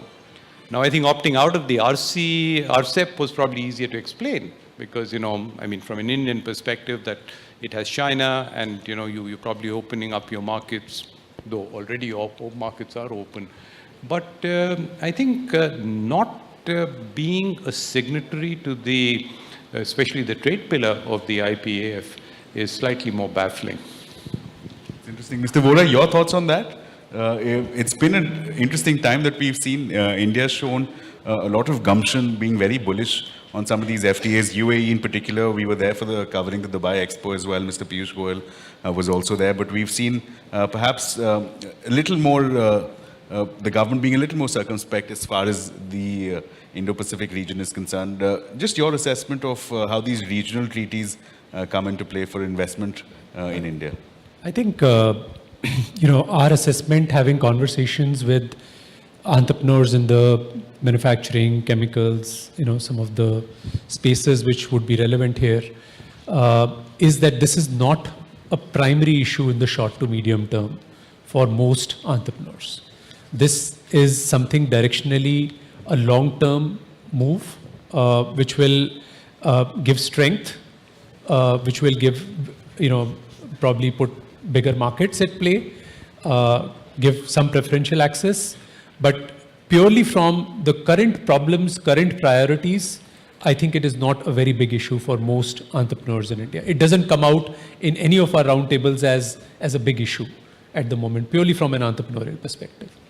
That's an interesting insight coming in. Mr. Sharma, let me come to you now. We've been speaking of the China +1 strategy.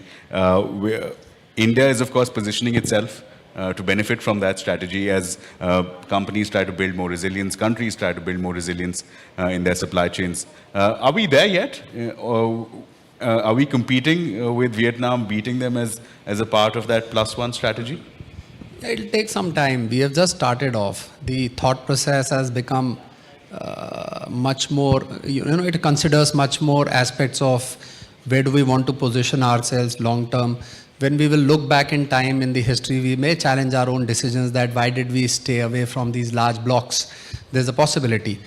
But I think we are trying to carve our own way. And there is a long way to go. I mean, if I give you our own example of Panasonic, today we operate out of 78 or 79 factories in China. And we have just about 25 to 26 factories in countries like Vietnam, Malaysia. And we have invested into 16 factories in our country. Out of those 16 factories, 7 or 8 have come out in the last decade. So that is the speed at which we are making investments in the country. So we are kind of catching up. This is an example of our organization, and so is the case with the industry at large. And I personally believe that we are at the cusp of expansion, explosion, exponential expansion of demand in our country, which potentially is due for last many, many years. And the coming decade will be full of opportunities. So therefore, we will do our own part of catch-up in the coming decade, looking towards 2030. So we have just started off. We are not there yet. And it is very natural to assume that we are competing with countries like Vietnam. So we have to have a structured approach. Yes, of course, we are going to leverage on our biggest potential, which is the demand itself. So the big question is, how do we unlock that potential? That is one. And second is, how do we do away with the existing disabilities? Because in some sense, Vietnam is sitting on the ASEAN bloc. So they have their own set of advantages. So on one side, we have to open up opportunities outside our country. And therefore, I said that when we will look back in history, we may end up challenging our decisions which we are making to stay away from large blocks today. But I think the potential within the country is huge. And then there is an opportunity with the bilateral and the multilateral agreements which we are now looking at. So there's great potential. Mr. Priyadarshi, coming to you, you've expressed some concern that while there is potential, the regional blocks are turning out to be more of a stumbling block as far as multilateralism is concerned. Let me add another dynamic for you, geopolitics. That's something I think is weighing heavily on the minds of policymakers as they begin to make geostrategic economic decisions. Your quick thoughts on that in terms of impact on global supply chains? Sure. I think you raise a very, very important point. You know, if I look 20 years back, India actually spearheaded a small group in Geneva called the Friends of the Multilateral Trading System, which strongly opposed any bilateral agreement. Today, India is very much pushing, and I must say in some ways also looking westwards, because some of our initial 16 or 17 FTAs were all, more to the east.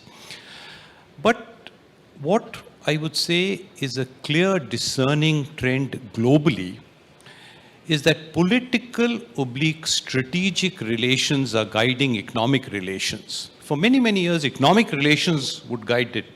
But today, political and strategic relations are guiding economic relations. So very clearly in the context of India too, what you're seeing is India gradually and very strongly pushing their economic partnership agreements with those countries with which it would also want to create a strategic relationship.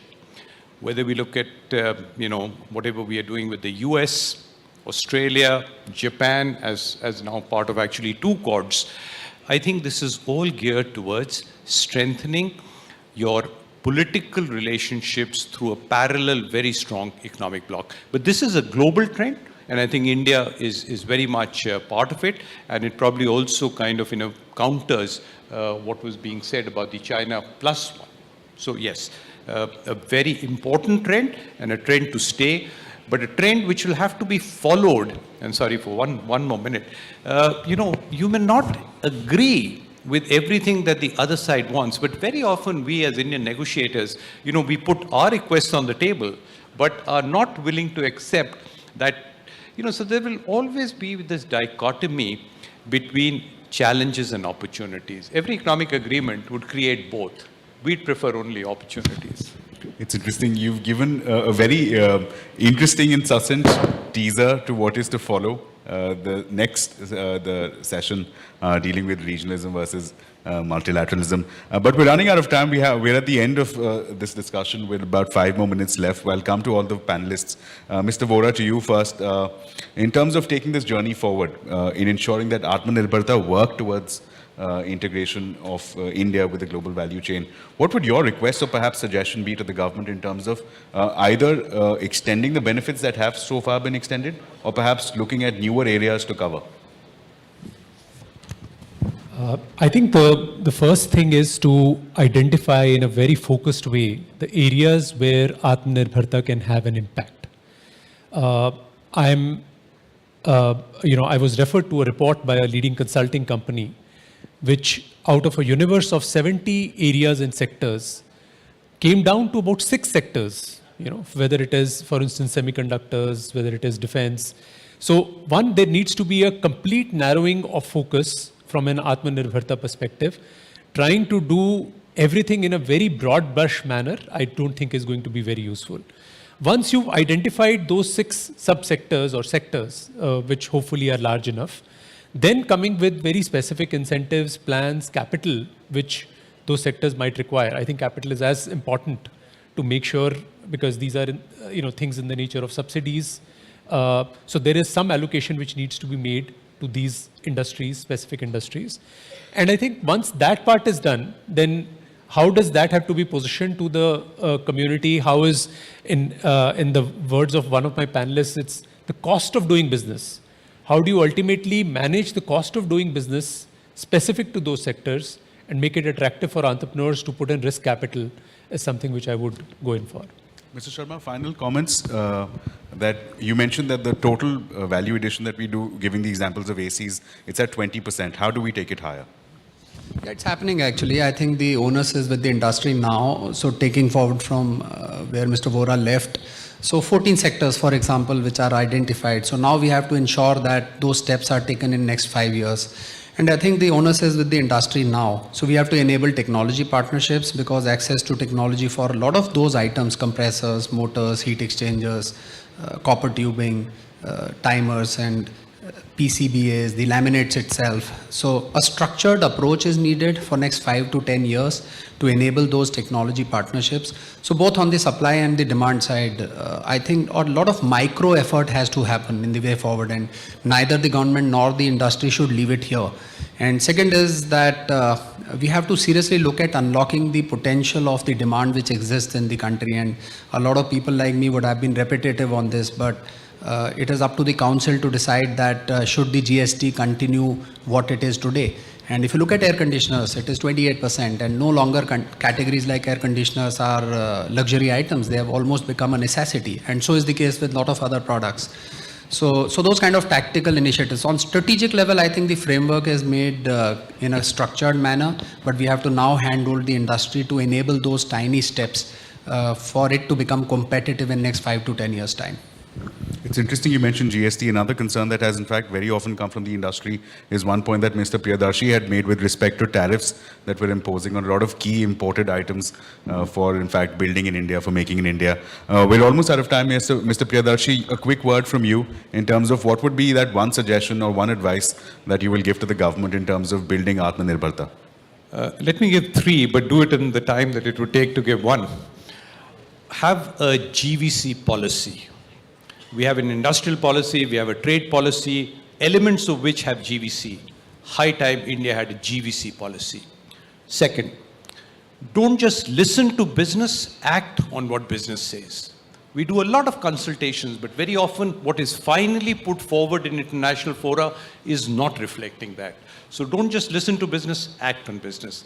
And third, extremely important, be very aware that it is not political statements or policies which will attract investments, it's the actions. And that is where what we said about lower tariffs, facilitate imports, look outwards, produce for the world, even though it's produced in India. 3 suggestions, sorry. Thank you, Mr. Priyadarshi. I think we're very close to ending the time that we were allotted for this panel discussion. I'd like to thank all of our panelists. I think we've had a very interesting discussion with a lot of insights that perhaps we can take away from here and then subsequently build on that for perhaps hopefully the next edition of the Mindmine Summit when we may meet again. So I'd like to thank all of our panelists for sharing their thoughts with us. Mr. Vora, Mr. Priyadarshi, Mr. Sharma, thank you so much for being a part of this. Thank you. Thank you, gentlemen. As well as Mr. Munjal. I would request you to please be seated because the discussion was so enlightening. We have a question for the audience. So if you remember, I had given you those devices for voting. Can we have the poll question, please? Okay, yeah, this is how it is supposed to be used. If you see the way you will get options A, B, C, and D. Press long the CE button to switch it on. C button को दबाएंगे तो switch on हो जाएगा, but थोड़ा long press करना पड़ेगा आपको. उसके बाद जैसे ही सवाल आप देखते हैं, the moment you see the question, you will get an option A, B, C, D, E. Whichever the option you think is fine, press on that, but you have to press the OK button, which is the green signal that you see on the top right. Right? So can we have the question, please? Self-sufficiency in manufacturing will help India integrate with global supply chains faster. A for agree, B for disagree, and C for can't say. So these are the live polls that you get to see right now. After you've chosen A, B, or C, you must press OK. That is the green cursor that you see. Okay, there you go, ladies and gentlemen. We are very much in agreement with the poll. Can we have a round of applause for this session? Thank you. Would request none other than Founder and Secretary General Kutch, Mr. Pradeep Mehta, to kindly grace the stage and present the memento to our esteemed group of panelists. Mr. Mehta. Zordar Taliyan, let's have it for sir.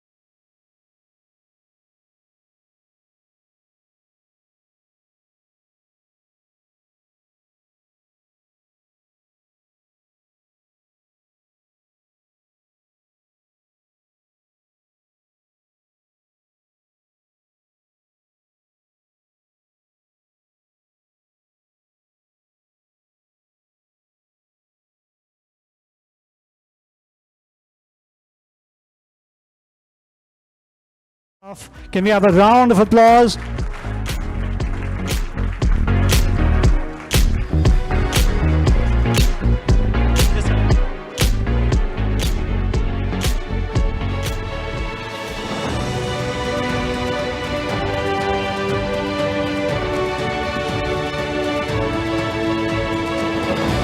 Ladies and gentlemen, this is the Mindmine Exchange. Maroof Raza, Consulting Editor, Strategic Affairs, Times TV Network, in conversation with General Manoj Pandey, Chief of Army Staff, on lean, agile and future ready. How should India's defense be right-sized?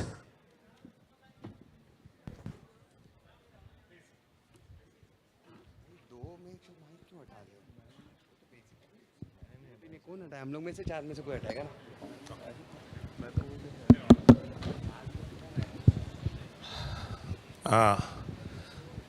distinguished members of the audience, ladies and gentlemen, and of course, above all, General Pandey. I'm obviously deeply honored and delighted to be asked to do this interaction with our Army Chief, something which is very close to my heart, having been an Army officer myself. And General Pandey actually would be able to engage you all with the kind of insightful responses that only somebody at his position can give that. I think just a brief introduction about General Saab himself. Has had an outstanding career in the Army, has also been a topper of various courses, including representing India at what used to be the Kimberley Staff College, and now I believe it's at Shrivenham. And so the best officer of the batch goes there. So from those early days, it was pretty clear that General Pandey was slated for big things. But I would still say that he's probably the first Kimberley Staff College chief that we have. But now the responsibilities are heavy on him, and I'm going to do less of the talking, and nor am I going to grill him as anchors like to normally do, but get the best out of him by actually getting him to explain to us his vision. So I'll start with asking you that, having become chief, I remember years ago when General Sundarji was appointed chief designate, one of the things he did was he made out what he called a tear-off calendar, which means a list of things that, I will accomplish week by week and what have you. And despite having had a mixed reputation for his operations, General Sundarji was clearly a thinking general. We expect the same from you, General Pandey. And so what would be your vision, and what would be the key areas that you'd like to focus on as chief? I think it's on. It's on. Good afternoon, ladies and gentlemen, and thank you, Maru, for this very kind introduction. So when I took over the reins of the Indian Army, about 4 months back, so I laid out for myself about 8 to 10 thrust areas or focus areas, and foremost was, of course, maintaining a very high level and have a high degree of operational preparedness at all times, considering the active borders, the active commitment, deployment of our army, both on the western as well as the northern borders. So that was first. Second was also the fact that the army is undergoing transformational changes. We want to move from a manpower intensive army to one which is technology driven, which is more agile, as the topic of the discussion suggests, so that we are better prepared to carry out our mandate in a more effective manner. We are more future ready, so to speak. So these transformational changes in different spheres, be it the organizational restructuring, be it the operational philosophy, be it the human resource management philosophy, of which I'll perhaps, because that is something which is topical and we may like to speak of it a little later. So the aim was to re-energize these efforts and to take them forward. Third was also to, modernize the army, and that was to do with infusion of technology. How do you then, sort of from a manpower-intensive army, become more technologically or technically oriented? Next was, of course, maintaining a very high level of morale of our soldiers.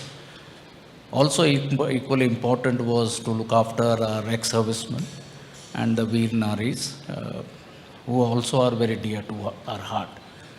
So these were some of the areas that I set about. And of course, as we went along, you had in the middle of June, the new human resource management philosophy of the army, which was put out. And this is something which is engaging our attention, and that is something which... You're talking of the Agniveers? Absolutely, yes. So these were some of the areas that I had set about for myself as to how to make the army future ready, to be able to fight our battles of the future in a more effective manner. Okay, so yes, the broad guidelines are there for us to see, and I think the biggest challenge is to get the man-machine mix right, because much as we talk of technology and modernization, you would know it, and many of us know, that the last few hundred yards of victory have to still be measured on foot. So you need highly motivated manpower. You need them to be ingrained with a sense of purpose. We are seeing this with a very technologically advanced Russian army, which is not making a headway in Ukraine simply because I think there is a failure of leadership at various levels.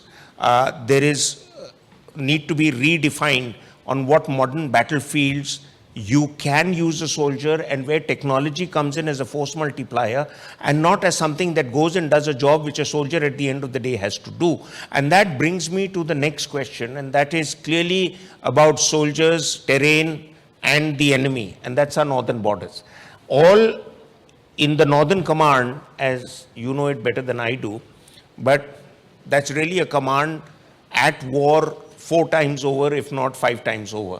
You have the LOC, you have the LAC, you have the AGPL in the Siachen Glacier, you have the men in the valley who are fighting a battle which is been there for decades, and you have the requirement for preparing your forces, equipping them, and getting ready for the next long winter, which is a logistic battle on its own, bullets or no bullets.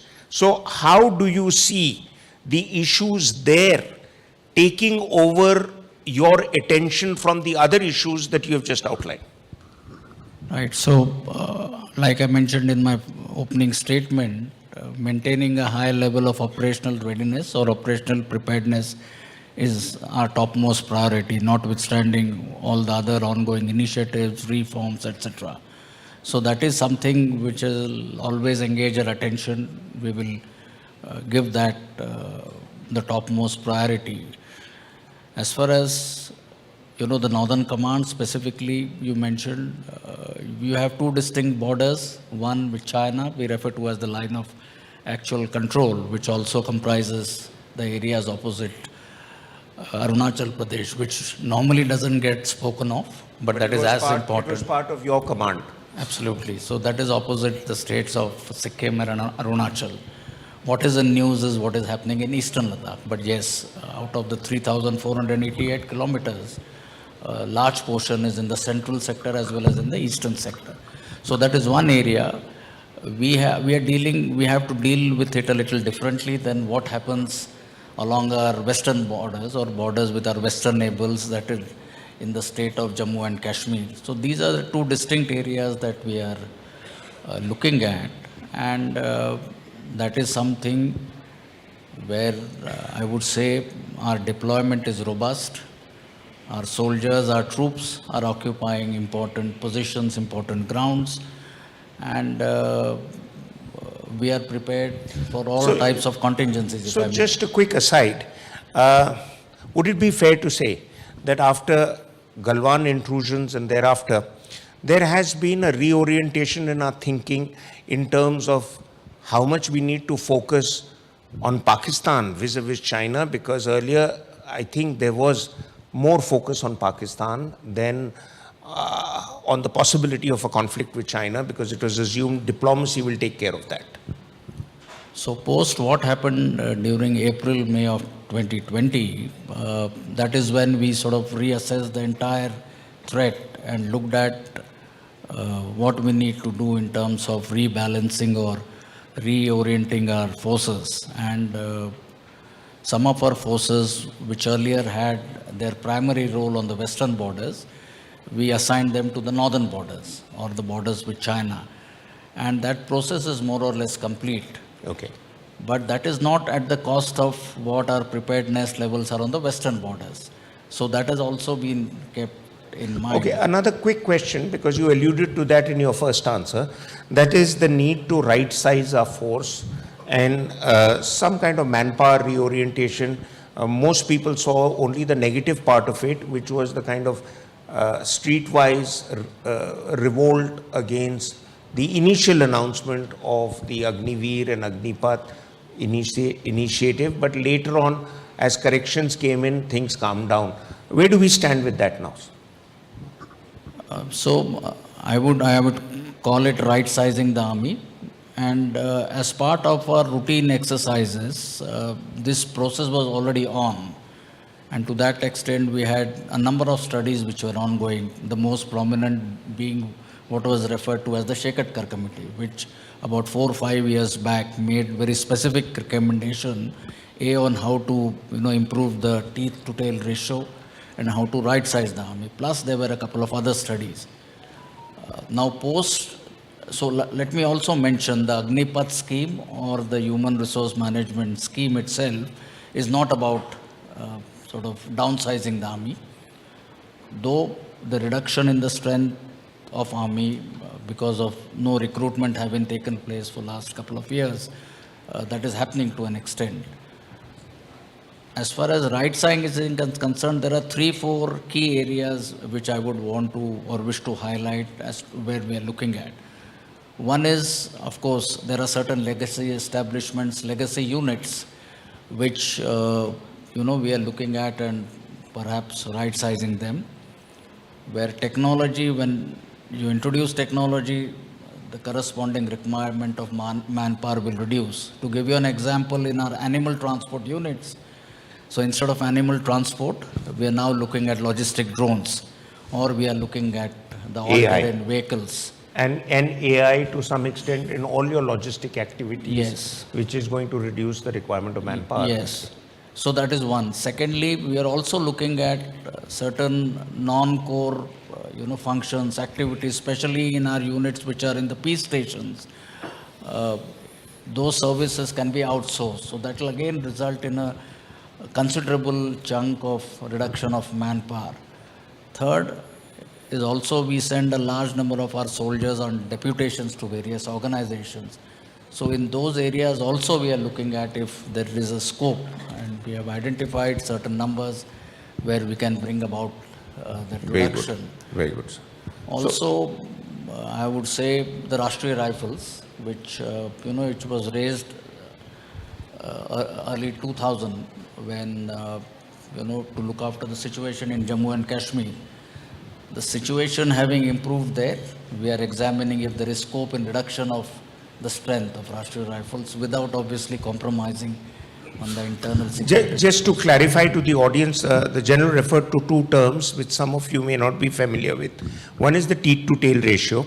The Indian Armed Forces do have a very long tail, and that is essentially the logistics tail, which they require because our circumstances are very odd under which we operate. Some of us don't know that out of the 18 climatic regions in the world, India operates in 16.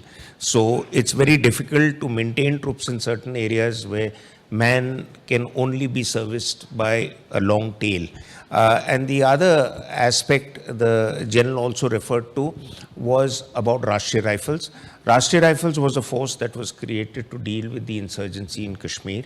So it has a very large regular army component, but it also has other elements. So therefore, I think they're looking at right sizing. But I want to move on from manpower related issues to, this whole thrust on manufacturing. Technology that we need for tomorrow, and reducing our dependence on buying from outside. Many of us know that India has the dubious distinction of being in the top 2-3 countries of being the largest importer of weapons platforms from all over the world. So how do we reduce it? If we can make state-of-the-art missiles, if we can make satellites, why can't we get making of rifles and automatic weapons right? So one of the lessons that we learn from the Russia-Ukraine conflict, which is currently ongoing, is of course the importance of being self-reliant in meeting our defense requirements, be it for sustenance of the kit that we already have or for procurement of new equipment. And aligned to the initiative on achieving Atmanirbharta, I think we have taken some seminal and very important steps towards supporting this initiative and making sure that we have those indigenous capabilities for being able to produce our own weapon systems and other equipment. Just to give you a very broad idea so that you get the sense right, we have about 800 plus defense industry companies, if you like. Out of these 800, in terms of the indigenous content in last 4 years, I would say it has grown almost 300%. We also had currently all the procurements which have been sanctioned for approval or approved in principle. These correspond to almost 40,000 crores. And over the next 8 years, when you do the back of envelope calculation, it tells you that in the next year, it will almost be 8 lakh crores. So that is the kind of potential that we have. The government has come up with a scheme called Innovation in Defense Excellence, so that in which the design and development can be assigned to a private industry up to a figure of, I think, 15 crore initially. So we have about 30 ongoing projects in that manner. We also have what is called as Make One projects, where I have around 40 odd projects measuring about 200-300 crores are currently ongoing. And out of the total positive indigenization list, where about 310 items were listed out, you would be happy to note that the army accounts for 41% of it, about 126 of them. So there is fair amount of focus, impetus on indigenization, not only for the equipment and systems, but also for indigenous manufacture of ammunition. The industry has stepped up. The startup ecosystem has stepped up in a very, I would say, in an impressive manner. And this is something which we want to leverage, especially in the areas of niche technologies, be it AI, be it quantum computing, be it drones and counter-drone systems. So I would say this has been very encouraging for the last couple of years, and we just need to take it forward. Linked with that is the other requirement which often gets asked, that why has India been reluctant to export? There are certain things that we make pretty well. Yes. And then we make it in pretty large numbers. Years ago, I wrote a piece in one of the weekly magazines to say, why don't we export? And I was very pleasantly surprised to learn that the DRDO itself has an inventory of more than 2,000 military-related items that they manufacture. But there has been, I think, a psychological reluctance to export. Are we getting over that? Are we going to manufacture to export also, or only barely meet our own requirements because we have a very large armed forces? Right, so I think that should be the final aim, where you are able to export what you produce in your country. But as a first step, you need to make things for your own armed forces. Once your own armed forces start using this equipment, that is what will prove to others that, look, here is a system which is worth the... Our companies slowly over a period of time need to also be competitive in terms of the cost as well as the quality. Now, these are the two areas which I feel we need to focus on. And initially, if they are able to meet our own requirements, I think that would be good.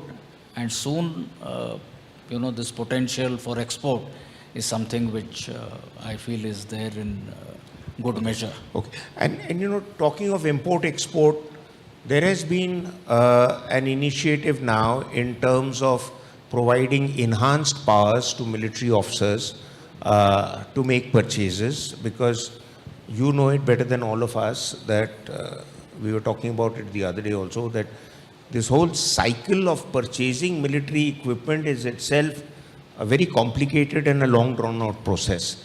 But at the same time, however much you make at home, there will still be the window to purchase things from outside. Whether you purchase it through the entire acquisition process or through the FMS process. And there are smaller equipment that we might not make which may be immediately required. Say, for example, for troops, night vision devices in certain areas. Yes. So there are certain enhanced powers that have now been given. Can you elaborate a bit on that? Right. So your first comment or observation that our current procurement processes are indeed tedious, extremely elaborate, time consuming. Of course, it's a different matter that there are steps being taken to make them sort of more, I would say, responsive. But coming to your specific question in terms of the government empowering the service headquarters to procure certain weapon systems, etc. This happened in the financial year 2021, and that was post-Galwan. So we called it the emergency procurement, where the service headquarters were given certain powers, up to 300 crores, to initially buy certain quantities which were urgently required. Yes. Also, so that you purchase these systems, test them, try them out, and that forms the basis for you to then go for larger sort of big ticket procurement projects. So in 2021, there were about 68 or 70 different, if I may, contracts which we went into, total amounting to about 6,000 crores. Most of them have fructified, and all the equipment that we purchased was then deployed along our borders. Again, and out of this, 50 to 55% was all indigenously produced equipment. That has turned out to be a good exercise. They have performed well, and they will now form the basis for us to take this on forward. We essentially focused on 4 to 5 areas. One was the surveillance systems. Second was certain munitions like loiter munitions. Third was infantry-based weapon systems. Then there were the drone and the counter-drone systems. There were some equipment to do with mobility and protection. So under these different heads, we were able to buy this equipment, and I would feel that has actually helped us and done us well. Though not in very large numbers, but certainly it has proven that, look, this is the equipment which we need. And it's also shown us that this can be a much faster way to get things to the soldier in the front lines, instead of waiting for procedures to get completed and the man is fighting with his arm tied to his back, in a way. I'll ask you my last question before we open up to the audience. We're keeping to Mr. Munjal's requirements of giving 10 minutes for Q&A. So the last question is, and this is based on the leaflet there, how do you see the evolution of warfare now? I'll throw up one idea, and which is, it was said that just like tanks 100 years became the defining instrument for warfare, drones now are becoming the defining instrument of warfare. And as of this morning, Azerbaijan and Armenia, which have defined the role for usage of drones in battle, have again gone to war. Yes. So, if I were to mention about the character of war in future.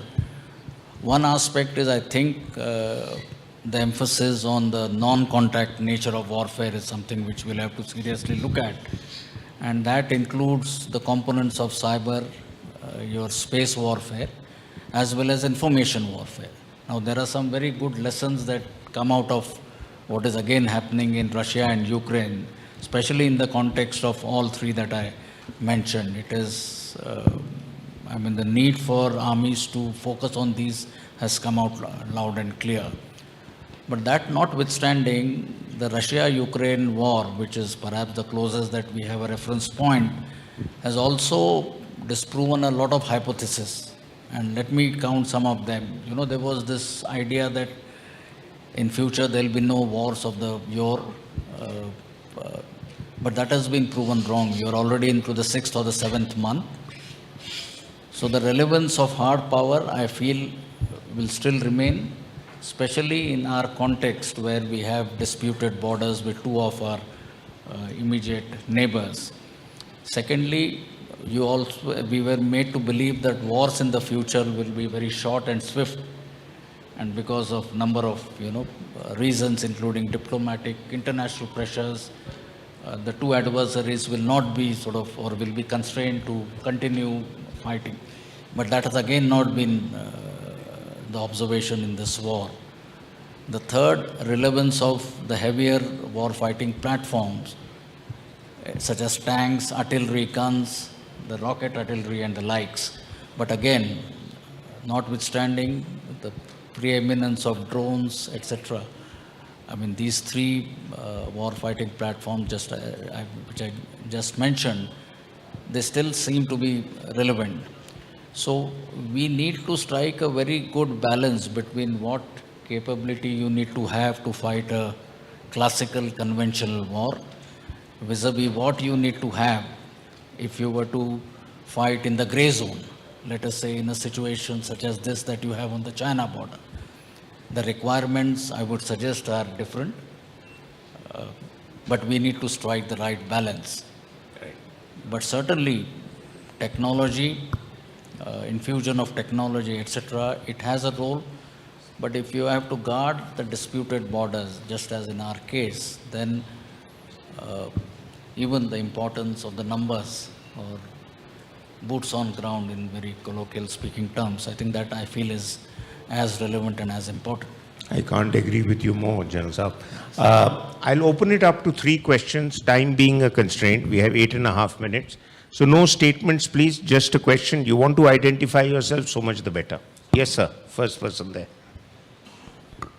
Sir, with due deference to you, you remain general 10 to 12 hours a day, maybe even more. How about when you are back home, do you maintain to be general there? Or submit to your wife and children like us? How do you manage it? So back home, I'm not the general, somebody else is the field marshal. So that is why very short but on a more serious note, you're right. I think once you get back home, then there are other pursuits. You have friends to meet, you have other things that engage your attention, your hobbies, watching sport, etc., which, of course, it takes the mind off your work. And yes. Next question, please. General, so recent time we have many of the secretaries from a technical background, like scientists, and there has been great demand from defense also to have a defense secretary from defense background. So what is now going on? And second thing, recently visited Nepal for a promotion of Agniveer. So what is the response from Nepal? So if I got the question right, you are asking what is Nepal's response to the Agniveer scheme? Defense? Defense secretary from defense background. There is a demand from defense secretary to be from defense rather than a IAS. Defense secretary you mean, right. Well, I think sometime back the Department of Defense was restructured. You created a Department of Military Affairs with the CDS or the Secretary DMA at the helm. I think the system which is currently in vogue is working well. So in terms of the Defense Secretary's role, I mean, there's clear division and distinction of responsibilities, which I feel is perhaps adequate for the time being. It is a very sort of complicated subject which needs for you to probably go through a couple of books. I've written one on the subject. So that will explain a bit more that it's not very easy to do away with those who are well entrenched in a particular system by trying to superimpose a new lot on them. It's a long drawn out affair that I think the general will need to give a separate talk. Next, Agniveer, Nepal. Right. So, to the Nepali government, and I was recently there in Nepal on a official visit for 3 to 4 days. So we were able to explain what are the benefits of this scheme and how good it is not only for the individuals but for the society and the country. I think at a suitable time, at appropriate time, the Nepali government will take a call, and I am hopeful that they will, continue with the scheme. I think the scheme needs to be understood in some more detail. It is well intentioned, and there's not going to be any storm or turmoil overnight. There were a lot of people who were just being egged on, half informed. So overall, the scheme has, in any case, whatever you say, it'll pan out after 10 to 15 years. So you're not seeing it overnight happening. Next, there are so many hands up. 2 questions more and we are done. Yes, yes, one there and one there. Well, there might be 2 different subjects. My name is Nikhil Kochar. We take a lot of time to procure whatever we really need. 20 years to make an aircraft carrier or to take a decision to import planes. Any thoughts on where we need to improve our project management or decision-making skills, please? Right. So that's a very important question, and let me, the entire acquisition process, and we have what is called as the DAP 2020. So that was the latest edition, and in the last 4 years, I think the acquisition process has undergone 3 changes, and changes for the good, purely with the purpose of making it more responsive, squeezing the timelines. And some of the issues I wish to flag is, of course, the testing, trials, and the inspection. So there are steps being taken to make sure as to how you can reduce the timeline. Secondly is the concept of spiral development. So even if the military or the army wants something, let us say, on a scale of 10, if you need something which is valued at 10, when initially if the, manufacturer comes up with something not at the right there, but maybe without compromising our operational requirement, you accept it as a stage 1, and in a spiral development, as we go forward, then you accept, better improvements. We are also looking at a concept. Presently, you have the L1 concept, wherein you lay down your technical requirements, and whosoever is the lowest, then you give the contract to her. We are now looking at something called as a L1 T1. Now, this has been in the works under consideration for some time, wherein perhaps you give do a benchmarking of price, and for that price you see as to who best or what best you are able to get. There is also certain reforms being done in the inspection procedures as to how can you then cut down on inspections, can you look at self-certification on certain processes in the manufacturing ecosystem, and likewise. So the requirement to reduce the complete defense acquisition process has been, I think, well identified some time back. And let me assure you, a lot of reforms and positive reforms for the good are taking place in this area. Just for the, if I may take the liberty of just taking a minute, the acquisition process is of 3 types. One is straightforward, that you ask for types of equipment that are available for, say, a type of helicopter you want. And by the time the proposal comes and then a testing starts, no NC process, etc., shortlisting, price negotiations, etc., it takes 5-6 years. But if you desperately need something, as things happened with the Chinese intrusion, then the authorities are empowered to do quick FMS deals with countries with equipment that you may have already used and tried, or they have tried them in battle. It was under those kind of arrangements that the Rafale deal took place, because if it prolongs endlessly with no decision coming about. So there are options to buy them quickly if you want to, but if you want to go through the producer, supplier, buyer, entire engagement and having a graph of 30 to 40 years, then you have to be dead sure that it will last 40, 50 years. That's the reason why military equipment takes place. But there was a question here that somebody wanted to ask. Please go ahead. The mic. General, I am Pawan Malhotra. Your presence here reminds me of Devlali, the artillery town where I was born. Childhood memories of Brigadier Charanjit Singh and Vashisht. My question to you is, when do we see you, you are very articulate, when do we see you as the CDS of the country?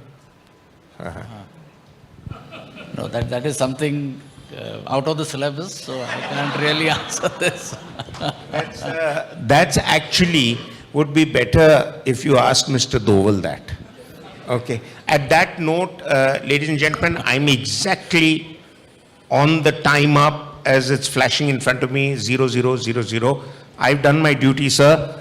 If you have anything else to ask, please ask. Mr. Munjal has the prerogative of asking the last question. Otherwise, we're done on the given time. There are areas in which India has leapfrogged a few generations of development. Whether we look at our new digital payment systems, you look at the telecom systems. Is there such a possibility, because you talked of use of technology, etc.? Do you think we can leapfrog and get ahead of many other nations because of the openness and access to new technologies that are available today? Right. So, yes, I think we need to identify some of the technologies where, it is not enough, I feel, to catch up and look at only what happens in the next 5 years. I think we, especially in the context of warfare, we need to identify as to where will warfare be 25, 30 years hence, and then identify as to what is it that you require, so that once you start working on that requirement now, perhaps we'll be able to. So maybe space is one such area where we can look at this thing, and of course cyber, but there would be many others. Thank you, sir. Thank you, sir. Thank you, sir. So just one moment, inspired by this truly enlightening discussion, we have a question and we have to go for the audience poll. The audience is going to vote. Can we have the question, please? Again, you see, this is the way you're supposed to use your voting pad. You have the C button, long press, switch it on, options A, B, C, D, and in the extreme top right, we have the green button that will basically press OK. So can we have the question, please? The Agnipath scheme is necessary to build a young, modern, and efficient armed force. A for agree, B for disagree, and C for can't say. Once you've logged in, don't forget to press OK.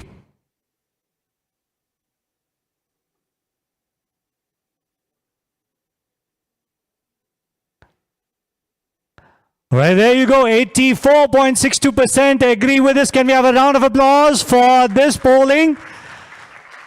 And without further ado, I would request Dr. Pawan Munjal, Chairman Managing Director, Hero Motorcorp, and Mr. Sunil Kant Munjalji, Chairman, Hero Enterprise, to kindly grace the stage and present a memento to the esteemed General over here, and of course, Mr. Maruf Razaji.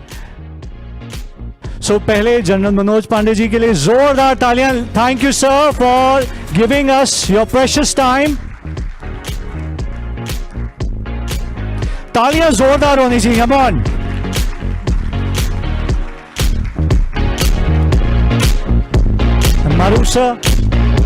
Maruf sir के लिए भी जोरदार तालियां, ladies and gentlemen.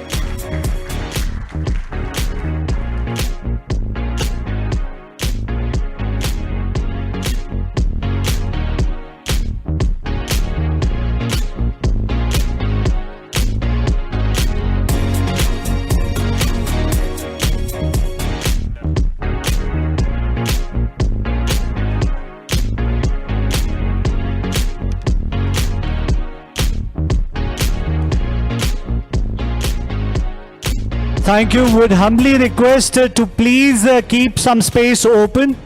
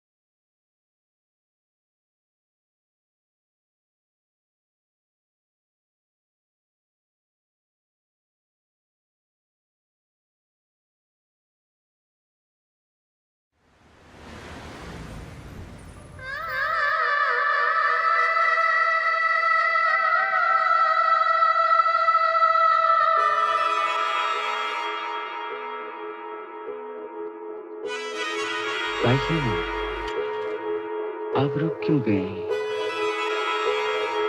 गाओ ना बेटी गाओ।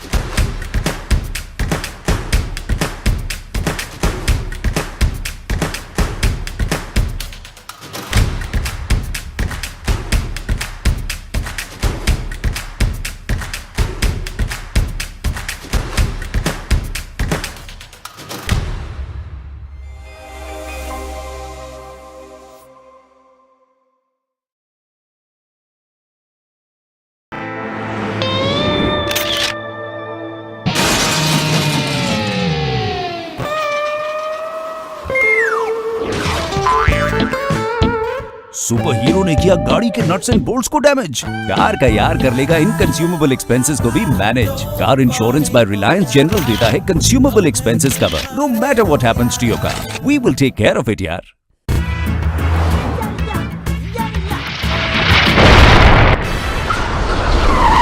Meteor ने किया रोड ट्रिप को कट शॉर्ट। कार का यार देगा overnight stay, worry not. Car insurance by Reliance general का इमरजेंसी होटल अकोमोडेशन कवर है ना।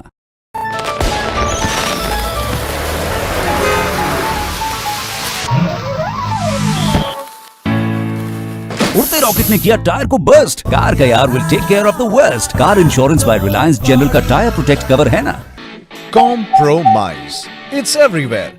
बर्थडे गिफ्ट से लेकर holiday destination, month end craving से लेकर सैलरी नेगोशिएशन और लेटेस्ट फोन से लेकर वेडिंग रिसेप्शन। अरे भाई, इवन हेल्थ इंश्योरेंस प्लान्स का भी नहीं है एक्सेप्शन।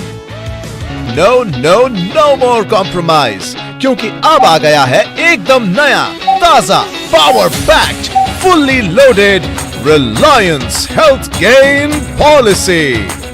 इंडिया का फाइनेस्ट जीरो कॉम्प्रोमाइज पॉलिसी, जो देता है आपको the power to choose from the widest range of covers according to your मर्जी। अब हेल्थ इंश्योरेंस पे जीरो कॉम्प्रोमाइज, 100% आपकी choice.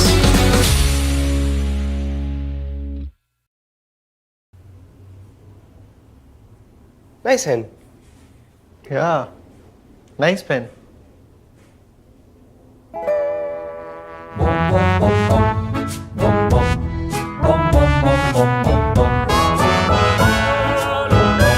Parker, it shows. Nice, Jen. Yeah, nice pen. Jen. I'm Jenny.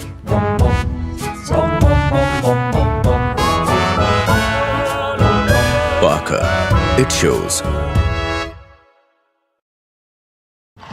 Nice. 10. Yeah, nice pen.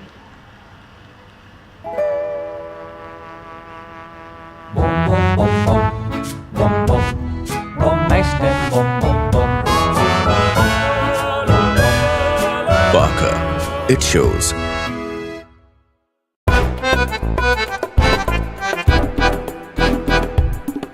Panthera number 420।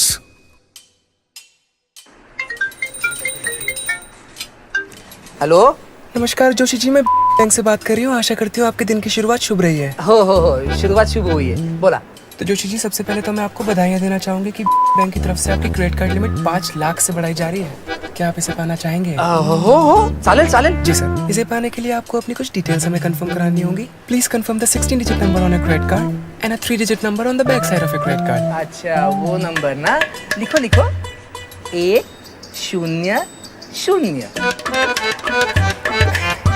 नहीं sir, ये तो गलत number है। अरे बाबा, यही सही नंबर है मैडम।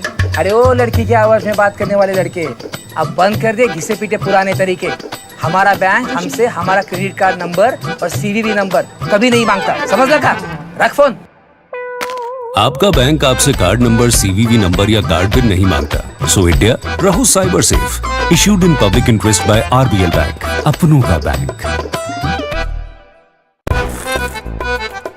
Panthera number 17। हेलो, नमस्कार विद्या जी, मैं से बात कर रहा हूँ। बताना चाहूंगा कि आपकी केवाईसी डिटेल्स अपडेट करने का आज आखिरी दिन है, वरना आपका अकाउंट ब्लॉक हो जाएगा। हाँ जी, तो अपडेट कर दीजिए। मैडम, मुझे सिस्टम में आपकी डिटेल्स अपडेट करने की इजाजत नहीं है। सिक्योरिटी रीजंस के लिए आप ही को एनीडेस्क ऐप डाउनलोड करके उस पर अपनी केवाईसी डिटेल्स अपडेट करनी है। अच्छा जी, तो डाउनलोड कर दूं? कौन सी ऐप, पुलिस की या साइबर क्राइम ब्रांच की? देखो पुत्र, ये ना घिसे पिटे पुराने तरीके छोड़ दो और कुछ नया ट्राई करो। हमारा बैंक ना हमें बैंक की ऐप के अलावा और कोई भी ऐप या लिंक डाउनलोड करने नहीं कहता, समझे? हेलो, ओए फोन कट कर देता की? आपका बैंक आपसे कभी भी अननोन ऐप्स या लिंक्स डाउनलोड करने को नहीं कहता। सो इंडिया, रहो cyber safe. Issued in public interest by RBL bank, अपनों का बैंक।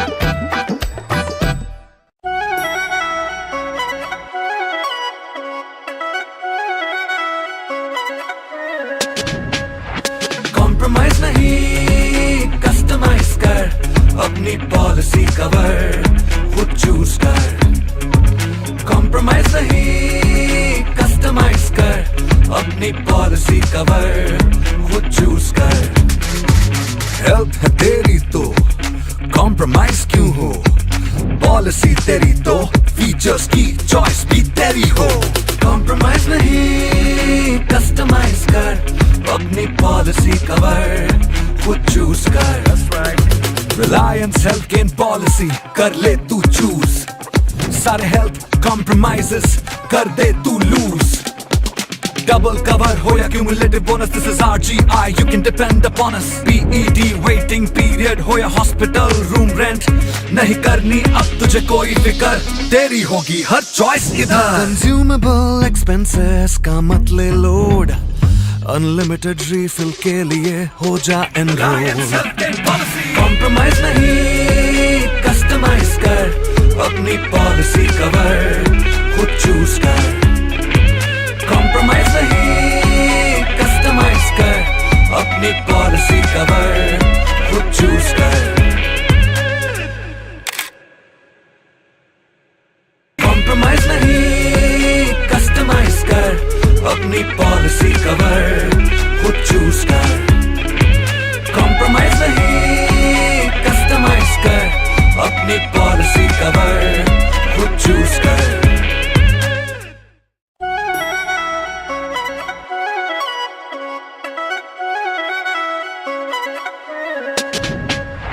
कॉम्प्रोमाइज नहीं कस्टमाइज कर, अपनी पॉलिसी कवर खुद चूज कर।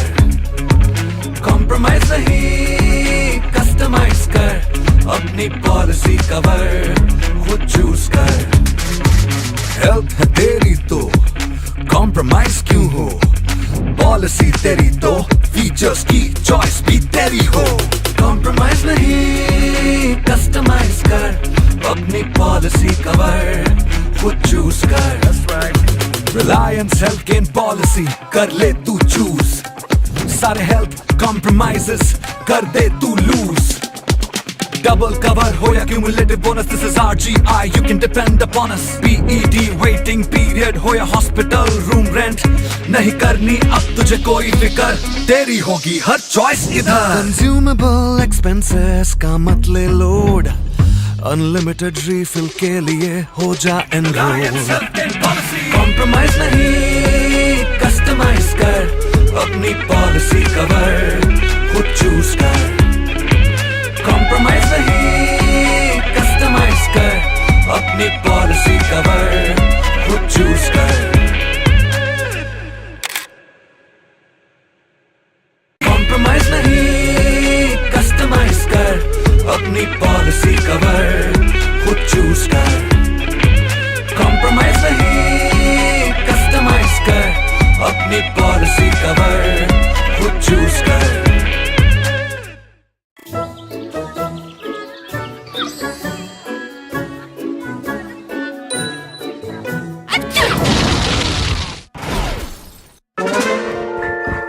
ड्रैगन की स्नीज ने किया गाड़ी को पूरी तरह से खत्म।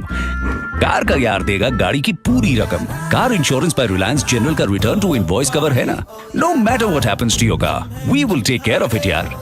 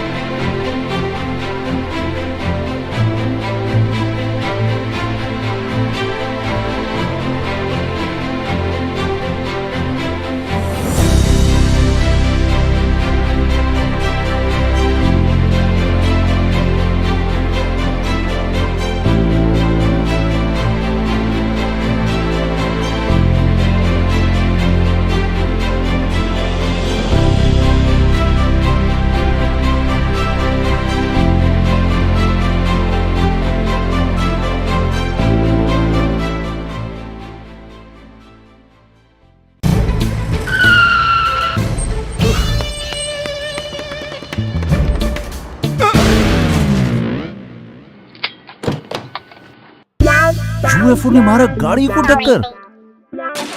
कार का यार देगा इंस्टेंट क्लेम बेफिक्र। Car insurance by Reliance general देता है instant video claim assistance. No matter what happens to your car, we will take care of it यार।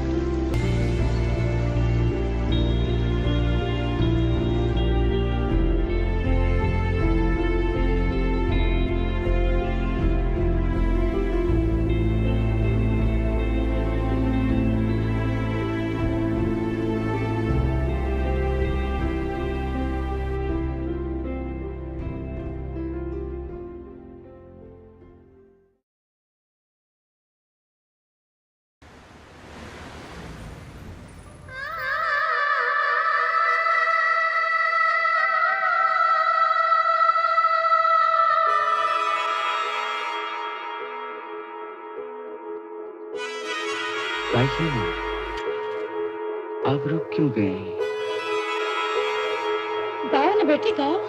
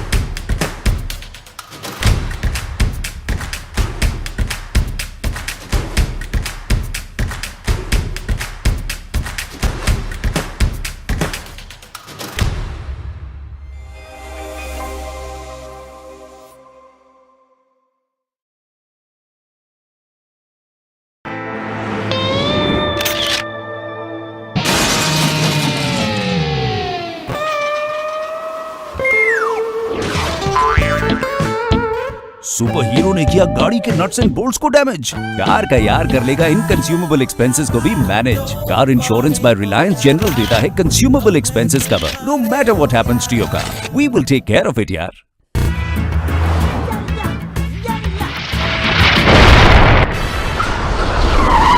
मीटियोर ने किया रोड ट्रिप को कट शॉर्ट। कार का यार देगा overnight stay, worry not. Car insurance by Reliance general का emergency hotel accommodation cover है ना।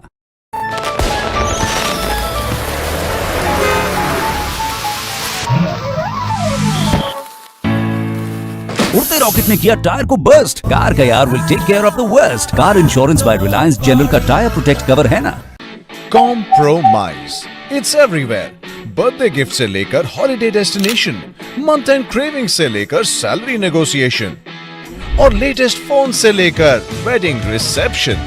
अरे भाई, इवन हेल्थ इंश्योरेंस प्लान्स का भी नहीं है exception. No no no more compromise, क्योंकि अब आ गया है एकदम नया, ताजा, power packed, fully loaded Reliance health gain policy. India का फाइनेस्ट जीरो कॉम्प्रोमाइज पॉलिसी, जो देता है आपको the power to choose from the widest range of covers according to your मर्जी। अब हेल्थ इंश्योरेंस पे जीरो कॉम्प्रोमाइज, 100% आपकी choice.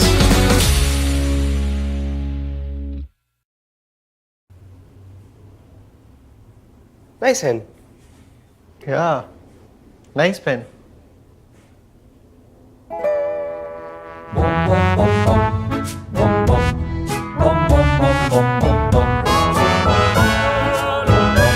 Parker, it shows.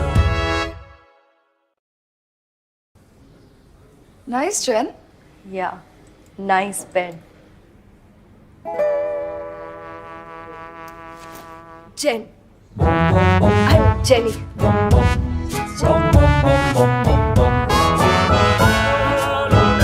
Parker, it shows. Nice. 10. Yeah, nice pen.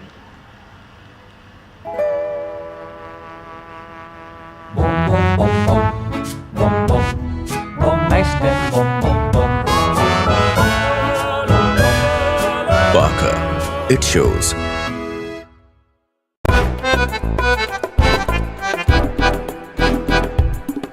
पैंतरा number 420।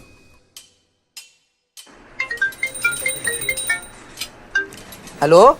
नमस्कार जोशी जी, मैं बैंक से बात कर रही हूँ। आशा करती हूँ आपके दिन की शुरुआत शुभ रही है। हो शुरुआत शुभ हुई है, बोला।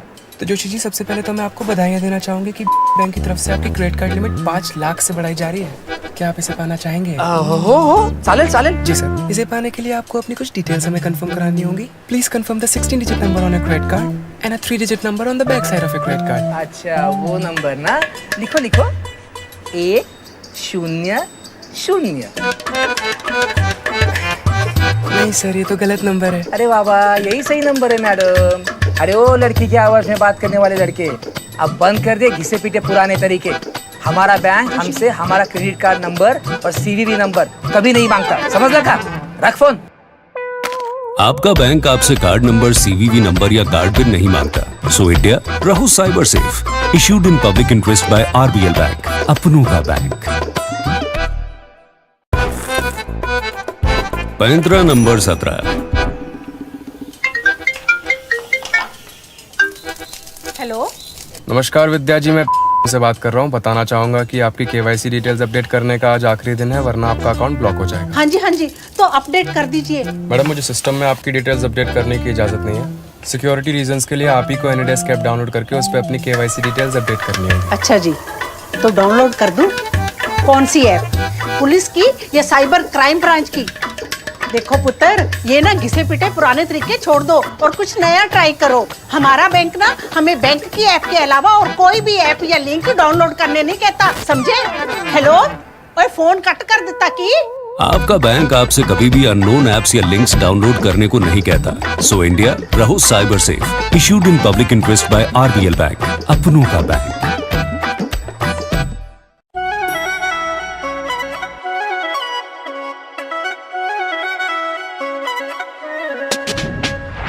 कॉम्प्रोमाइज नहीं, कस्टमाइज कर अपनी पॉलिसी कवर, खुद चूज कर। कॉम्प्रोमाइज नहीं, कस्टमाइज कर अपनी पॉलिसी कवर, खुद चूज कर। हेल्थ है तेरी तो कॉम्प्रोमाइज क्यों हो, पॉलिसी तेरी तो फीचर्स की चॉइस भी तेरी हो। कॉम्प्रोमाइज नहीं, कस्टमाइज कर अपनी पॉलिसी कवर, खुद चूज कर।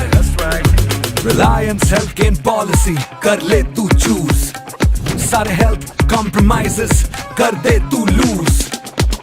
डबल कवर हो या cumulative bonus, this is RGI, you can depend upon us। PED waiting period हो या हॉस्पिटल रूम रेंट, नहीं करनी अब तुझे कोई फिकर, तेरी होगी हर चॉइस इधर। कंज्यूमेबल एक्सपेंसेस का मत ले लोड, अनलिमिटेड रिफिल के लिए हो जा एनरोल।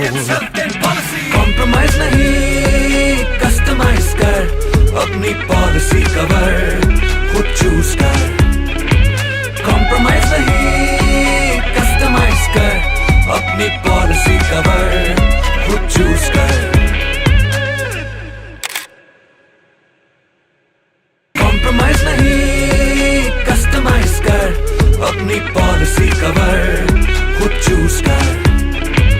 कॉम्प्रोमाइज नहीं, कस्टमाइज कर अपनी पॉलिसी कवर, खुद चूज कर।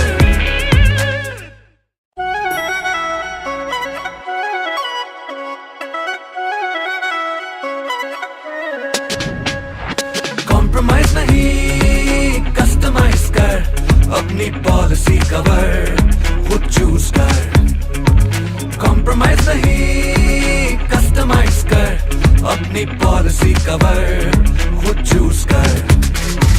हेल्थ है तेरी तो कॉम्प्रोमाइज क्यों हो, पॉलिसी तेरी तो फीचर्स की चॉइस भी तेरी हो।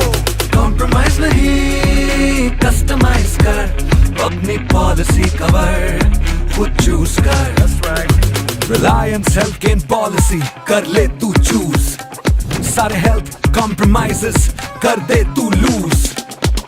डबल कवर हो या cumulative bonus, this is RGI, you can depend upon us। PED waiting period हो या हॉस्पिटल रूम रेंट, नहीं करनी अब तुझे कोई फिकर, तेरी होगी हर चॉइस इधर। कंज्यूमेबल एक्सपेंसेस का मत ले लोड, अनलिमिटेड रिफिल के लिए हो जा एनरोल।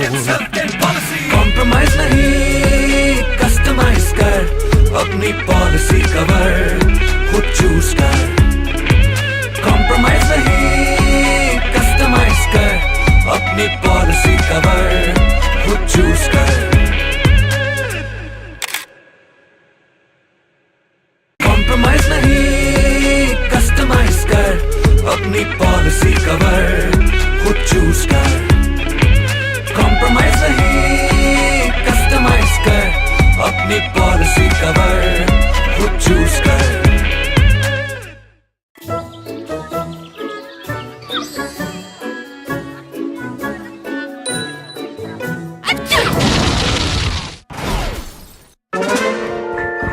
ड्रैगन की स्नीज ने किया गाड़ी को पूरी तरह से खत्म।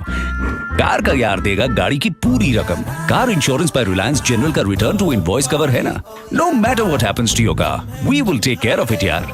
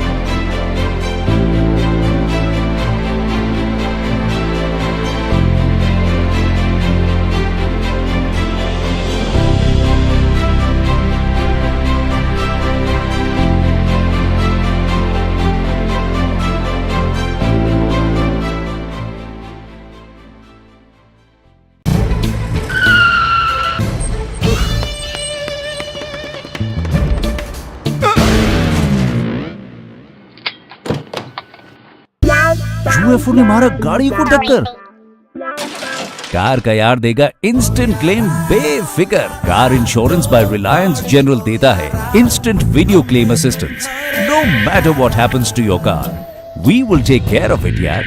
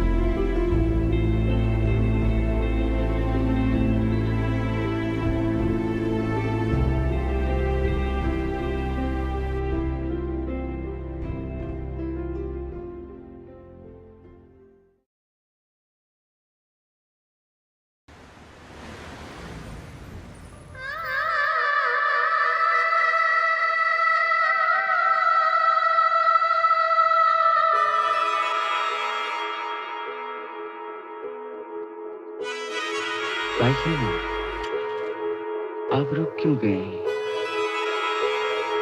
गाओ ना बेटी गाओ।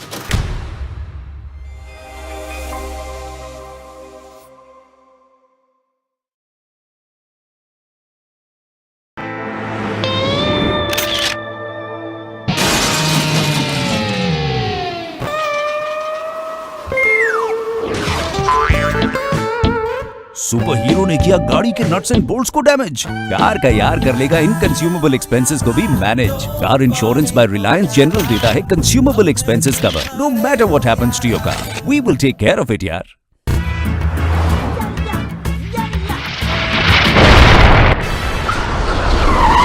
मीटियोर ने किया रोड ट्रिप को कट शॉर्ट। कार का यार देगा overnight stay, worry not. Car insurance by Reliance general का इमरजेंसी होटल अकोमोडेशन कवर है ना।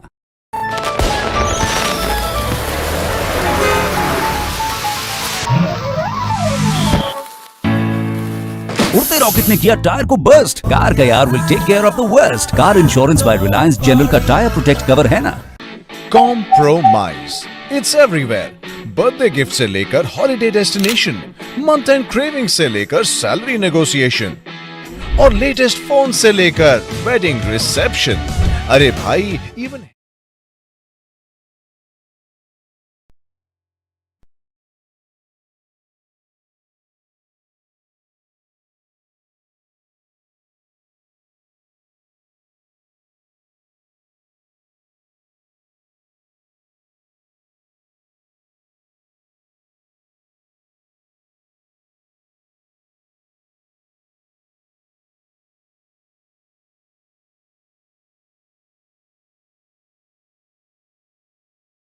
an hour with a very eminent panel and very little time to talk about really the elephant in the room, which is what are we going to do about the most pressing crisis that humanity is going to face, not just now, and that the elephant in the room is now showing its contours.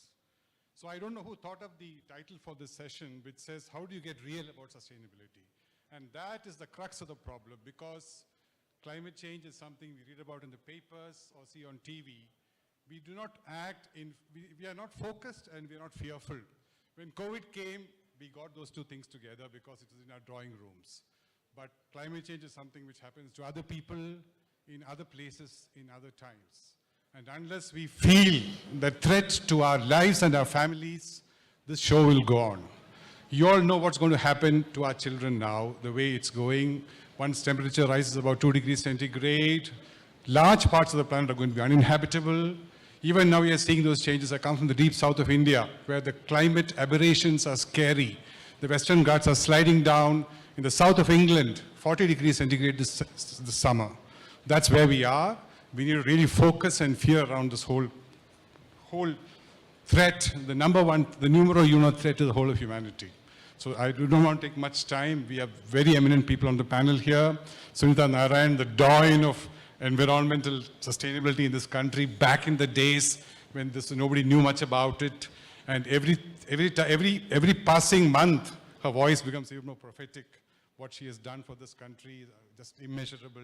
Great privilege to have you here, ma'am. Ms. Gul Panag, a voice of moderation and decency. Also, in another avatar, runs a solar fuel company, which he'll speak about, I'm sure, in her spiel today. Zahira Segra, who's the head of sustainability for Petronas, one of the largest fuel companies in the world, but also overseeing a complete energy transition by 2050 or something for the whole company. She'll speak about her vision there. And Mr. Jena, who is one of the country's leading experts on disaster relief and rehabilitation, and he comes from the state of Orissa, which has always been a theater of climate impact events with huge stories which he has to share. Don't want to take much time, basically touching upon two themes. What does this country do? We have a whole carbon reduction targets for 2070. Are we going to get there? Can we do a just transition given the kind of dependence on coal, which is now worldwide becoming more important as a consequence of geopolitical changes? Or how are we going to make that journey is one theme. And second theme is how do we prepare the nation for the climate impact events, which I'm sure Mr. Jena will speak about. So Mr. Narayanan, why don't you sort of set the ball rolling here? So thank you, Elias, and thank you very much for inviting me. It's a tough time in the world. We are at a cusp, that is very clear. And I think for all the people in this room, we don't need now to say climate change is going to happen.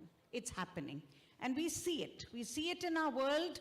We see it all around us in terms of extreme weather events. We also see the impact on the poorest in our countries. And we also know that this is happening when global temperatures have only gone up by 1.1 degree centigrade. And we are definitely on course for 1.5, if not 2, at the current rate of emissions. By 2030, the carbon budget for 1.5 degrees centigrade rise will be over. That's how grim the situation is. We also, so therefore, I think, Elias, in this forum today, I think the only question that is there is, how do we move ahead? And that's really the question that you have posed us as well. What is the just transition for a country like India, where it is clear we need development, but it is also very clear that development without environmental sustainability is not going to work for ourselves. Forget the rest of the world. Now, this is where, to me, there are huge opportunities we have, which is where we as a country need to focus on. But the bottom line, I will get into the various opportunities in brief, but I want to make one very hard message to this very eminent group of people. It is not going to be business as usual. It is not going to be slow incremental change. It is going to be hard, tough decisions that we will have to take as a country. And I think that is the first thing that we have to understand. The scale of climate change, the existential threat of climate change means that we have to run the talk, not just walk the talk. So in every idea that we can put forward, the first thing we have to ask is, how can this be scaled up? How can it be done in a way that it is affordable for large numbers of people in my country? Because for India, affordability equals sustainability. If you have an answer which, I love the idea of electric vehicles, but electric vehicles which work for a minuscule number of people are not going to solve India's problems. If you're serious about local air pollution and you're serious about climate change, then the answer is going to be mobility transformation.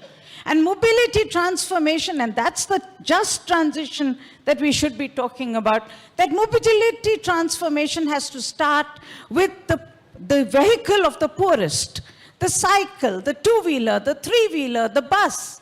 We have to get to a point where people can buy a car, but they don't need to drive it. That's the mobility transformation. And that then has to be driven on clean fuel. Now, we also know that coal is one of our biggest bugbears, and I'm sure we will discuss that more in our panel. But it is also clear that India needs affordable power.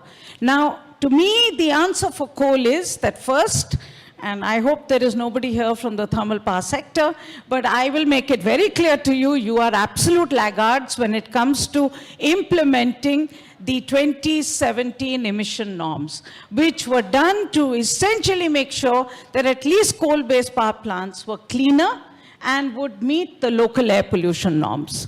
Now, we clearly need to move out of coal, either into gas, which is an interim solution, and then, of course, into renewables. But we will need to find a way in which we can balance the needs of both development and as well as environment. It's possible. It's definitely possible to do a just transition. But the bottom line is that you will have to take some very hard decisions. They will have to be transformational, and you have to keep the poorest person in India in mind. Thanks for that.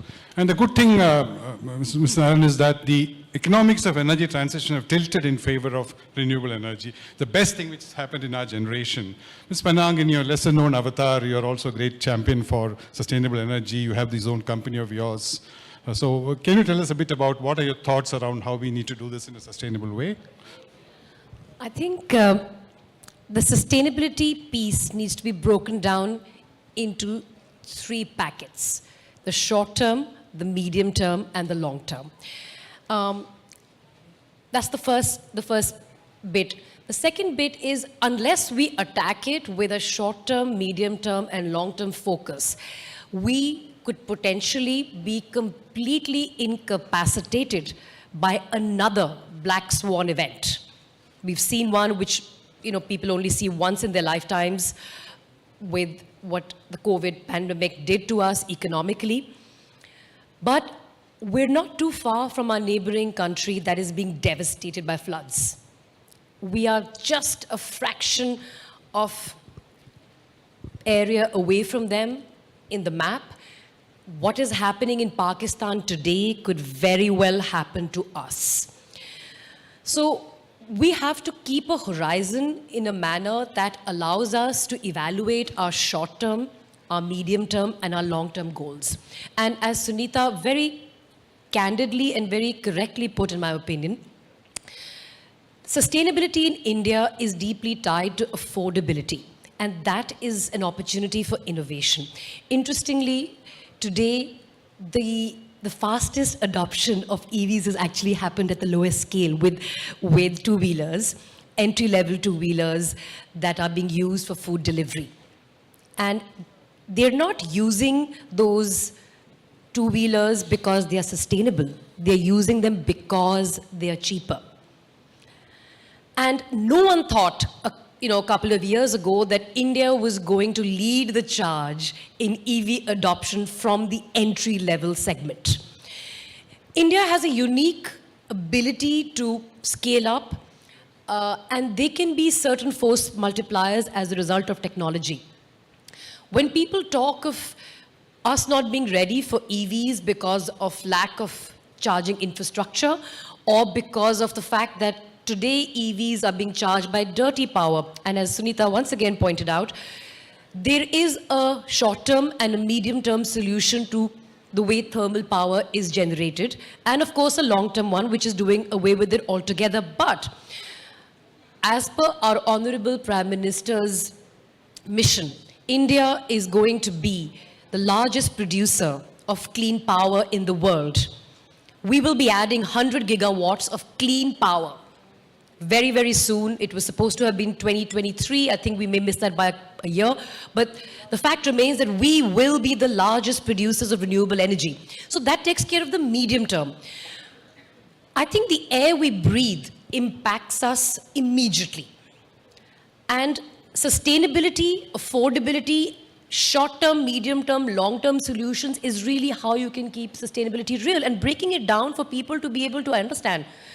If you jargonize it, if you make it difficult, it's going to go over people's heads. And they need to be vested. And again, to quote Sunita, unless and until they have skin in the game through affordability, it's not going to happen. So citing lack of charging infrastructure, and that's my closing bit for this thought, citing lack of charging infrastructure as a reason for EVs to not grow is like saying, I'll buy a mobile when I find adequate charging points outside. You don't do that. You buy a mobile because you need it. And then, sometimes you end up finding charging points in airports and other places in the beginning. Similarly, as somebody who's been driving an electric vehicle as my primary vehicle of commute for 7 years now, I've rarely ever felt the need to charge outside. And as co-founder of Sun Fuel, a charge point operator, what we say, city charging, not to be confused with highway charging, which is DC chargers, city charging is essentially needed but not required.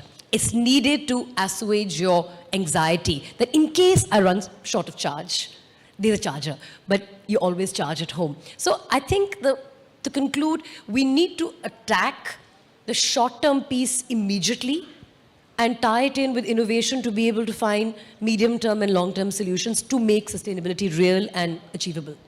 Thanks for that, Ms. Fanak. So, Sahira, moving on to you. You represent Petronas, one of the tigers of the petroleum world, and also quite comfort to know that you're doing a massive transition strategy. Exxon, Petronas, etc. This is a drug of choice for humanity now. You can't get off that addiction. So what are your thoughts? I know you're a forward-looking thinker. What are your thoughts for this whole journey you embarked on and which you lead in Petronas? Not only for Petronas as a whole, but for India also, to which you're very emotionally attached, I know. Yeah. Thank you for having me. No, I mean, yes, I'm very conscious that I come from the dirty industry, right, the oil and gas. No, but I think, maybe if we take a step back, why are we in this situation right now? I think we need to ask ourselves, right? It started with the Industrial Revolution of the 50s, where, we had this incessant need to consume, this thing about consuming. It's consuming us in a way, and that is why, companies like the energy industry, they exist because of demand. As long as people are, wanting it, you will always have that demand. So I think, to me, as much as today you see, sustainability, having these commitments of net carbon zero, it's not a nice to have, it's a need to have. You can't operate, business cannot operate today if you don't have it. But I think beyond that, if I look at it from a more individual level, I think all of us collectively can do a lot together. We have, of course, as captains of industry and having, in our spheres of influence, we can do a lot of things that will help achieve that sustainability that we want to do. But I think as consumers, and all of us are consumers, how do we individually also do a little bit better? I'll be very realistic.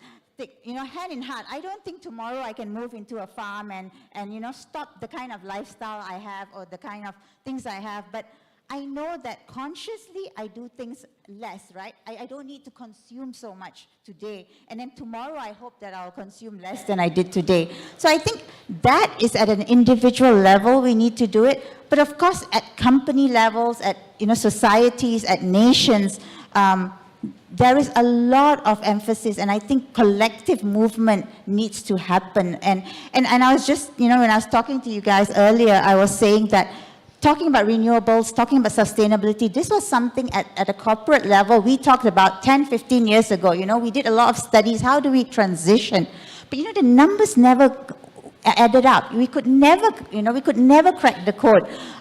We talked about even things like solar that used to be so expensive, and today it's become so much more affordable. So I think as we have evolved, as technology has evolved, you can see that it's becoming a lot more affordable, and then you see that shift. And of course, a lot of communication and awareness has happened.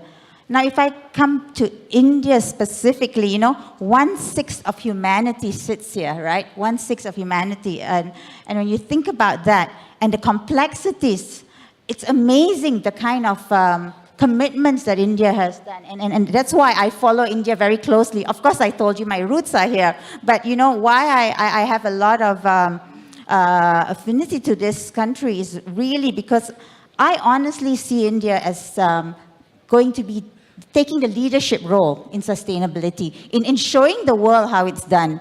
Because, I mean, this morning we talked about the ancient civilizations have gotten it right. I think in that sense, there was a lot where India has learned how to live in harmony, one with nature, one with the universe. I mean, if I look at that level of energy that exists, there is so much here that we can do to really take sustainability to the next level. And I think that's where I see that this will be the space to make it happen here.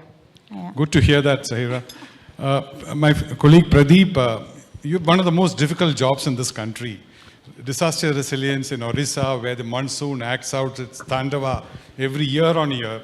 And it's a great thing that your state has done in terms of reducing the number of deaths arising from these violent monsoons. Really, all of us would like to hear some ground level thoughts. And what are the learnings for all of us, the corporate world, the rest of India, from your field level experience? And you're one of the leaders here, we know. Thank you. In fact, I'll start with one episode that happened in 1999, October 29th. If anybody remembers, the India's worst cyclone hit Odisha in 99, October 29th. And we lost about 10,000 plus people. And few months after, the present Chief Minister got elected as the Chief Minister, and he is continuing since then. And in last 20 years, we have seen 10 cyclones. And in last 3 years, I have personally managed 7 cyclones as the Chief Disaster Management Officer of the state. So from 10,000 deaths, we have now got our deaths reduced to 0 in last 7 cyclones. So while this may be a very creditable performance, in terms of reducing loss of human lives, but then I don't think it's a very major achievement. So our objective is, yes, certainly to reduce loss of human lives, but also to ensure that the loss of livelihoods is not there, the loss of assets that we lose every year. I'll give you one example. In 2013, there was a cyclone and I was the power secretary in the state. I lost, it was a 220-kilometer wind speed cyclone, and I lost 6 lakh electricity poles and 34,000 kilometers of power lines.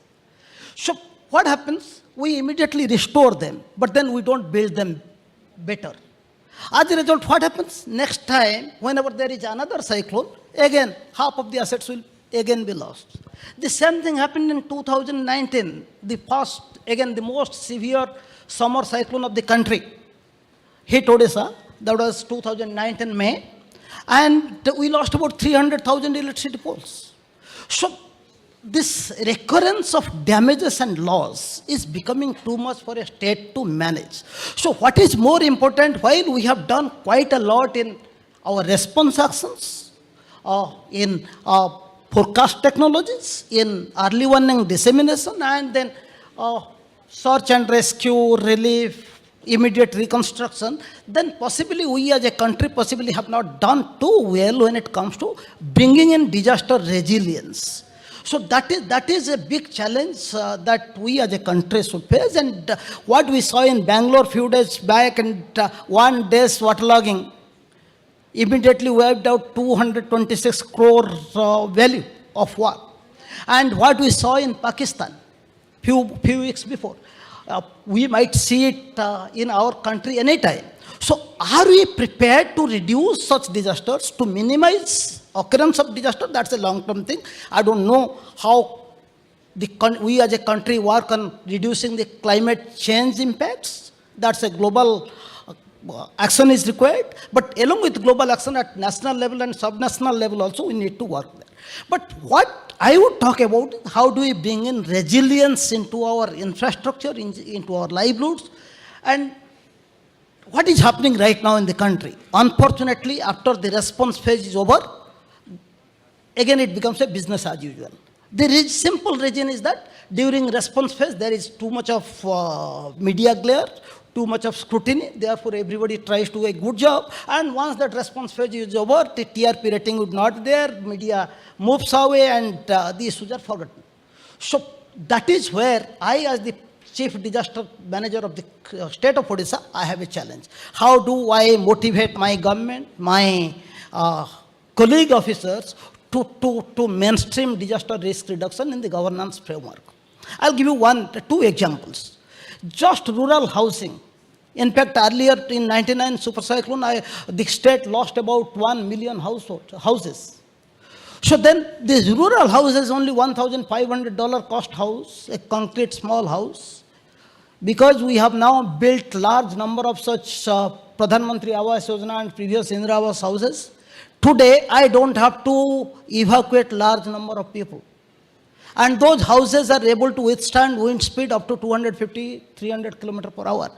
So, but the issue is these houses, when it comes to flooding, they don't help me.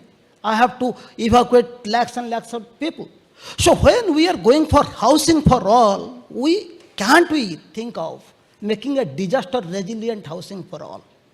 So that means we need to work on policy framework, change the norms, designs, costs, and if we don't look into the mitigation aspects, and we don't look into the adaptation actions, so year after year, we will lose our assets, we will lose our income, and economic growth will hamper.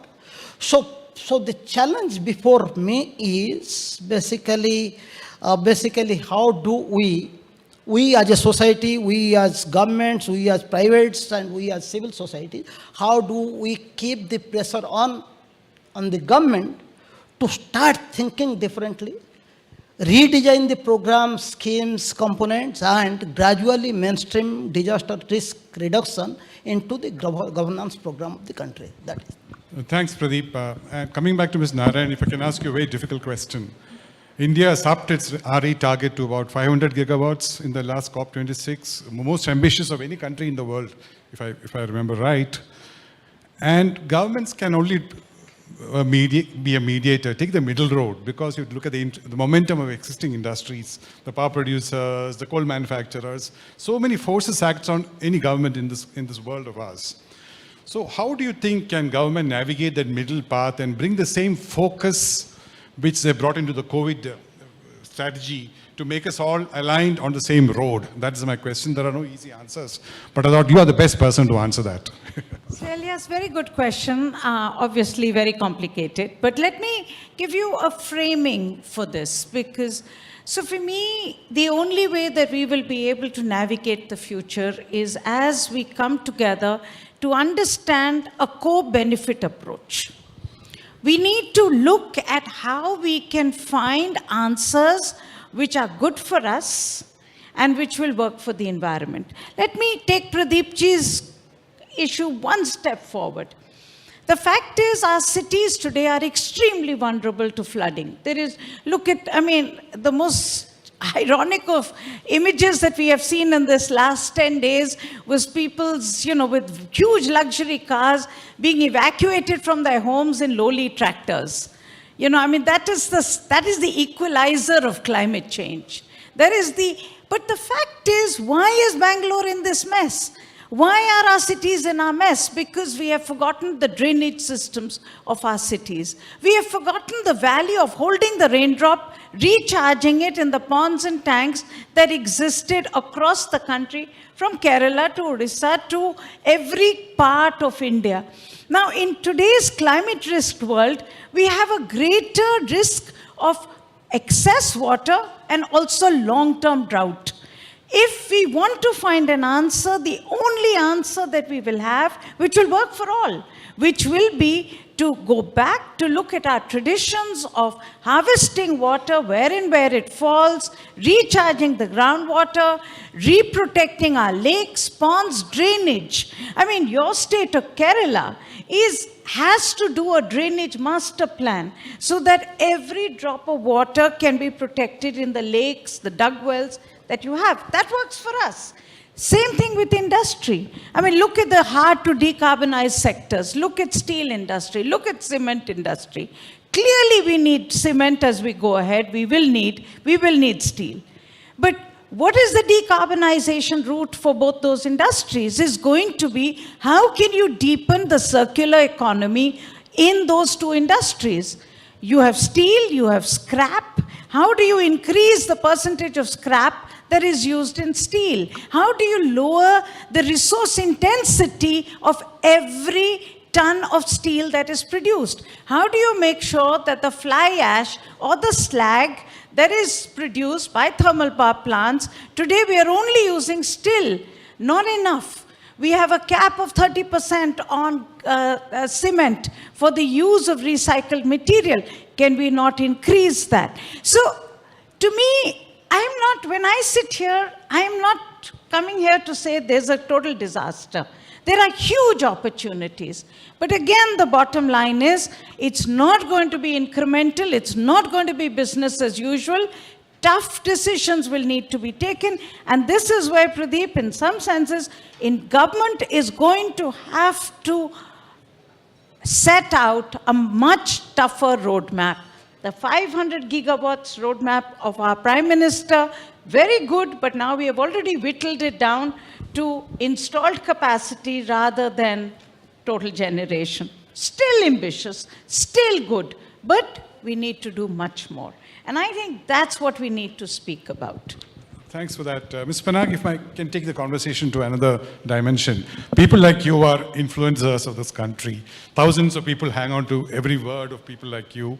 How do you turn the conversation, and you meaning all your peers, compatriots, people who work in the entertainment industry and elsewhere, how do influencers like you, what can you do to turn the conversation in our drawing rooms towards this large and imminent danger which every one of us is going to face, our children are going to face? Why is there not more urgency, and why is there no more discussion in drawing rooms about it, and what can we do? I think the first thing people with a public profile who can influence minds of others should do is actually walk the talk. If they do it themselves, it becomes easier for them to talk about it. We know famous people love talking about themselves. So if they do this, if they pursue sustainability at whatever level, I mean, there are lots of opportunities out there. There are ways in which we can make this a talking point, but you can only make it a talking point if you have vested yourself, and you're only vested yourself when you are walking the talk. And when you do walk the talk, typically that's all you'll talk.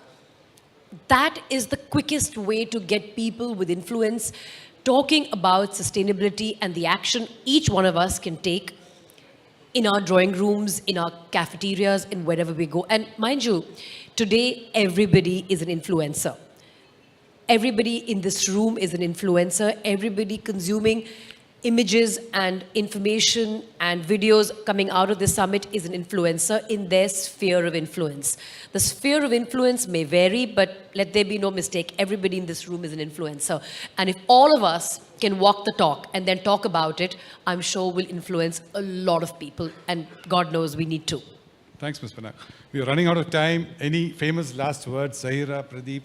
I have to agree with, Sunita, I think that, we talk about circular economy today, but, honestly, these are not new concepts. They have been done for generations before. So I think we have to start embracing that, how we used to do things before actually worked. It helped. There was that harmony that we had. And actually believe that, less is more. And I think that we need to talk a lot about. And again, like we said, in our sphere of influences, as individuals, as societies, as companies, as nations, I think we can do a lot more together. So thanks, Zahira. Pradeep, anything you want to say? I'll just only add one dimension. In this game of sustainability, in this game of bringing resilience into mainstream, there is a need to evolve partnership and long sustained partnership between government, non-government and civil society and private corporates to work together. Then only possibly the issue that we are talking, we can achieve something. And what Sunita ji told, that in the context of urban flooding, unless we sometimes have to be a little ruthless in enforcing discipline, and sometimes, most often, we allow people to flout. And I always tell one thing, that all of us are expanding the roads that we use. Highways are being expanded, widened, village roads are being widened. But who is widening the course of the water channels? Who is protecting those water channels? Nobody. rather we encroach. And there is no disincentive for people who are encroaching or who are violating. Unless we reverse this trend, we may talk of these things, but the situation in the ground would not change. Thanks, Pradeep. I leave the very last word to Ms. Narayan, something we can take home with us. I think it's wonderful. I think it's a moment in history. It's a very important moment in history. And I think for all of us, we need to make sure that we can, as Gul said so clearly, we can walk the talk. In fact, I think we need to run the talk in every area that we work. And I'm sure we will. I have huge faith in the ability of humankind to find, to innovate, and to build a better, more humane future. But I think for us, that humanity is what will be the beginning and end of sustainability. Thank you. Thank you very much. Thanks a lot. Can we have a round of applause for our esteemed group of panelists and the moderator? Would request Mr. Sandeep Das, CEO, Private Clients, Barclays Bank, to kindly grace the stage and present the mementos.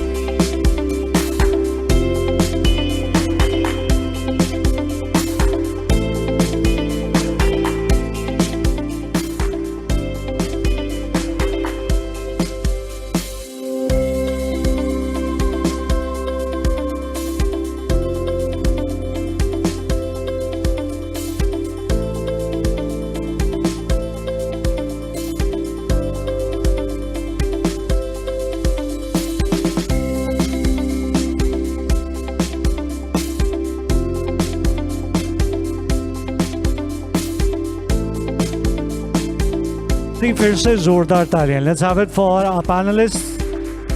A big thank you to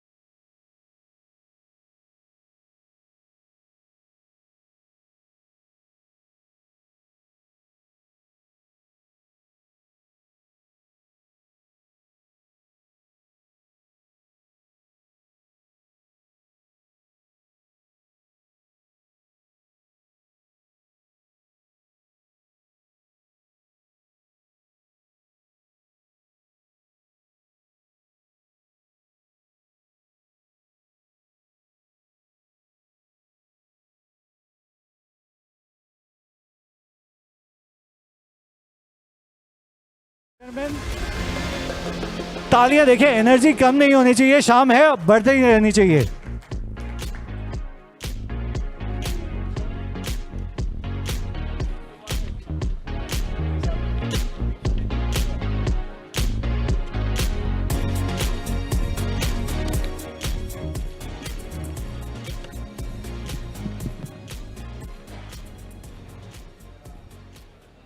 Well, good afternoon to this august audience. After the blockbuster session that we just had, it's a tough act to follow, but we shall try. And I'm sure we should be able to do it because we've got a very distinguished panel of trade experts. I'm just a dabbler in trade, but then what we have here is a power-packed panel of two. We have Mr. Pradeep Mehta, who does not need an introduction, primarily because if I actually begin to introduce him, I'll spend about half an hour doing that. He has been an advisor to almost every important body in the field of trade, whether it be the Commerce Ministry or the World Trade Organization. We have with us Mr. Shishir Priyadarshi, who, after working in the Indian government as an IAS officer, moved on to the world stage and worked in the WTO for long years. He has been heading the development section of the WTO and works there as a director. He's also been spearheading the program of Aid for Trade. And what I wish to hold your attention for the next 30 minutes, not counting this introduction, because I presume that is not counted in 30 minutes, is whether India should pivot to regional trade agreements and one-on-one trade agreements rather than depend upon the global multilateral system. I have tweaked the topic a little bit because what I was asked to talk about was whether India should do one-on-one trade agreements versus regional and multilateral trade agreements. What we wish to do as per the consent of the panel is that we will place regional trade agreements and one-on-one trade agreements in one basket and then compare them to the multilateral trading system and talk about as to what works best for India. In short, if I may summarize, when we talk about one-on-one or regional trade agreements vis-a-vis a multilateral system like WTO, we are talking about whether we do business with friends or we do business primarily in an impersonal system driven by rules on which we may not have any control, but which is more likely to be fair. That's, of course, a point of debate. People may debate whether it actually is going to be fair or doing business with friends is the best world that you want to live in. However, there is an institutional dimension to this debate, and that is what my respected panelists would dwell upon. I have an easy job. I would be asking questions. Questions which I thought are tough, but my coffee discussions with the panelists made me realize that, well, they're probably elementary for them. However, let me begin. And I will begin with Mr. Pradeep Mehta. The first question is, where do you see one-on-one trade agreements and regional trade agreements fitting in within the multilateral trading system? Well, I mean, they complement each other in the sense that one is the building block, in a way to say. Some people call it a stumbling block, but one doesn't have to look at it in that particular way. You know, ever since the WTO came into being in 1995, at least until from then to now, over 500 such non-multilateral agreements have been signed. So it is not something which is new. India was hesitant to begin with for a long time. India and European Union both of entering into non-multilateral agreements, and we did that only when we found that the multilateral agenda is not moving forward in the manner that we would have wanted it to go. Thank you. So would you like to? Sure. Look, one, apologies for imposing myself again on you. I hope I'm not surfacing like a bad apple again and again, but since I was here and this is something about global trade, probably justifies my flying in from Geneva a little bit more. You know, this is a debate that has been going on in the World Trade Organization for us for a long time. And I don't think they've reached a conclusion yet.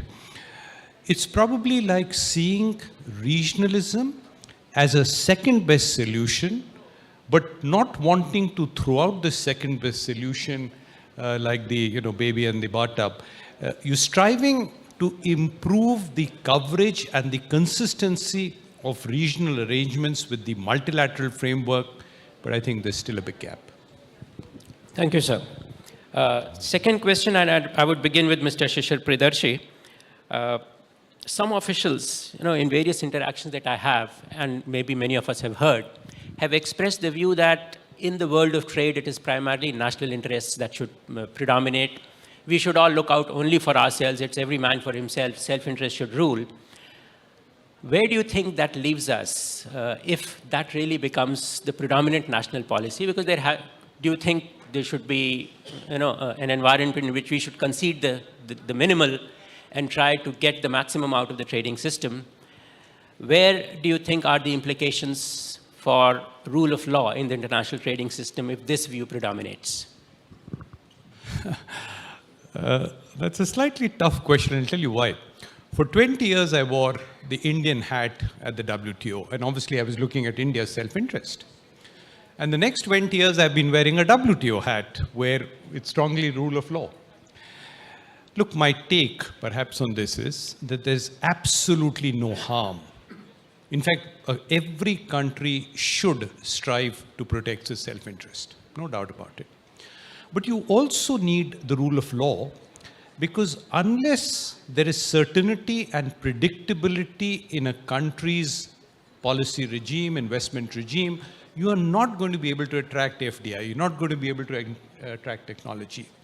So you've got to find this golden mean between self-interest and the rule of law. What would be my suggestion is when the rule of law is being written, when the rules of law are being negotiated, you should be very much in there. You should be inside the room, because only then can you ensure that your self-interest in a way also get grandfathered into the rules of law being negotiated. But there is always a small problem. The problem is that within that room, you'll find lots of people wanting to grandfather their self-interest into those rules of law. And that's where the whole issue of both give and take, the issue of long-term occasional loss, a short-term occasional loss to a long-term gain.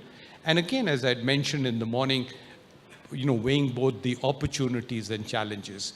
But scope exists, and I think that's the most important thing, is to be inside the room when the rule of law is being negotiated to ensure that your self-interest is preserved. Thanks. Thank you, sir. Mr. Mehta, please.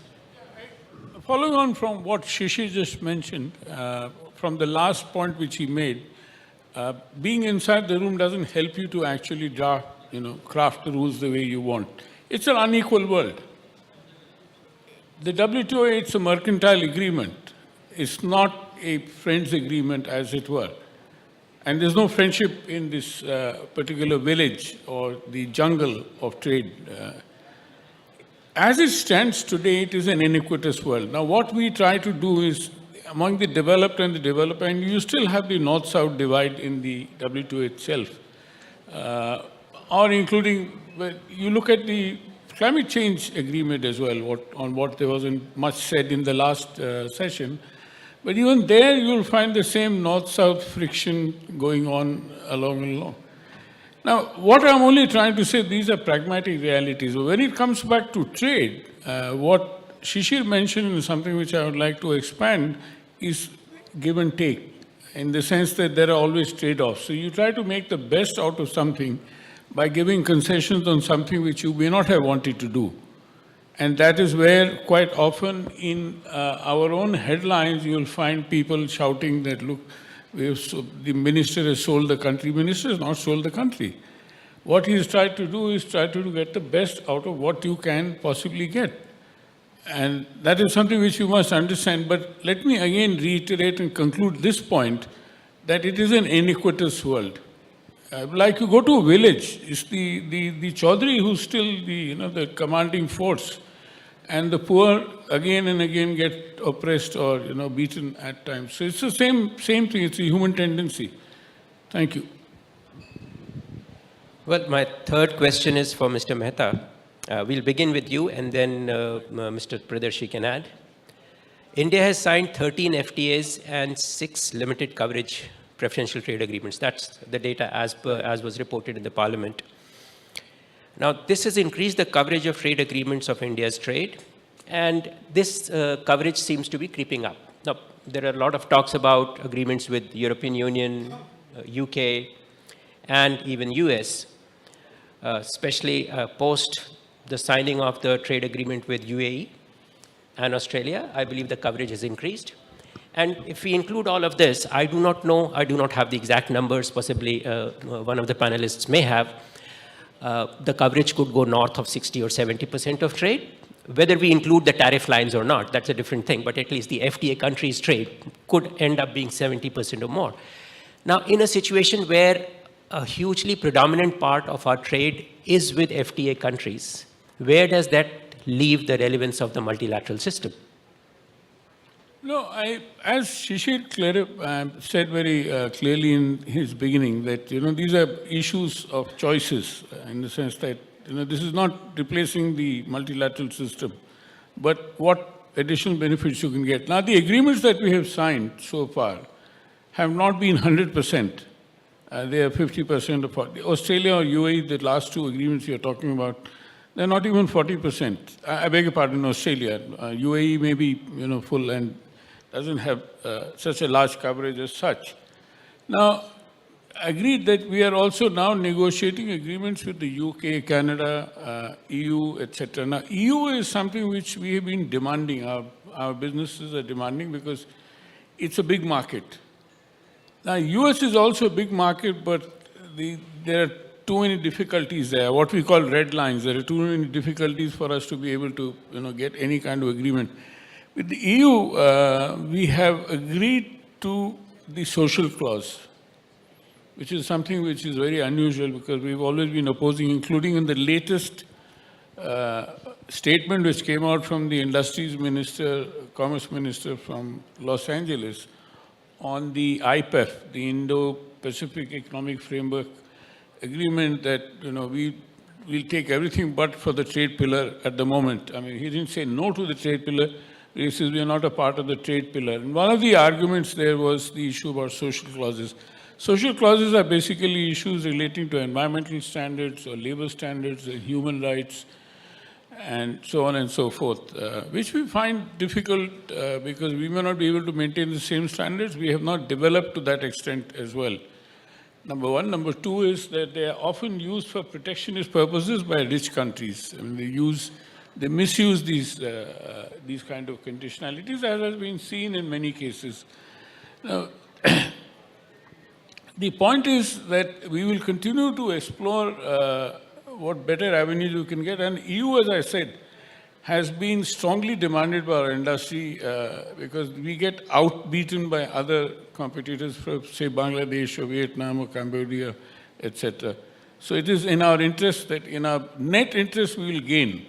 Net. This is what I was saying earlier, that you can't have, you have to look at the net impact rather than just the gross impact of any particular issue. Thank you. Mr. Priyadarshi, would you like to add? Well, I mean, very little to add after what Pradeep has said. But, I was saying that the two have to coexist. But to perhaps elaborate that point, the WTO helps to make trade flow more freely. How? By reducing tariffs. And regional arrangements or bilateral arrangements try and make you do that faster. So if the multilateral trading system, and I'm saying it very simply, tries to reduce tariffs to say 10% in a particular area, then your bilateral deal would get it down to 0. That's as far as tariffs is concerned, and I think there, obviously, the bilateral arrangements have a WTO plus role to play. They'll take the reduction deeper. But there's another aspect to the WTO and the multilateral trading system, which is to try to make the playing field level. And my emphasis is on the word try. As Pradeep said, it's still very often a fight amongst unequals. But there are certain things, for instance, which distort trade. There are agricultural subsidies, there are fishery subsidies, there's dispute resolution. And a lot of these issues cannot be addressed in bilateral agreements. So the point that I think we're both making is that the two need to coexist. You go on to a deeper tariff reduction dive in bilateral agreements with strategic partners possibly, yet at the same time, a country like India continues to play a very proactive role in the multilateral trading system by trying to work towards removing the distortions in trade. Thanks. Thank you. Now, going on the same theme of dispute resolution, do you think that the dispute resolution in WTO currently, is it in a very healthy situation, or do you think something needs to be done about it? That's part number one of the question. And the second question, which I've been thinking for some time, I don't know if it's a wacky idea or not, which is that, in a regional trade agreement, if your regional trading partner does not honor his commitments, what do you do? I mean, it's a gentleman's agreement after all, and there may not be too many gentlemen in international trade. So you may have to depend upon the goodness of the other person to fulfill their commitments. Sometimes the agreement will have certain arbitration clauses, dispute resolution clauses. I have not seen them too much in action.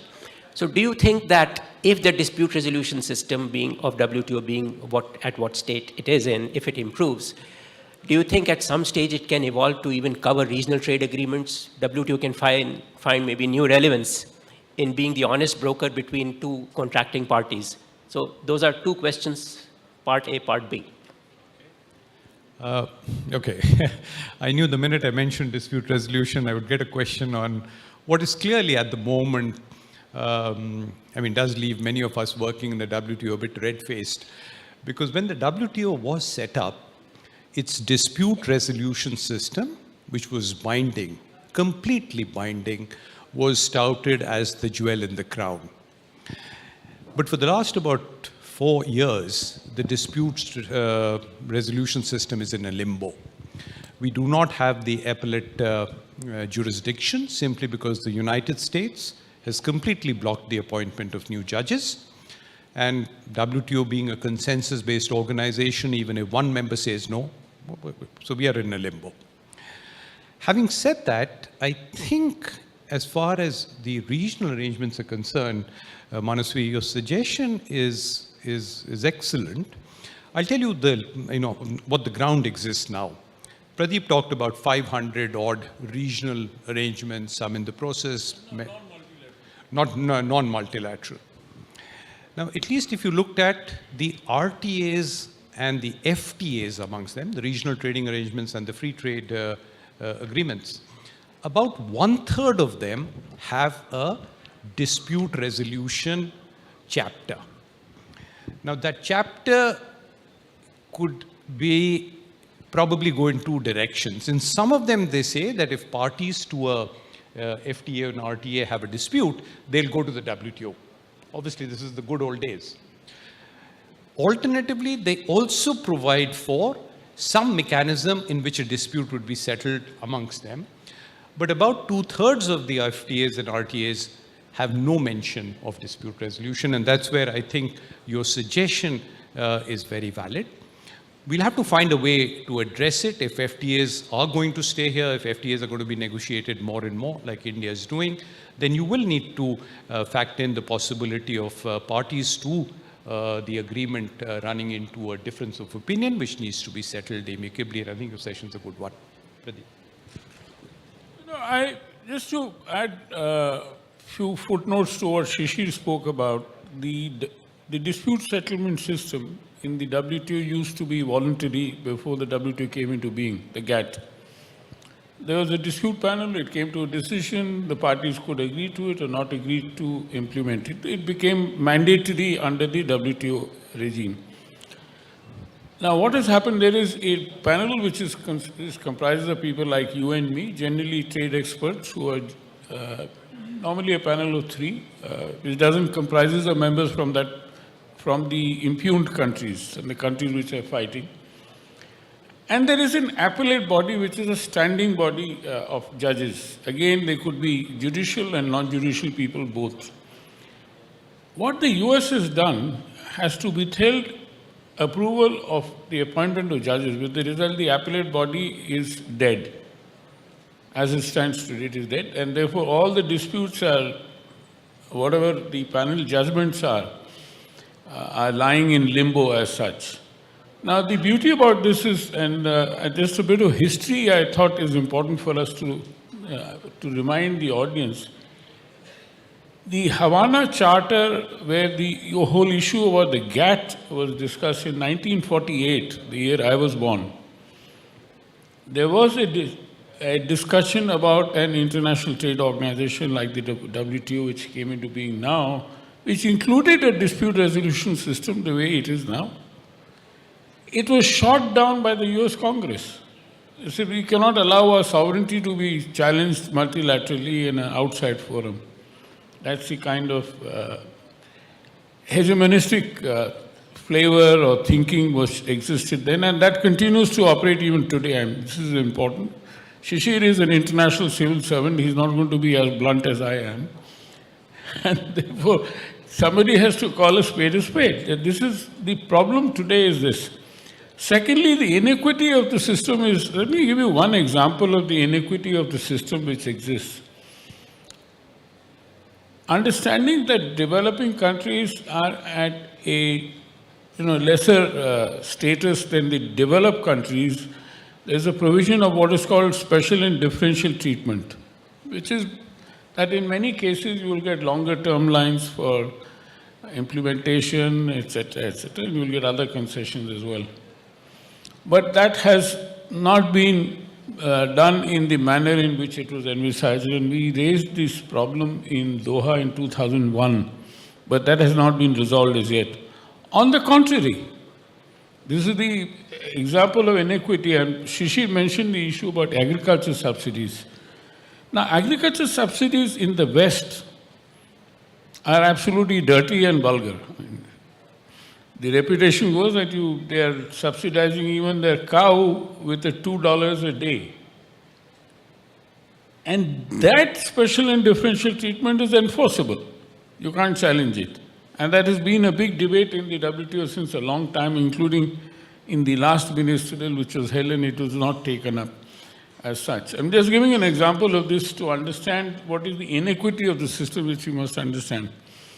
Now, therefore, going back to this whole issue in the RTAs, of course, the dispute settlement system in the non-multilateral agreements are usually bilateral in the sense that, it could be arbitration, as you rightly said, Mr. Moderator, but idea is very good that, the WTO dispute resolution system, if it is resurrected, mind you, it has to be resurrected. This is not to be revived. It's totally dead now. And the last ministerial agreement has to agree to launch a process to resurrect it. Now, I don't know, God knows how long it will take. Biden doesn't seem to enjoy that kind of comfort level with the US Congress at all in order to push for any kind of, radical change in the WTO. Not radical, I mean, this is just restoring, as I said, what used to be a good system in the past. So we'll continue to face this, but if that happens, then there could be an agreement, and that's very sensible, as even Shishir agrees. All right-thinking people say that let all disputes relating to trade, whether they are in the WTO or outside the WTO, could be taken to the same dispute resolution system. The same thing also applies to investment disputes. That's again a very important thing, which we have not discussed. I mean, investment is a related issue, but there has been a proposal for a World Investment Court also. Anyway, thank you. So I understand that, yes, this is definitely a topic on which we can talk for hours, and it is a key point when people talk about the WTO. Given the fact that we are short on time, I'm looking at the clock, 6 minutes. I'm sure we'll be able to wrap up the last question that I have. I've cut down one question, which is that, given your experience, what do you think India should be doing, both on the field of multilateral institutions, participating in the multilateral institutions of trade, and in the regional trade agreements, which has not been done up till now? Also, keeping in mind that the theme of this conference is repurposing India. So how do we repurpose our engagement in multilateral institutions as well as regional trade agreements? Any new thoughts?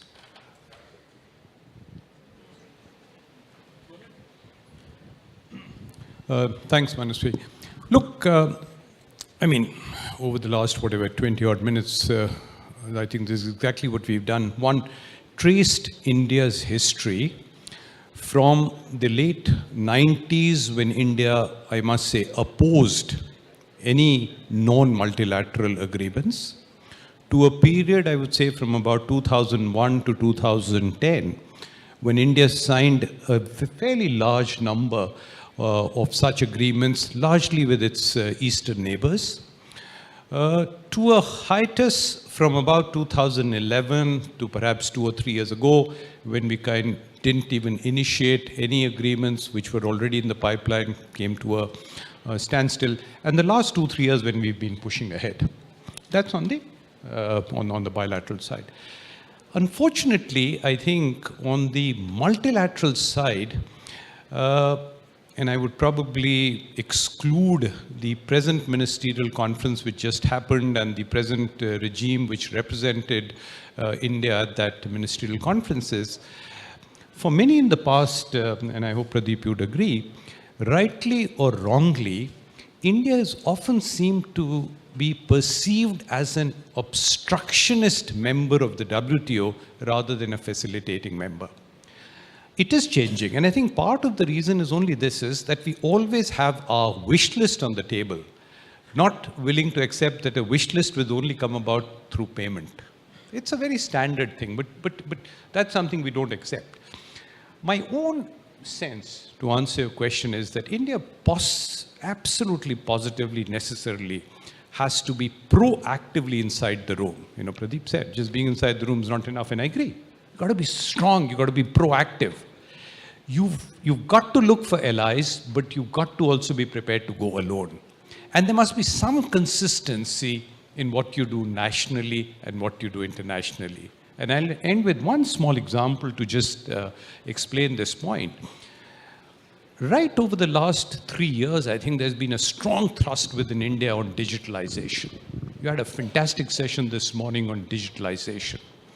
If you hear the Prime Minister's speeches over the last 2 years, the word digital, the word e-commerce, the word Paytm, all this stuff, everything done with digitalization is high on the agenda. And yet India is one of the few countries which opposes any discussion on digital trade in the WTO. And even though I don't represent India, but when I'm asked smilingly by my colleagues, why don't you tell us why is India opposing this, I don't have an answer. But here, my suggestion has always been, and apologies, and I will end with that, is the example is very similar to being on a train whose destination you may not like. Now, you have two alternatives. Don't get into the train, stay on the platform. But if you're being invited to get into the engine of the train with the possibility of making it go slightly slower, faster, maybe even changing direction, then my personal view is it's better to be on the engine than let aside on the platform. Thanks. Very appropriately said, sir. I think Shishir deserves a big applause for what he said, the last statement. And this is the tragedy that India has always been a naysayer. A very famous British diplomat once said that, and on the contrary, that it's so difficult to stop an Indian delegate from speaking. On the contrary, it is so difficult to get a Chinese delegate to speak. You can very well understand the idea. Now, that is something which I've observed very closely for the last 30 years now. See, we have good, eloquent negotiators, but very vacuous, to be very honest. And they have a little understanding about many of these issues in the sense that, and therefore we often lose sight of the ultimate goal that we have.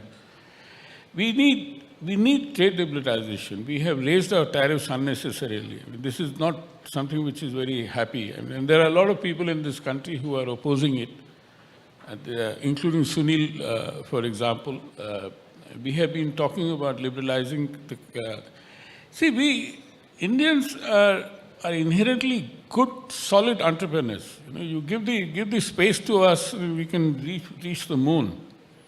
Today, I mean, as they said, it costed us less than running a Vespa scooter or a Bajaj scooter than to reach Mars. If you look at the cost of sending a mission to Mars was concerned. If we are capable of that, we don't even speak.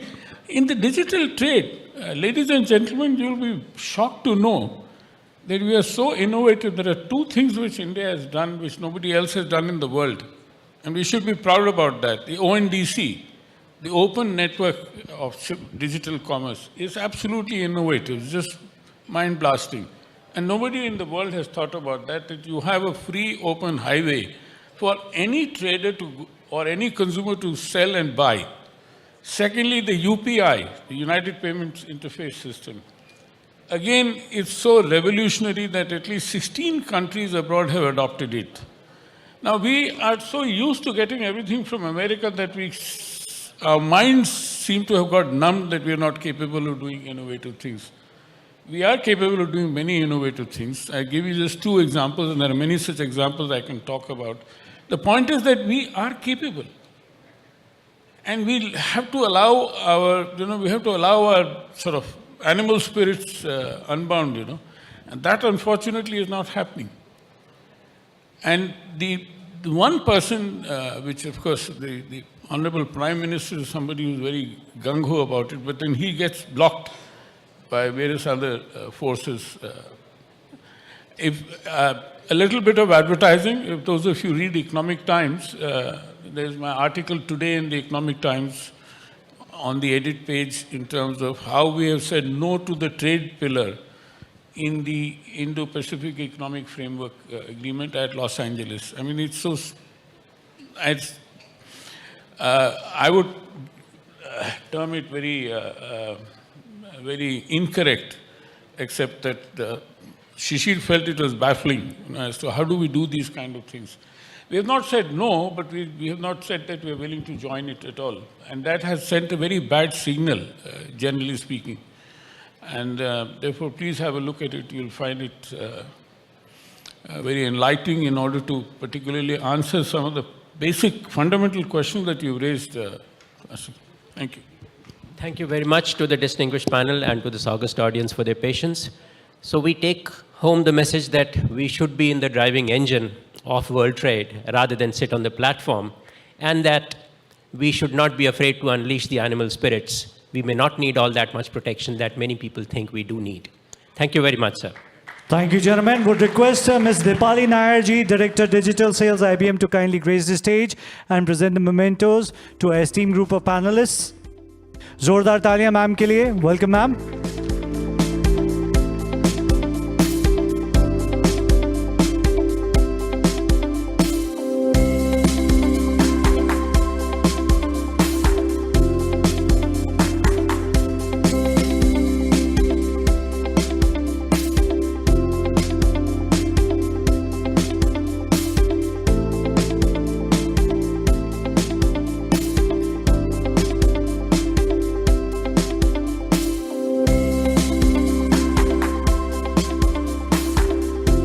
Thank you, ma'am. Thank you, sir.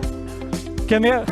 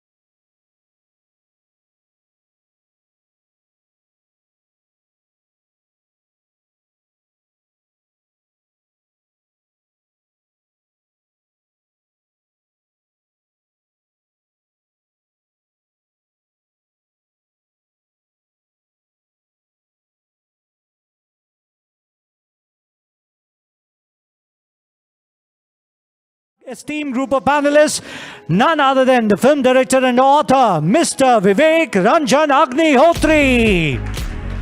Writer and director, Mr. Rumi Jafri.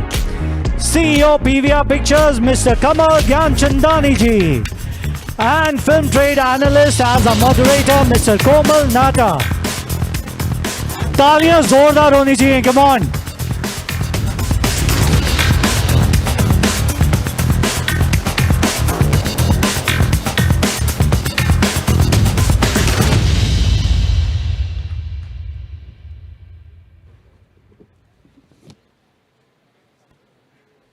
Over to you, sir.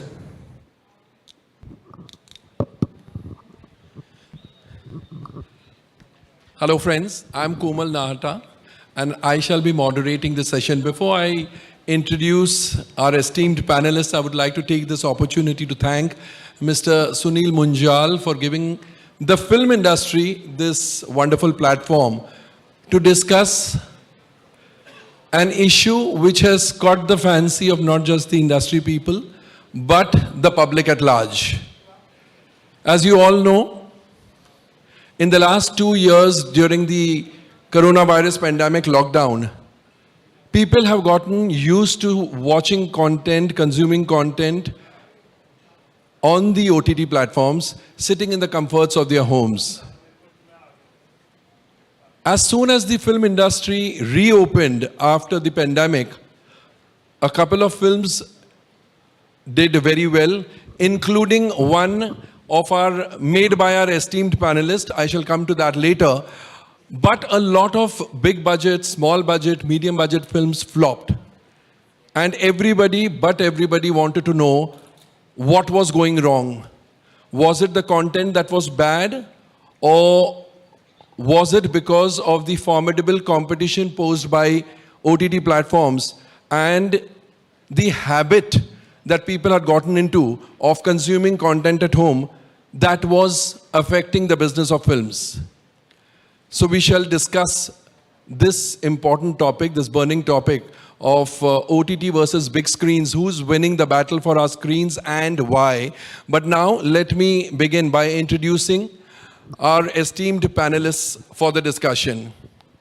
To my left is Mr. Kamal Gyanchandani, the CEO of PVR Pictures Limited and also the president of the Multiplex Association of India.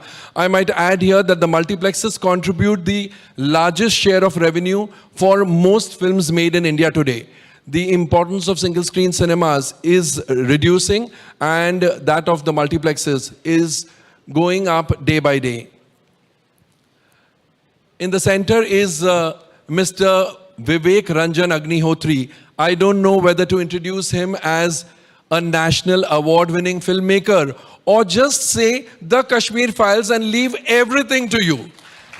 I was mentioning that one of the blockbuster films that released after the pandemic, the foremost film was made by Mr. Agnihotri, the Kashmir Files, and I don't need to tell you, each one of you has seen it. In fact, each one of you has repeated it twice, thrice probably, and discussed it ad nauseum. So that's Mr. Agnihotri. And at the extreme end is Mr. Rumi Jaffrey. Sorry, Dr. Rumi Jaffrey, because as the saying goes, laughter is the best medicine. And Rumi Jaffrey has distributed this medicine to umpteen number of people, countless number of times, because he has written so many comedies that we have laughed and died laughing in the cinema halls. Whether it's BB number 1 or Hero number 1 or Bade Miyan Chote Miyan or any successful hit and super hit comedy film, chances are that it's written by Dr. Rumi Jaffrey. Of course, very recently he directed a film called Chehre.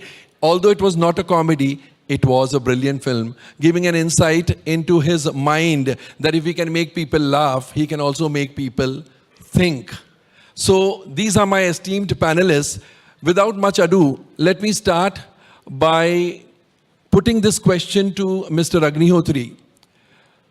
Is it actually the case that there is competition between OTT and single screens and the large screen, the big screen, cinema screen, or it is just a creation, a figment of imagination of the media? Thank you. Thanks a lot, Hero Group.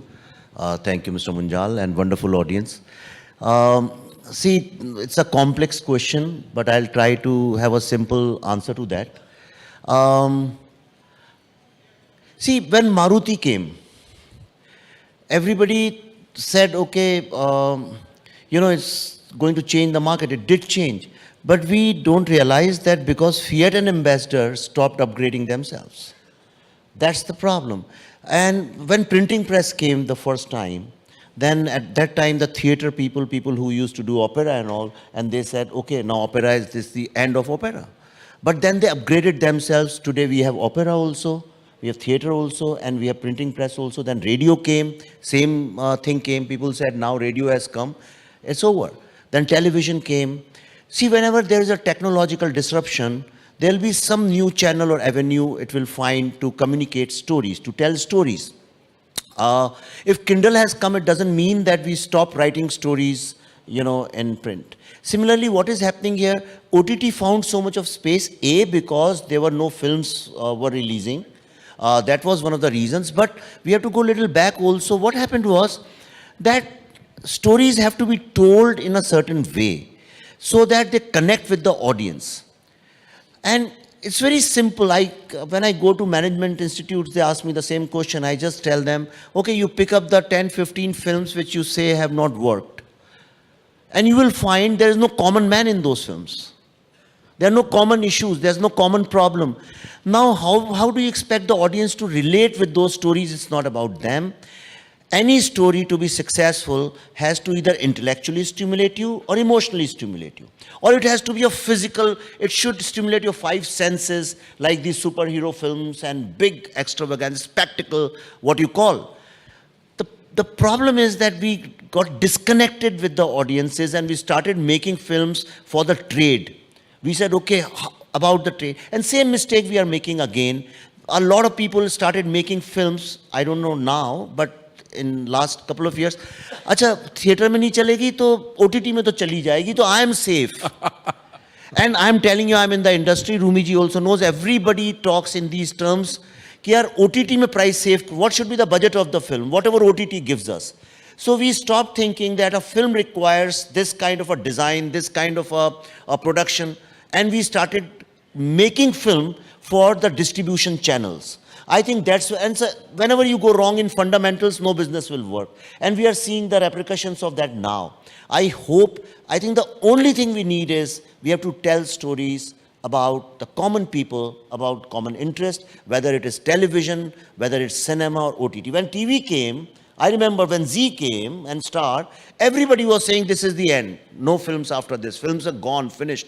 But then they started consuming, we started making films for television. When music industry was on the boom, we started making it for music industry. ये कल ही आप मुझे बता रहे थे कि director और actor की कोई चिंता नहीं करता था. Music director नदीम श्रवण होने चाहिए बस. So he was telling me yesterday. So films were sold on their name. We are again making the same mistake, thinking that OTT is like going to end cinema. It's not going to happen. Cinema will stay. Cinema will always be the king of entertainment, storytelling. Nothing can replace it. That's what I believe. Beautifully put. Beautifully put. It reassures all film lovers and the film industry people that cinema is here to stay. Rumi ji, मुझे आप ये बताइए कि आप creative इंसान हैं, आप लिखते हैं, आप फिल्में डायरेक्ट करते हैं, विवेक जी की तरह. पर क्या ये OTT के आने से आपको ऐसे लगता है कि आपके राइटिंग में बदलाव आना चाहिए या बदलाव आ चुका है? और सेकेंडली, क्या आप इनसे सहमत है कि OTT आने से सिनेमा बड़ा पर्दा खत्म नहीं होगा? You think so? बिल्कुल, मैं बिल्कुल एग्री करता हूं विवेक के साथ कि सिनेमा पे बिल्कुल असर नहीं पड़ेगा. क्या है, OTT हो सिनेमा हो, दोनों इंटरटेनमेंट की विधा है. लोग इंटरटेन होना चाहते हैं और हम इंटरटेन करना चाहते हैं. मिसाल के मैं कैसे मिसाल दूं कि OTT और सिनेमा में क्या फ़र्क है कि जैसे एक नावल है, गोदान है, आदमी नावल घर में पढ़ता है और मुशायरे में बाहर जाता है. वहाँ एक गज़ल होती है 5 शेर की, एक नज़्म होती है छोटी, लेकिन उसके लिए आपको मुशायरे में जाना पड़ता है और आपको घर में एक नावल पढ़ना पड़ती है. ये फ़र्क है सिनेमा में और OTT. दूसरा, अगर लाइटर वे में बताऊं एक घरेलू अंदाज में, तो ये होता है कि भाई जैसे सिनेमा का इन्होंने सही बोला, हम लोग कब से सुन रहे हैं कि टीवी आया, अब सिनेमा ख़त्म हो गया, VHS आ गए, अब डीवीडी आ गया, एलडी आ गया, सिनेमा औरतें घर में देख रही हैं, लेकिन आप देखिए थिएटर बढ़ते जा रहे हैं, स्क्रीन बढ़ते जा रहे हैं, बिजनेस बढ़ता जा रहा है। जैसे आज हम लोग इतने एडवांस हो गए हैं टेक्निकली, आज हमारे घर के खाने का स्टैंडर्ड भी बढ़ गया है। हमारे नौकर को हम एक वीडियो भेज देते हैं कि सुनो इस तरह से तुम हलीम बनाओ, ये मैं लिंक भेज रहा हूँ, इस तरह से बिरयानी बनाओ। तो खाने का स्टैंडर्ड घर पे बढ़ गया है, लेकिन रेस्टोरेंट भी बढ़ गए हैं और रेस्टोरेंट में भीड़ भी बढ़ गई है। तो इसी तरह जो है आप सिनेमा भी देखते जाएंगे, ओटीटी भी देखते जाएंगे, दोनों ही इंटरटेन करने की विधा है। और मैं तो सिनेमा के साथ खड़ा हूँ और ज़िंदगी भर कोशिश करूँगा कि सिनेमा ज़िंदा रहे और पब्लिक ज़िंदा रखेगी। क्या बात है, क्या बात है। चलिए, आप दो क्रिएटिव इंसानों ने तो बात कर ली, अब जो ग्रास रूट्स लेवल पर आम जनता से रिएक्ट करते हैं, यानी सिनेमा वाले, कमल जी मैं आपसे जानना चाहूंगा रियलिटी क्या है after the popularity of OTT platforms.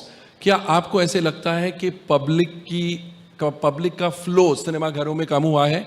Is the public frequenting cinemas less? Are they frequenting cinemas only for a certain kind of films, or what is it?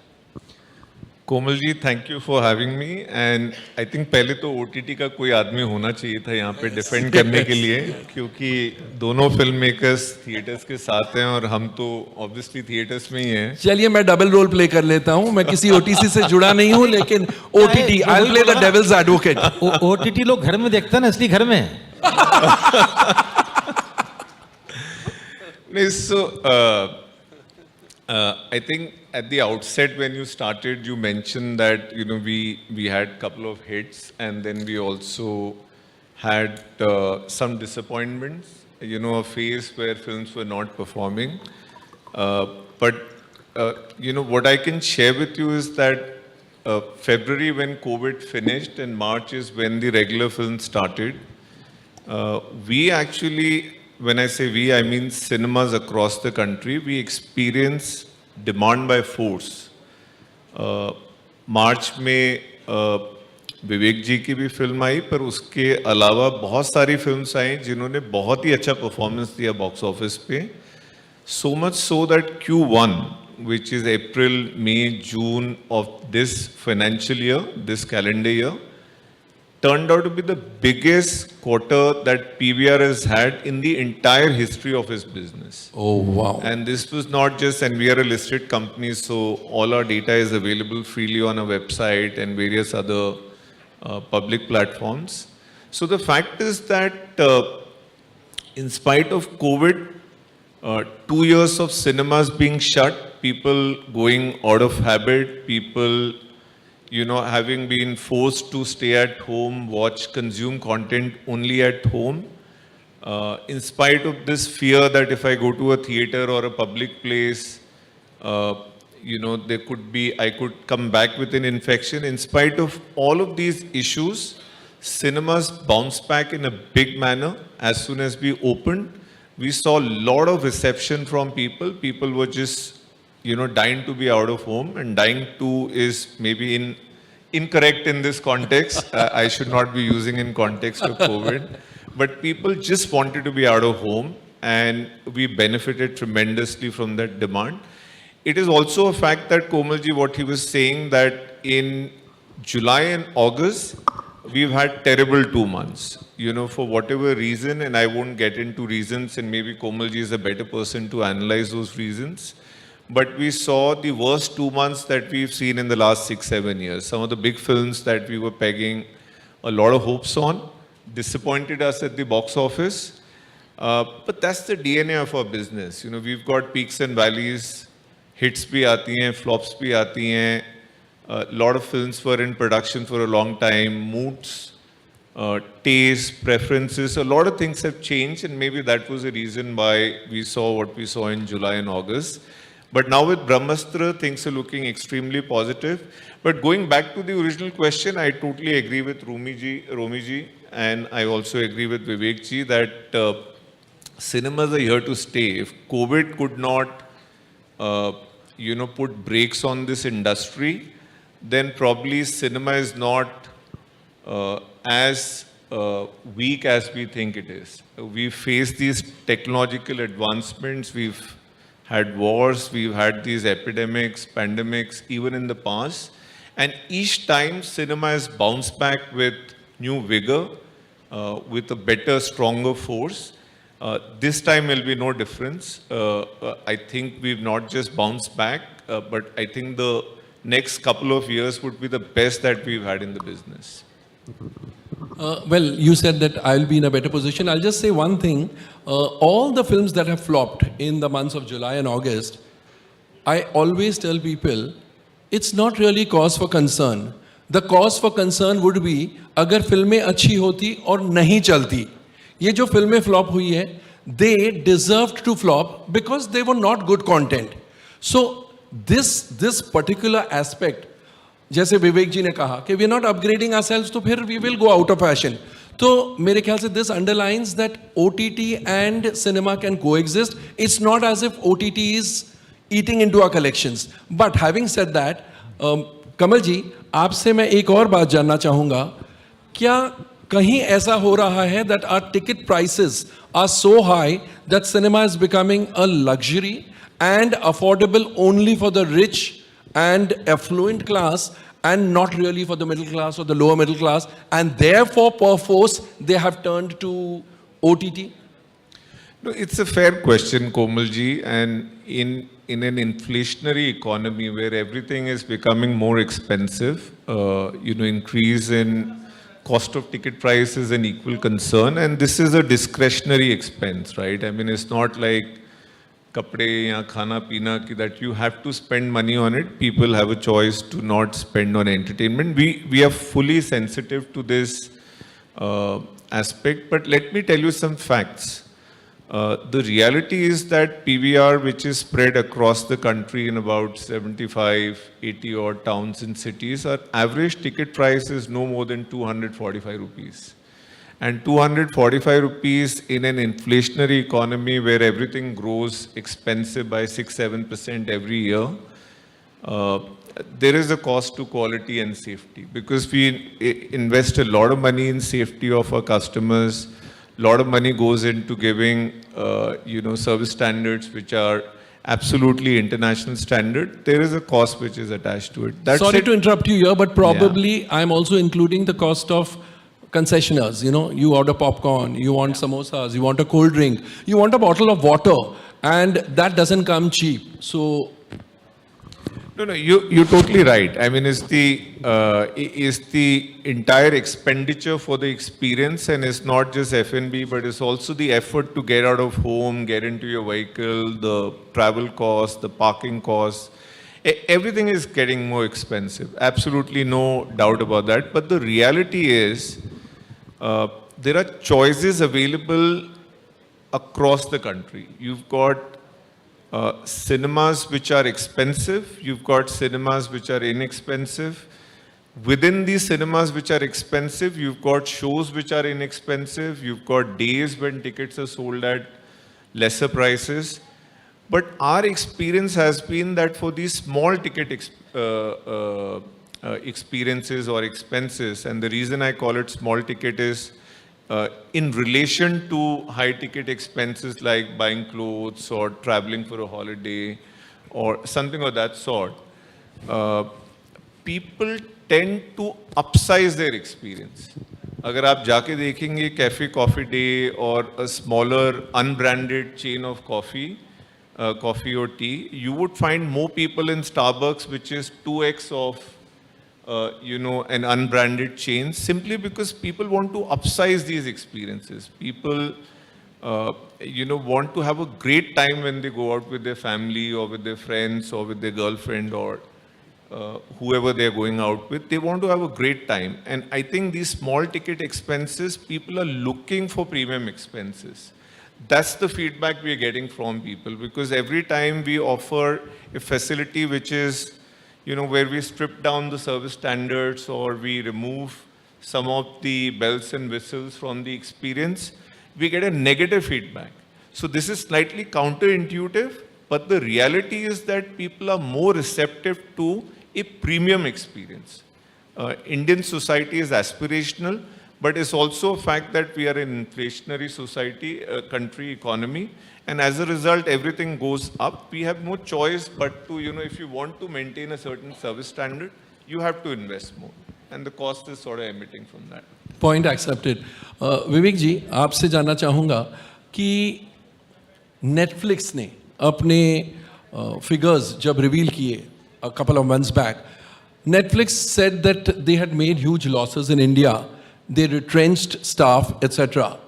Which does it in some way prove that OTT platforms are bleeding and therefore the big screen need not really worry? Is it related? I think I would see, first of all, I don't compare both of them. I think they are two different things. But also, cinema is going to work because of OTT. Please elaborate. Yeah, मैं वही आपको बता रहा हूँ. आप मुझे अभी flop और hit की सब बात करते हैं. Lot of genius journalists write lot of articles that cinema, everything is bombing and OTT is on the rise. मैं आपसे common sense का question पूछता हूँ. Netflix has more than almost 1,000 Hindi shows. आप मुझे 5 के ज़्यादा नाम भी नहीं बता सकते. This Friday they have released 5 new shows. You don't even know their names. Hotstar, Amazon, they're full of shows you won't even know they exist. And somebody has to do this research. We are not a research-oriented society, unfortunately. That's why we raise lots of wrong questions. And then people get involved in answering wrong questions. So then the environment is full of wrong answers. And then after some time, wrong answers become truth. This is the problem. First of all, we are posing wrong questions, you know. The thing is, OTT is full of so much of trash you cannot imagine. Trash, I'm using the word trash, and there's a reason. Because it's a commission show. Why Doordarshan, if anybody who's from my generation would know, Doordarshan has produced some of the finest content on this earth. There was a time when it started, if you see Bharat Ek Khoj, Mragnani, all these Ramayan, Mahabharats, forget that Ek Kahani, best of the directors, right from Shyam Benegals to Govind Nilanis to Tamas to Bunyad, Ramesh Sippy, it was a golden period, right? But then why did it collapse? Because then they started commissioning programs. Earlier, it used to be sponsored programs. You have to go in the market, find a sponsor, convince Hero Group that I'm making the best. They would judge and then only you get money. Then they started commissioning. Once they started commissioning, then everybody became lazy. They said, "Acha, ab to mera commission hi ho gaya kya hai?" Same thing happens with OTT. Your program is commissioned. Okay, and after some time, look at the second season. All the programs in second season start falling. So if I ask you, people ask even a rickshaw wala, he can tell you name of 100 films. You ask him which are the 10 films which released in last 3 months, he can name 8 or 7 out of them. You ask somebody, okay, in last 2 years during COVID, tell me which are the best shows you have seen. He can't name more than Family Man, this 3-4 se zyada naam nahi bata sakte. What is the point of consuming something if you do not remember what you have consumed after some time? And this is going to help cinema because the fatigue level of OTT is much higher. It's in like exponentially higher than the fatigue level of cinema, because cinema, you are visiting once a week. This, wherever you are sitting, you are consuming. Okay, and then after some time, there should be a difference between the observer and the observed. I mean, the scenario and the audience, there should be some distance. There should be a sense of attainability. Okay, I have done this and therefore I have achieved it. जैसे मैंने कहा मुशायरा सुनने जब मेहनत करनी पड़ती है, अब आप बैठे हुए हैं और कोई आपके पास में बोल रहा है लगातार, you won't bother about that. This is the problem with OTT, and all over the world they are suffering because of this. So Netflix, and the third problem is we don't know about the reach. Most of the things you hear about OTT is not coming from the consumer, like he has a feedback. It's not coming from the consumer, it's coming from media. Exactly. I was in UP recently and somebody asked me a question in an event like this. And this is one question which I think everybody who's concerned about entertainment should think about it. They asked me one question, Rumi bhai. उन्होंने मुझसे ये पूछा, अगर आपका ये OTT इतना ज़बरदस्त है, तो मिर्ज़ापुर के लोगों ने मिर्ज़ापुर सीरियल क्यों नहीं देखा? And this shows that it's not penetrating, it's not going, it's not penetrating. True. You know, and OTT is like that elite club. It's like a golf club where they are discussing about golf and they are glorifying this is the best sport in the world. You know, so you are making golf out of OTT, but the real game is cricket. You know. Lovely. I think Kamalji wants to add something to what Mr. Agnihotri So, Vivek ji has, spoken about the content side, the creative side of the offerings that streaming platforms have. And you're right, I mean, streaming platforms typically are mother of all libraries, so you'll have all sorts of content. You'll have great content and you'll also have ugly content.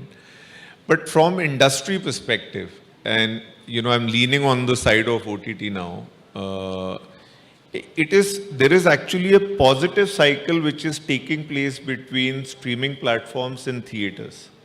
The reason I say that is because producers ke point of view say, there is another way to slice and dice the content and monetize content.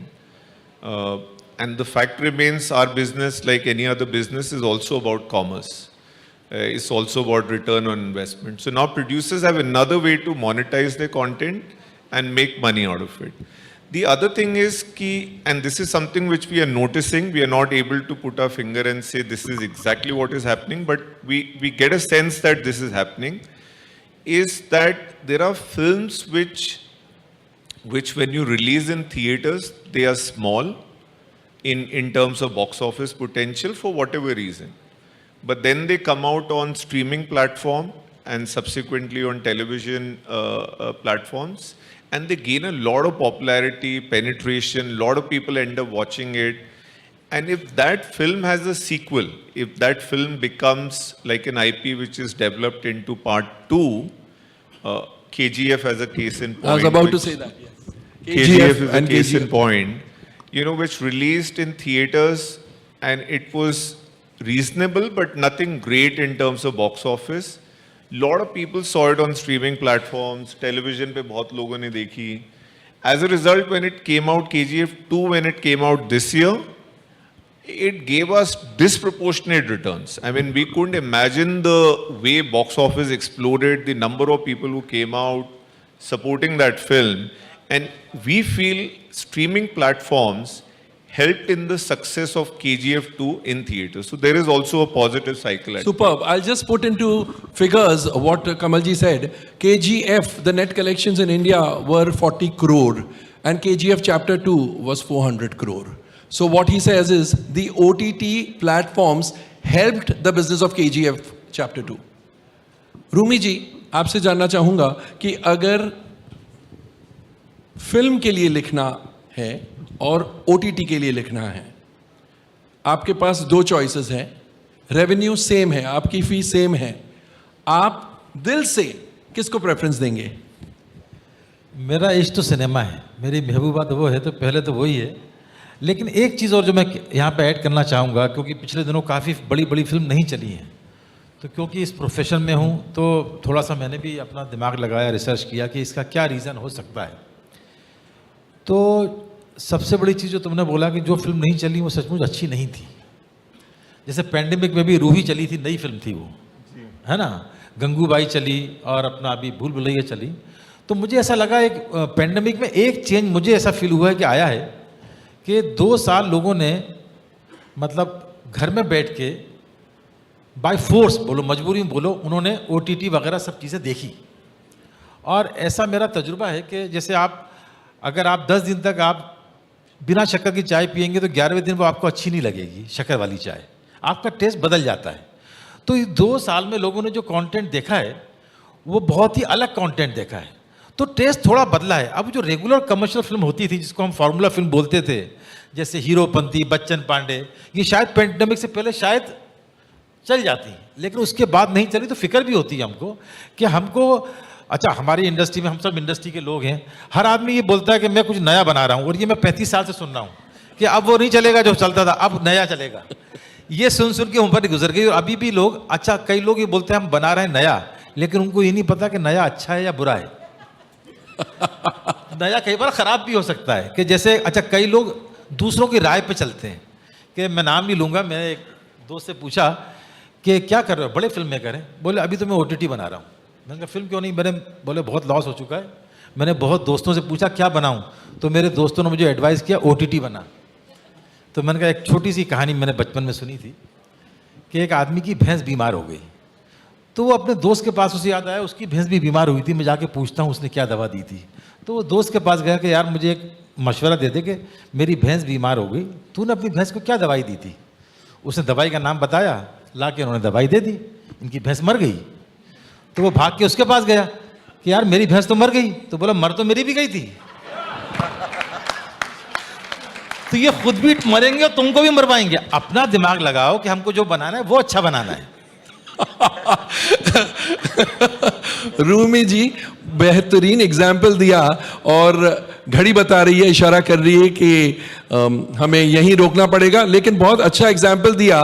और मैं तो बस यही कहूँगा इसको summarise करते हुए कि आप सबकी राय सुन के वो भैंस मर गई, वो सब हो गया, लेकिन बड़ा पर्दा, बिग स्क्रीन नहीं मर सकता है। It's nice, OTT yani the small screen and the big screen both will coexist, and therefore the revenues of the film industry are bound to increase. Quality यानी आप एंड यूजर्स के पास बहुत अच्छा content पहुंचेगा। पार्डन जो 2-3 महीनों में आपको देखने मिला है, कभी कभी ऐसा दौर आता है, but you can rest assured that the content, the quality of the content will be great. एक पॉइंट छोटा सा ऐड कर देता हूं, बिल्कुल सही कह रहे हैं ये। मैं आपको एक बात तजुर्बे की बताता हूं, मेरा तजुर्बा नहीं है, इस दुनिया का तजुर्बा है। कहानी दिल से अगर सुनाई जाए तो कुछ फर्क नहीं पड़ता है कि उस कहानी को सुनाने वाले राजा हैं या रिक्शे वाला है, दादी हैं कि दादा हैं, वो 5 स्टार होटल में सुनाई जा रही है कि पान की दुकान पे सुनाई जा रही है। कोई भी कहानी जब दिल से सुनाई जाएगी, ऑडियंस कनेक्ट करेगी, चाहे वो OTT पे हो, चाहे टेलीविजन में हो, चाहे वो सिनेमा में हो। Superb, very well put. Thank you, friends. You have been a lovely audience. Because ये film industry की बात है, I'll just throw it open to the house. 2 questions, very brief questions, equally brief answers. Sure. Please introduce yourself. If you could just guide me, which way do I go? There's he. Okay, Just introduce yourself in a brief question, followed by a brief answer. Last session नहीं है। My name is Pawan Malhotra. The panelist, Komal especially said that the repertoire is the king, Romi Jafri. Now, भूल भुलैया और जुग जुग जियो में क्या script थी, वो कुछ चली दोनों। they were not better than 83. जिन्होंने देखी उनसे पूछी क्यों चली। भाई देखने वालों से फिल्म चलती है। मैं ट्रेड एनालिस्ट हूं, मैं बता सकता हूं, प्लीज। भूल भुलैया एंड जुग जुग जियो। अव्वल तो जुग जुग जियो नहीं चली, जुग जुग जियो फ्लॉप है। जुग जुग जियो was expected to do and ought to have done 200 crore. It stopped at 75 or 80 crore, so it is a flop. नहीं चली, तो आपका पॉइंट राइट है कि क्या था वो नहीं चली। भूल भुलैया 2, अक्सर हम कॉमेडीज को एब्सोल्युटली ऐसे ट्रीट करते हैं कि हंसाया तो क्या हुआ, but the emotion of laughter is very important. उस फिल्म में मैड कॉमेडी पर जो पब्लिक हंसी दीवानी हो गई। 83 का नहीं चलना, ये मैंने भी 83 को रिव्यू करने के बाद आई एनालाइज्ड। हम भगवान के ऊपर बहुत विश्वास करते हैं। 83 में there was no hero in the sense he was true to what happened, the 1983 World Cup, and उन्होंने ये बताया कि a stroke of good luck and हम जीत गए। अगर भगवान हमें हेल्प करता तो शायद ये पिक्चर हिट हो जाती। Stroke of good luck can not be our hero. Our hero was Kapil Dev, but Kapil Dev didn't do anything in the film and in real life to win the match. It just happened. And हमारी Hindi audience happened से खुश नहीं होती है। They want it underlined, किसने किया? अगर hero ने नहीं किया, भगवान ने हेल्प किया, तो भगवान की मेहरबानी है हीरो पर, तो हमारा हीरो ने कुछ किया। उस फिल्म में वो एक्सिलरेशन नहीं मिला। Right, sir. Question this way. Thank you. My name is Ajay Sinha, and Kamalji, my question is to you. We have spoken about OTT and we have also spoken about multiplex also. In your opinion, how do you see the future of single screen theatre in future? How do you find it to be?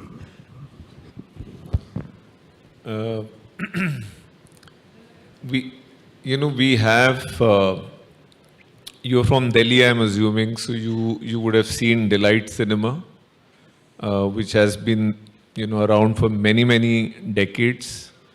And I can tell you that even today, when a new film releases, the barometer or the gauge of whether people are liking a film in North, in Delhi and UP and other adjacent places is Delight Cinema. So when you look at the first show, that's how you gauge whether people are liking or disliking the film. The point I'm trying to highlight is that good quality theaters, whether they are single screens or multiplexes, and the reverse of this is also true, bad quality multiplexes, they will struggle to attract people. Like I mentioned earlier, discretionary spend है, कोई force नहीं कर रहा picture देखने के लिए. अगर आपको थिएटर अच्छा लगेगा, पिक्चर अच्छी लगेगी, तभी आप जाके देखेंगे.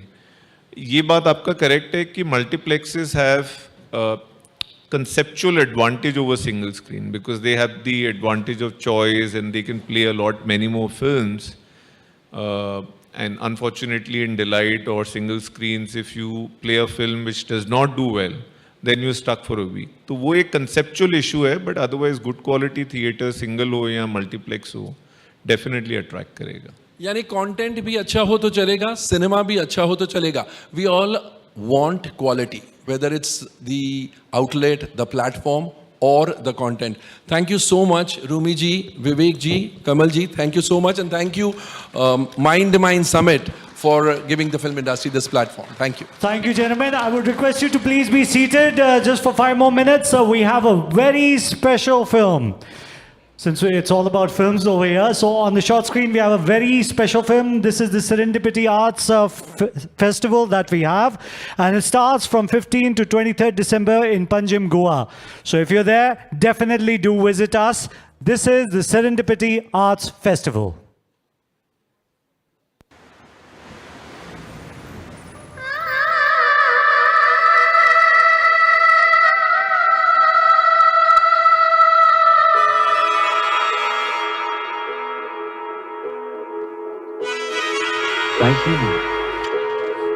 आप रुक क्यों गए? दादा ने बेटी का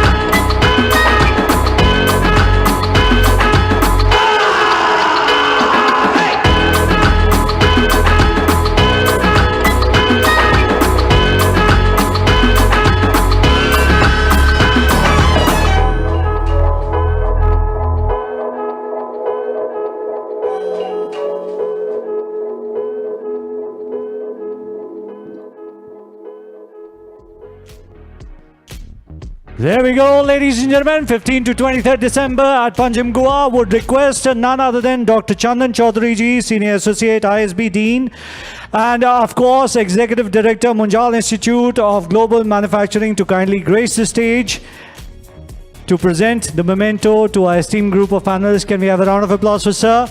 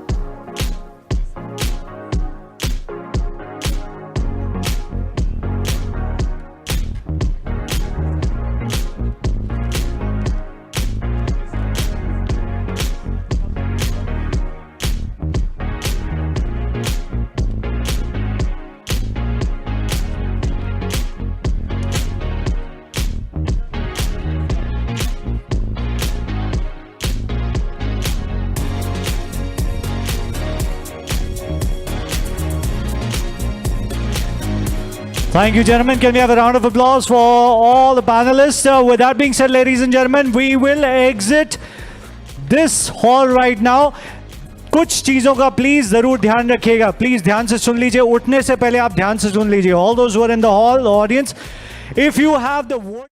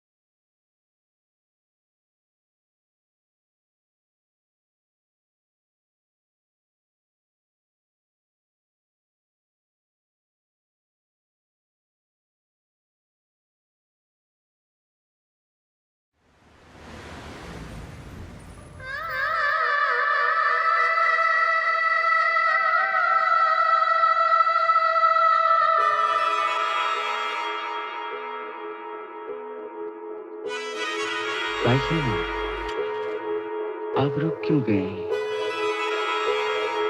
गाओ ना बेटी गाओ.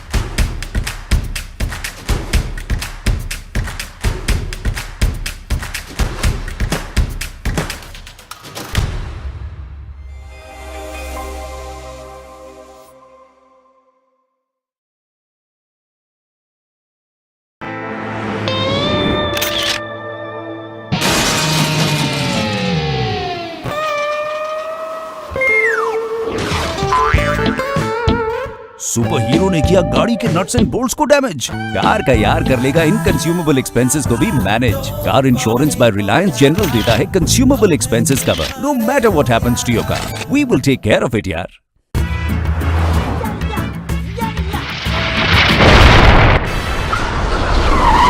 मीटियोर ने किया रोड ट्रिप को कट शॉर्ट. कार का यार देगा overnight stay, worry not. Car insurance by Reliance general का इमरजेंसी होटल अकोमोडेशन कवर है ना.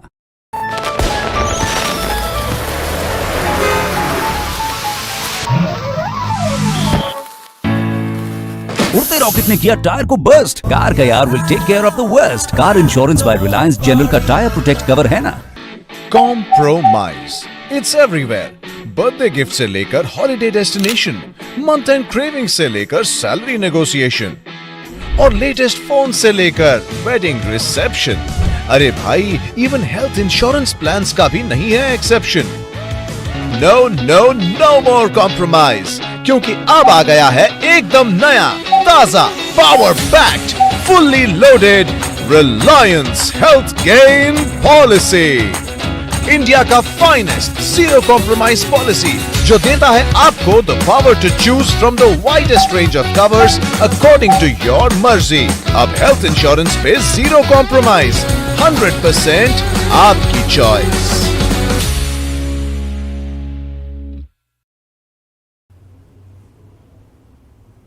Nice pen. Yeah, nice pen.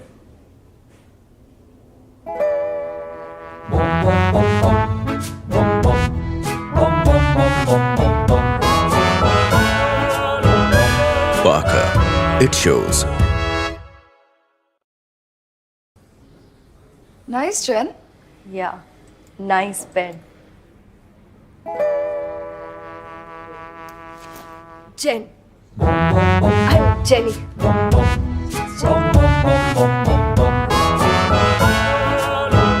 Parker, it shows. Nice. 10. Yeah, nice pen.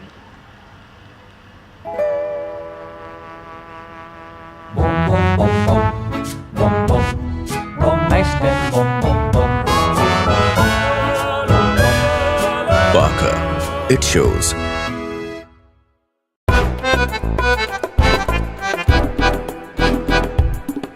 पैंतरा number 420।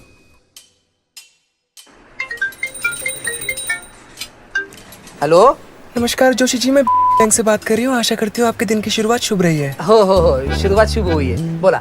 तो जोशी जी, सबसे पहले तो मैं आपको बधाइयाँ देना चाहूंगी कि बैंक की तरफ से आपकी क्रेडिट कार्ड लिमिट 5 लाख से बढ़ाई जा रही है। क्या आप इसे पाना चाहेंगे? हो चालेल चालेल। जी सर, इसे पाने के लिए आपको अपनी कुछ डिटेल्स हमें कंफर्म करानी होंगी। Please confirm the 16 digit number on your credit card and a 3 digit number on the back side of your credit card. अच्छा, वो नंबर ना, लिखो लिखो, 100। नहीं सर, ये तो गलत नंबर है। अरे बाबा, यही सही नंबर है मैडम। अरे ओ लड़की की आवाज में बात करने वाले लड़के, अब बंद कर दे घिसे पीटे पुराने तरीके। हमारा बैंक हमसे हमारा क्रेडिट कार्ड नंबर और सीवीवी नंबर कभी नहीं मांगता, समझ लगा? रख फोन। आपका बैंक आपसे कार्ड नंबर, सीवीवी नंबर या कार्ड पिन नहीं मांगता। सो इंडिया, रहो cyber safe. Issued in public interest by RBL bank, अपनों का बैंक। पैंतरा नंबर 17। हेलो, नमस्कार विद्या जी, मैं से बात कर रहा हूँ। बताना चाहूंगा कि आपकी केवाईसी डिटेल्स अपडेट करने का आज आखिरी दिन है, वरना आपका अकाउंट ब्लॉक हो जाएगा। हाँ जी, तो अपडेट कर दीजिए। मैडम, मुझे सिस्टम में आपकी डिटेल्स अपडेट करने की इजाजत नहीं है। सिक्योरिटी रीजंस के लिए आप ही को एनएडेस्क ऐप डाउनलोड करके उस पर अपनी केवाईसी डिटेल्स अपडेट करनी है। अच्छा जी, तो डाउनलोड कर दूं? कौन सी ऐप, पुलिस की या साइबर क्राइम ब्रांच की? देखो पुत्र, ये ना घिसे पिटे पुराने तरीके छोड़ दो और कुछ नया ट्राई करो। हमारा बैंक ना हमें बैंक की ऐप के अलावा और कोई भी ऐप या लिंक डाउनलोड करने नहीं कहता, समझे? हेलो, ओए फोन कट कर देता की? आपका बैंक आपसे कभी भी अननोन ऐप्स या लिंक्स डाउनलोड करने को नहीं कहता। सो इंडिया, रहो cyber safe. Issued in public interest by RBL bank, अपनों का बैंक।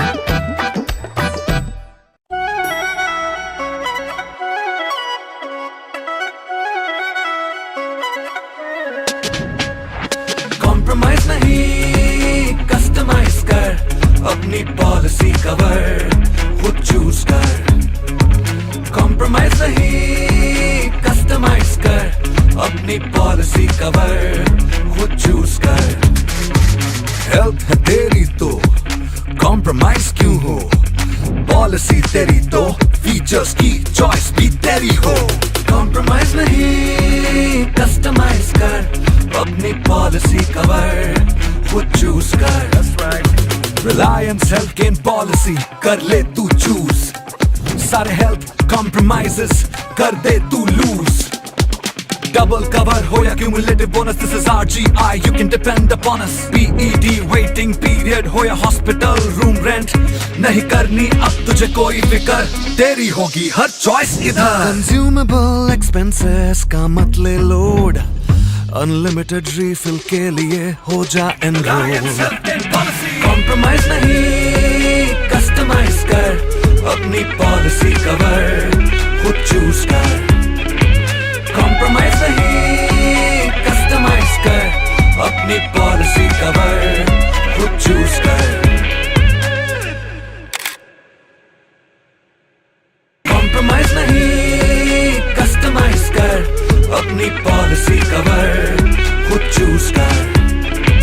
Compromise नहीं, customize कर अपनी policy cover, खुद choose कर.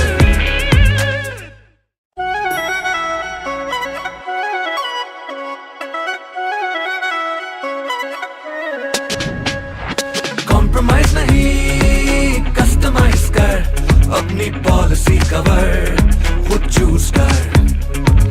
Compromise नहीं, customize कर अपनी policy cover, खुद choose कर. Health है तेरी तो compromise क्यों हो? Policy तेरी तो features की choice भी तेरी हो. Compromise नहीं, customize कर अपनी policy cover, खुद choose कर. That's right. Reliance Health Gain Policy कर ले तू choose. सारे health compromises कर दे तू lose. Double cover हो या cumulative bonus, this is RGI, you can depend upon us. PED waiting period हो या hospital room rent, नहीं करनी अब तुझे कोई फिक्र, तेरी होगी हर choice इधर. Consumable expenses का मत ले load, unlimited refill के लिए हो जा enroll. Compromise नहीं, customize कर अपनी policy cover, खुद choose कर. Compromise नहीं, customize कर अपनी policy cover, खुद choose कर. Compromise नहीं, customize कर अपनी policy cover, खुद choose कर. Compromise नहीं, customize कर अपनी policy cover, खुद choose कर.